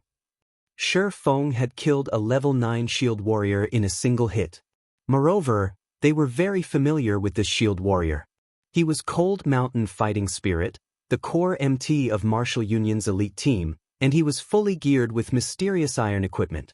Yet he still died from a single hit. Xuanzi, listen up. You must keep an eye on him. I'll hurry over there now. For such a God-ranked expert to actually be an independent player, we must recruit him. Remember, you absolutely cannot provoke him.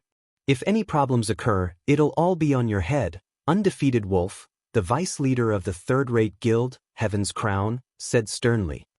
Boss, rest assured, I'll keep an eye on him. I will not let him out of my sight.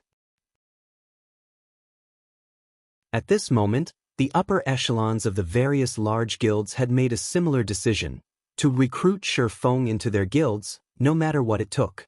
One could no longer use the normal standard to judge a great expert like Shifeng. He was a tactical ranked expert that could single-handedly decide the results of a team battle. If they could recruit him, be it team dungeons or fighting field bosses, he would have a decisive role.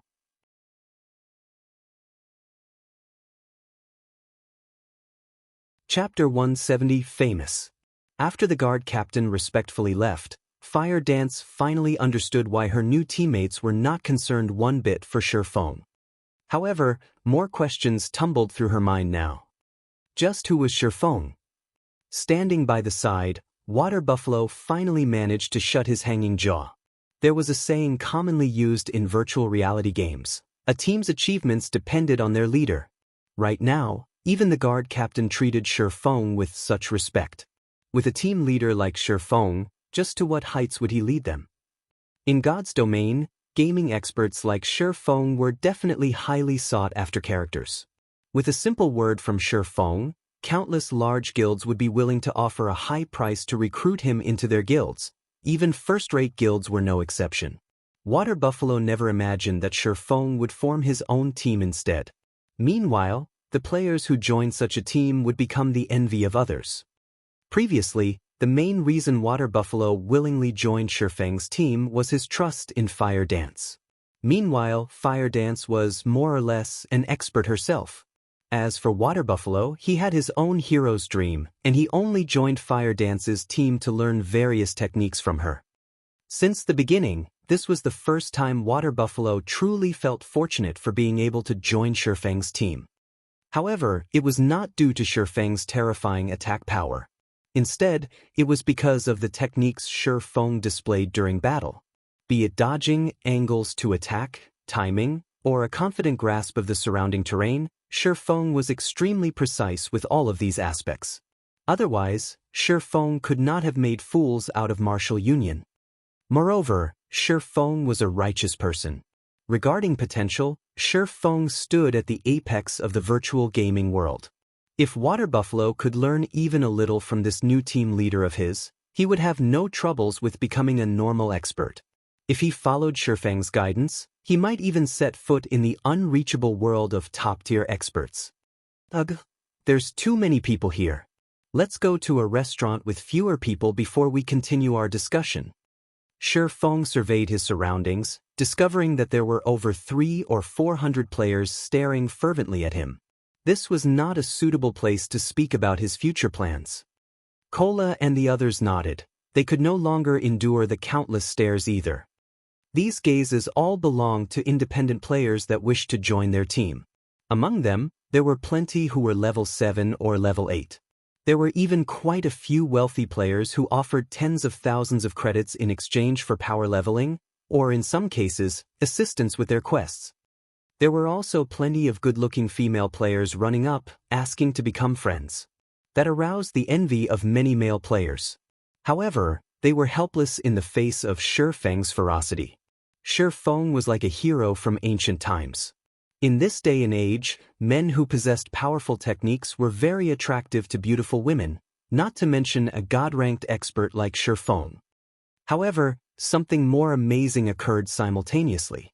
The various large guilds in Red Leaf Town flooded Shifeng with communication requests, wishing to chat with him. He rejected them all. Sister Fire Dance, you have to strive harder. This is a great chance for you right now. In the future, as leaders' popularity grows larger and larger, who knows, there might be even more powerful beauties joining the team. Water Buffalo nudged Fire Dance, laughing quietly. Scram. Who said that I wanted to become Big Brother Yi Feng's girlfriend? Fire Dance stuttered, a light blush suddenly appearing on her cheeks. Atop a hill, outside Red Leaf Town, hundreds of Martial Union's members gathered. They could only observe Red Leaf Town from the hilltop, not daring to go near the town. Despicable! Despicable. That damnable Yi Feng. All my plans have been ruined now because of him. Unstable devastation coldly glared at Red Leaf Town, his heart burning with anger. Previously, he had looked down upon Shifeng. He merely thought of Shifeng as a vagabond expert. How powerful could he be? Only now did he realize the crux of the problem. Shifeng was no ordinary expert. As proven, he was even capable of deporting their entire guild. If Unstable Devastation had known of this matter earlier, he would not have taken such a foolish action. Yi Feng, you will only enjoy this glory for the moment. Very quickly, the footage that will ruin you will dominate the official forums. When that time arrives, everyone will condemn you. Although I can't kill you, it will be enough if I can annoy you to death. We'll see if you can establish your own team with your reputation in tatters. Without a team, a person's strength is limited. When we enter White River City, I'll deal with you slowly. I don't believe that you can deport Martial Union from White River City as well. Unstable Devastation laughed contemptuously. He then uploaded the footage he recorded to the official forums, and while doing so, he instructed his subordinates to hype things up. To save his own life, Shifeng slaughtered his own companions. Sooner or later, Shifeng's name would fall into ruin. Who would dare team up with such a person then? Inside a restaurant in Red Leaf Town, Shifeng finally managed to break away from all the pestering that had overwhelmed him. Nobody could disturb him inside a private room. After spending more than 10 minutes discussing and arranging the necessary tasks for Cola and the others, just as they were about to take action. Leader, as expected, that Unstable Devastation has retaliated. Right now, a video has appeared on the official forums. The post also stated that in order to save your own life, you willingly killed your own companions. Extremely despicable. There are also plenty of people slandering you below the post, Cola said. Fire Dance and the others took a look at the post as well. God-ranked expert is a despicable little man. Proof available. Immediately, the team's expressions turned livid. They did not imagine that their former companions would behave so shamelessly. They actually stood up to accuse Shifeng. They had clearly received Shifeng's reward, yet, they worded it as if they had only attacked Martial Union because of their friendship with Shifeng. After they realized their wrongdoings, when they tried to denounce Shifeng, he killed them all. Such a treacherous little man did not deserve to be called an expert. However, as Shifeng was too strong, and they were only a group of weaklings, they were powerless to seek justice. They could denounce Shifeng online. The proof lay in their previous leader, Fire Dance, joining Shifeng's current team. It was irrefutable, solid proof that Shifeng could not challenge. Shifeng was originally very famous throughout White River City. Not only did he clear the hell mode of a team dungeon, but he also enjoyed an indistinct relationship with the Snow Goddess, becoming the envy of others. Now that a scandal about him surfaced, in addition to the post being extremely one-sided, Shifeng became everyone's target. All kinds of curses were written in response to the post. Some of Shifeng's previous supporters also voiced their shock at Shifeng's hideous behavior, exclaiming their bad judgment from before. Instantly, this post became the most viewed topic in White River City. Its view count soared, far surpassing the post made during the war between Black Flame and Hammer Trading. Leader, let's start a counterattack right now. Cola could no longer endure this travesty. Unstable Devastation was simply too despicable. He had failed to defeat Shifeng in an upright battle, so he retaliated from the shadows, slandering Shifeng's reputation. Although Shifeng did not suffer any substantial losses, he still needed to establish his own guild in the future. Those players blinded by this matter would certainly not join a guild with such a leader. How were they supposed to develop their guild?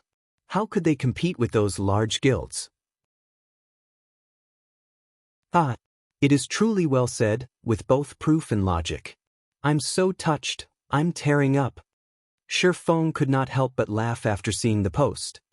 Shifeng had seen such tactics countless times in his past life. Among them, Unstable Devastation had used such tactics more than a dozen times to deal a hit to his enemies. Shifeng could not help but admit that the tactic was indeed effective. However, so what? Unstable devastation was the same as in the past. In the end, he could still not become the guild leader of Martial Union, and his strength in the later stages of the game was even weaker than Ironsword Lion by several stages. In front of absolute strength, all minor tricks were pointless. Alright, everyone's dismissed. Go to the Silent Swamp and meet up with Blackie and Lonely Snow. Also, take these 2 group isolation scrolls. Find a place inside of town to use these, then leave town and head for the Silent Swamp. Shifeng took out 2 Tier 1 group isolation magic scrolls, handing them to Fire Dance and Cola. The group isolation scroll allowed players to enter stealth mode and increased movement speed by 10%. It could only be used in a non-combative state, and it had a duration of half an hour. The stealth effect would break when players entered combat. With this item, Cola and the others could easily meet up with Blackie while avoiding surveillance. The group departed from the restaurant. Meanwhile, Shifeng headed towards Red Leaf Town's town hall by himself. Unstable devastation. I'll teach you right now that, no matter what tricks you have up your sleeves, in front of absolute strength, it is all meaningless. Shifeng smiled as he closed the official forums. He then entered the tightly guarded town hall.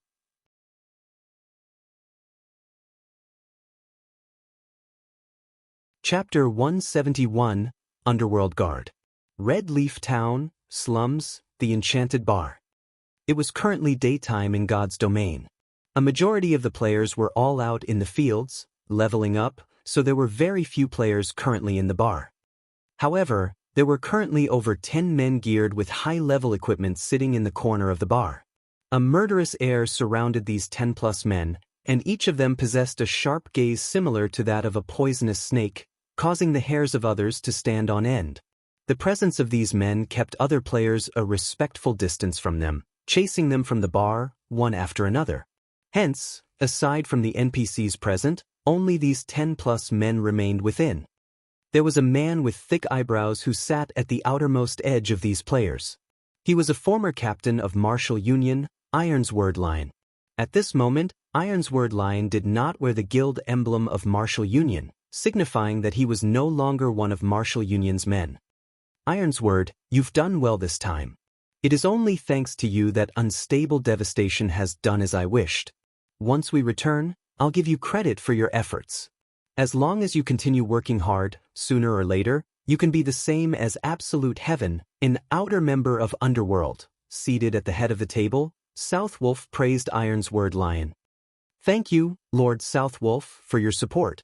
I will definitely give my utmost to complete all tasks given by the organization. Ironsword Lion respectfully said, his face filled with extreme excitement. Ever since Absolute Heaven had recommended him to Southwolf, Ironsword Lion discovered that his previous self was a frog in a well. His past self did not truly know how deep the waters of God's domain were. The interests involved in God's domain were simply too big for him to comprehend. If it were not for him coming into contact with a mysterious organization like Underworld, he would not know about this huge secret at all. Ironsword Lion was immediately stunned when he found out about this secret. He even thought that he had heard wrong. It took him more than 10 minutes before he could accept this chilling secret. He celebrated the fact that he could gain the favor of Underworld, leaving behind the worthless Martial Union. God's domain was not a place in which unrated guilds like Martial Union could play around. Even third-rate guilds could be annihilated at any time. Only those second-rate guilds or above, which possessed a strong background, could qualify to compete for authority in God's domain. If Ironsword Lion could become an outer member of Underworld, he could live a carefree life in the future. At that time, having an annual salary would only be a small matter. The more important part of becoming an outer member of Underworld was the status and authority that came with the position. He would be on equal standings with those big shots of corporations in the city. This was something that he had always dreamt of becoming. Let's continue by discussing how to deal with Yifeng. With unstable devastation slandering him right now, Yifeng will, sooner or later, fall from fame. The next step is destroying the relationship he has with Gentle Snow. Then, finally giving Yifeng a fatal blow, we will make him disappear from God's domain completely. When Southwolf recalled Shifeng's arrogant words, he could not help but narrow his eyes, a cold glint shining in them. He wished he could get rid of Shifeng right this instant. However, young Master Feng had already given him a command and had even sent a party of underworld guards to assist him. Hence, Southwolf could only vent his anger by slowly toying with Shifeng. At this moment, Absolute Heaven, silent all this time, suddenly opened his mouth, saying, "It would be very simple to break apart the relationship between Yi Feng and Gentle Snow. The problem is, how are we going to deal with Yi Feng?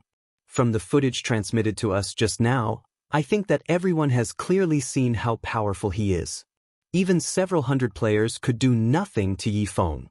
Who could block that frightening attack power of his? The last time I exchanged moves with him, I could withstand a few his blows.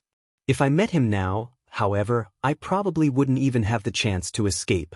As for a direct confrontation, he could most likely kill me in 2 to 3 moves. Dealing with Yi Feng right now? We'd only have a chance if we had 10 or more top-tier experts to surround him. However, where can we find so many experts? Naturally, I realize this. This is also the reason why we need to deal with Yi Feng. He possesses an epic-ranked item, so his strength is intense. However, you shouldn't downplay our strengths just because of this. He merely got rid of a group of trash like Martial Union. Although the Underworld Guards are not as capable as Yi Feng, we can do the same thing. The only thing we lack is attack power. Regarding pure technique, Underworld Guard is much stronger than Yi Feng.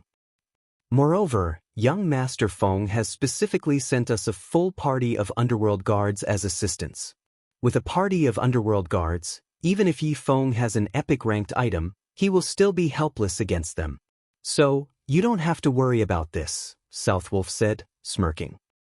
He is simply a small character that got lucky. If it weren't for young Master Feng's command, I would be enough to deal with him. There would be no need for our entire party to take action, a level 9 assassin named Flying Rat said disdainfully as he toyed with his dagger. Flying Rat wore the level 8 mysterious iron set equipment, the Blood Dawn. That's enough, Flying Rat. That Yi Feng has some ability. Otherwise, young Master Feng would not have told all of us to come here. Southwolf, contact us if you have any matters that you need us to deal with. The Underworld Guards aren't free all day. The higher-ups have already given us a command to reach level 10 by tomorrow. Otherwise, they'll expel us from the Underworld Guards. So, we're off to level for now, Ming Sha, the party leader of this group of Underworld Guards, said. Ming Sha had a large body, and he was a stern-looking man over 40 years old. Killing intent radiated from his entire body, and even Absolute Heaven feared this man. That is only natural. How could I possibly waste Big Bro Ming Sha's valuable time? Southwolf said respectfully. Within the Underworld organization, the position of the Underworld Guards was relatively high up as they were the core strength of all of Underworld. Normally, Underworld Guards would only listen to the commands of the guild leader or elders. As for young Master Feng, however, he was not even an elder in the organization. He could only mobilize the Underworld Guards due to his position in Underworld being slightly special. If it were any other person, the Underworld Guards would not pay them any attention. Elsewhere, Shifeng had already walked into the town hall. "Sir, how may I be of service to you today?" An elegant female worker walked up and asked Shifeng. "I wish to activate the permission to utilize the teleportation circle," Shifeng said. In God's domain, only when a player reached level 10 would they have the qualifications to come to the town hall and utilize the teleportation gates. After all, teleportation gates were extremely precious, and their maintenance required a lot of resources. Not just anybody could use them. "I understand. Please follow me." Following which, Shifeng arrived at the front desk of the town hall. After dealing with all the necessary procedures, he obtained a new identity card. With it, he could freely utilize the teleportation gate. However, he would have to pay a fee each time he used it. Normally, when one teleported from a town to a city, the fees were 1 silver coin. Meanwhile, teleportation between cities was slightly more expensive, and the fees would change depending on the distance. Teleporting to one of the closest cities from White River City cost at least 20 silver coins. Meanwhile, teleporting to the capital city, Star Moon City, from White River City, cost around 1 gold coin. As a result, average players had no way to utilize these teleportation gates to travel between cities. Thus, average players would normally stay within the surroundings of their own cities to level up. They would not go to other cities to grind or do quests. Of course, they could run to other cities by foot as well. Only, they would need to spend at least a few days running to cross such a distance. When Shifeng arrived at the teleportation hall of Red Leaf Town, the place was void of players. There were only a few level 100 elite guards wandering about. In actuality, Shifeng did not originally intend to go to White River City so early. However, after the ruckus unstable devastation caused, his troubles had grown larger and larger. In order to develop his guild in the future, he could only hasten his plans and take action now. Adventurer, you have to pay 1 silver coin to use the teleportation gate, the magician guarding the teleportation gate informed Shifeng. Shifeng paid the fees without hesitation, walking up to the teleportation gate. Shwa. Shifeng disappeared from the teleportation hall of Red Leaf Town. At the same time, a notification rang out throughout the Star Moon Kingdom. Star Moon Kingdom Region System Announcement. Congratulations to Yifeng for becoming the first player in Star Moon Kingdom to arrive at a city. Rewarding 20 reputation points in White River City and the title of Honorary Citizen of White River City. The appearance of this notice immediately sent trembles through all the players in the Star Moon Kingdom.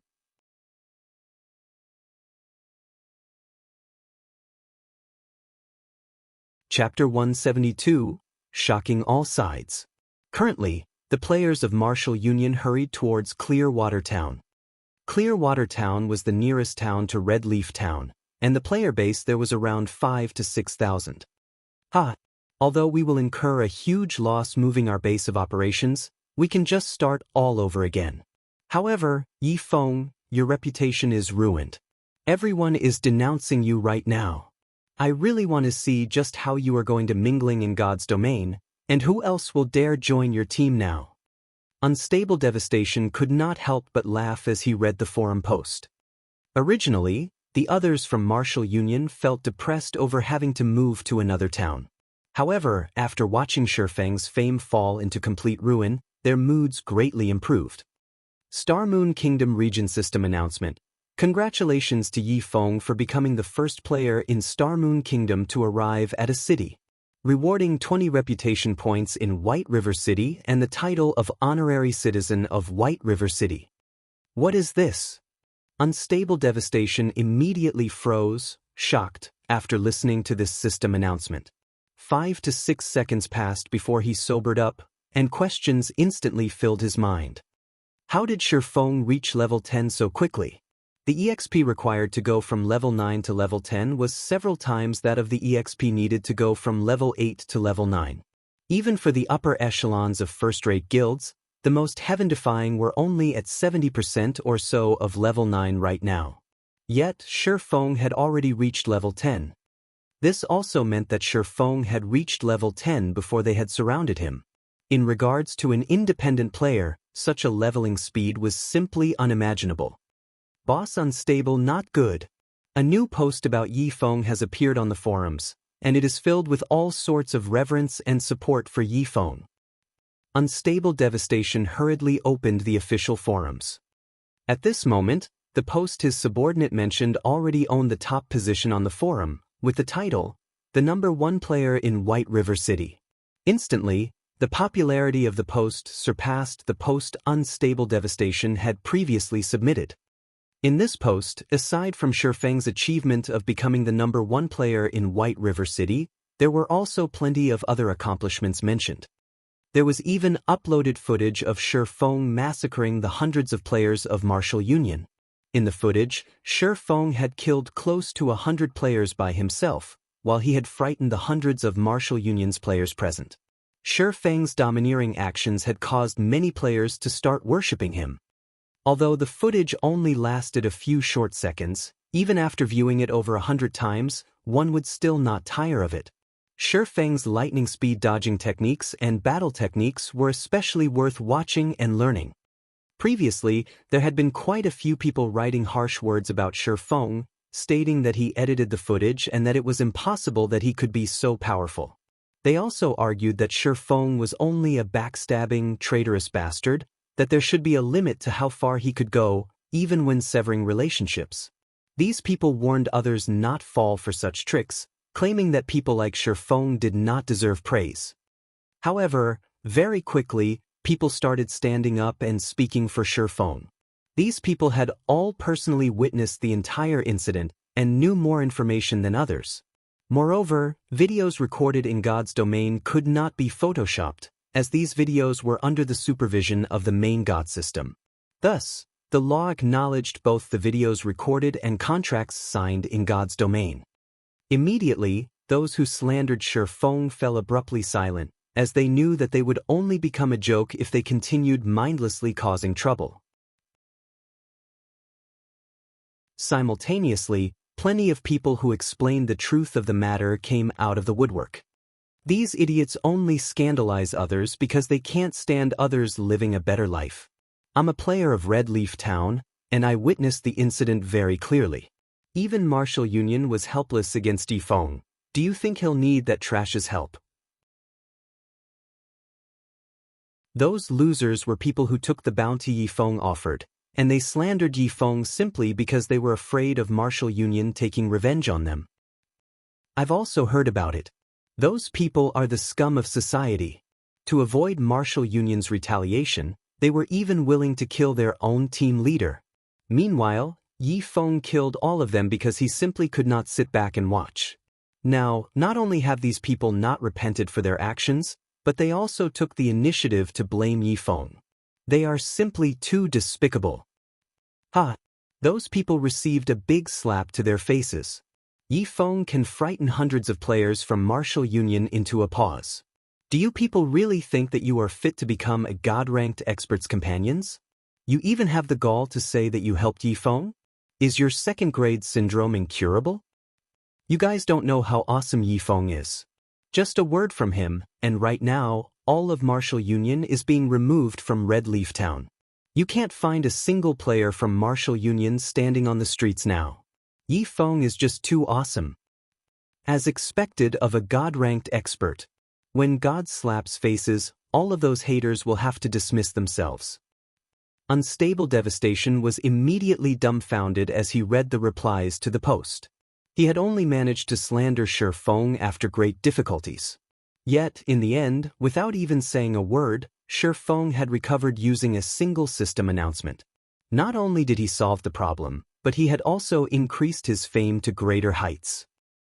As for Fire Dance's companions, when they saw the system announcement and the forum post, their expressions turned extremely ugly, even their intestines turned green with regret. They did not imagine that Shifeng was actually so powerful.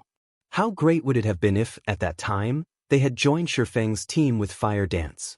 Instead, they were now scorned and verbally abused by others. Furthermore, they had lost another level due to their deaths at Shifeng's hands. They could not even compare to average players anymore. At that time, they only acted in such a way to avoid the retaliation of Martial Union.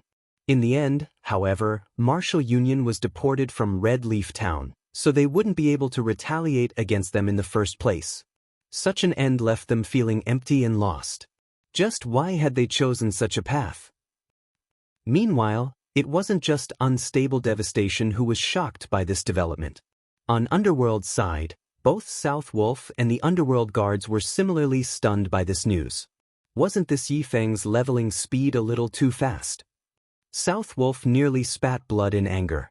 Now that Shifeng had entered the city, his previous detailed plan was useless. He needed to start from the very beginning again.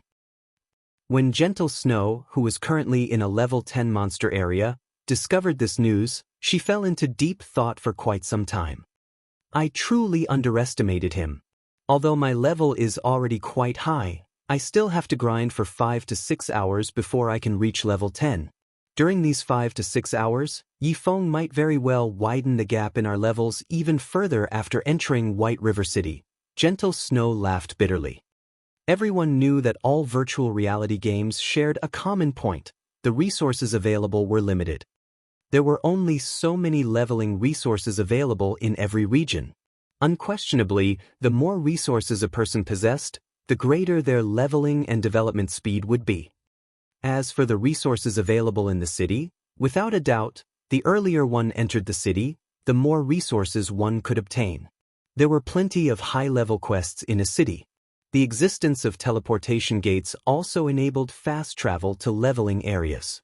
Hence, by entering the city ahead of others, one could quickly monopolize the best areas for leveling up. In the city, the tools and items sold were also limited. These items would be of great help to a team's speedy development. This gap of 5 to 6 hours would allow Shifeng to do plenty of things in the city. By the time we reach White River City, most likely, we would have to discuss matters of cooperation with him once again. Gentle Snow revealed a helpless smile. In actuality, Gentle Snow wasn't the only person who intended to discuss matters of cooperation with Shifeng. The various large guilds around White River City also tried desperately to contact Shifeng. They all wished to recruit Shifeng into their command. As for the guilds outside of White River City, they all developed a curiosity towards Shifeng. An independent player was actually the first player to reach level 10. It was an incredible feat. If Shifeng were some great character from a large guild, they might not have thought much about this matter. However, this was not the case. The upper echelons of the various guilds all had a group of elite players aiding them with grinding monsters. Thus, their leveling efficiency was much higher than other players. However, against all odds, the first person to enter a city was an independent player. How could this not shock them? At the same time, Shifeng's entrance into White River City had rung alarm bells to the many guilds out there. Someone had already started their development in a city. If they continued dragging their feet, this would become a big threat to their futures. To increase their leveling speed, they all focused on crafting whetstones. They purchased hard stones in bulks, inflating the cost of hard stones once more. However, all these large guilds were unaware that their actions were precisely as Shifeng had planned. White River City, one of the 5 major cities in Star Moon Kingdom. From afar, one could see towering buildings erected throughout the city. It was a sight no town could ever hope to compare with. Just the number of NPCs residing within the city exceeded 100,000. Moreover, the city could hold over 2 million players within its walls. It was a sight that many guilds would fight to possess. At this time, Shifeng walked down the main street of White River City. Before he had arrived in White River City, Shifeng had wiped clean his name using the demon mask, so he was not afraid of the city guards. In any case, he was a globally recognized noble. Even if he entered White River City with a red name, he would not face any major challenges. Only, there were some NPCs unwilling to deal with red players, preventing Shifeng from accepting any high-level quests. So, he chose to clear up his name. Let's have a look at the city hall for now. Shifeng revealed a faint smile. He took out the recommendation letter that he received from Blackbeard, the mayor of Stonehammer Town. This letter was one of the items he would use as capital to rise in White River City. You're tuning in to the Passion Pages YouTube channel. We're so grateful for your support, and don't forget to subscribe to join us on this incredible journey through captivating stories. Your generosity through donations truly makes a world of difference, as it's the primary source of revenue that allows me to expand and enhance this channel for you. Thank you from the bottom of my heart for being a part of this adventure.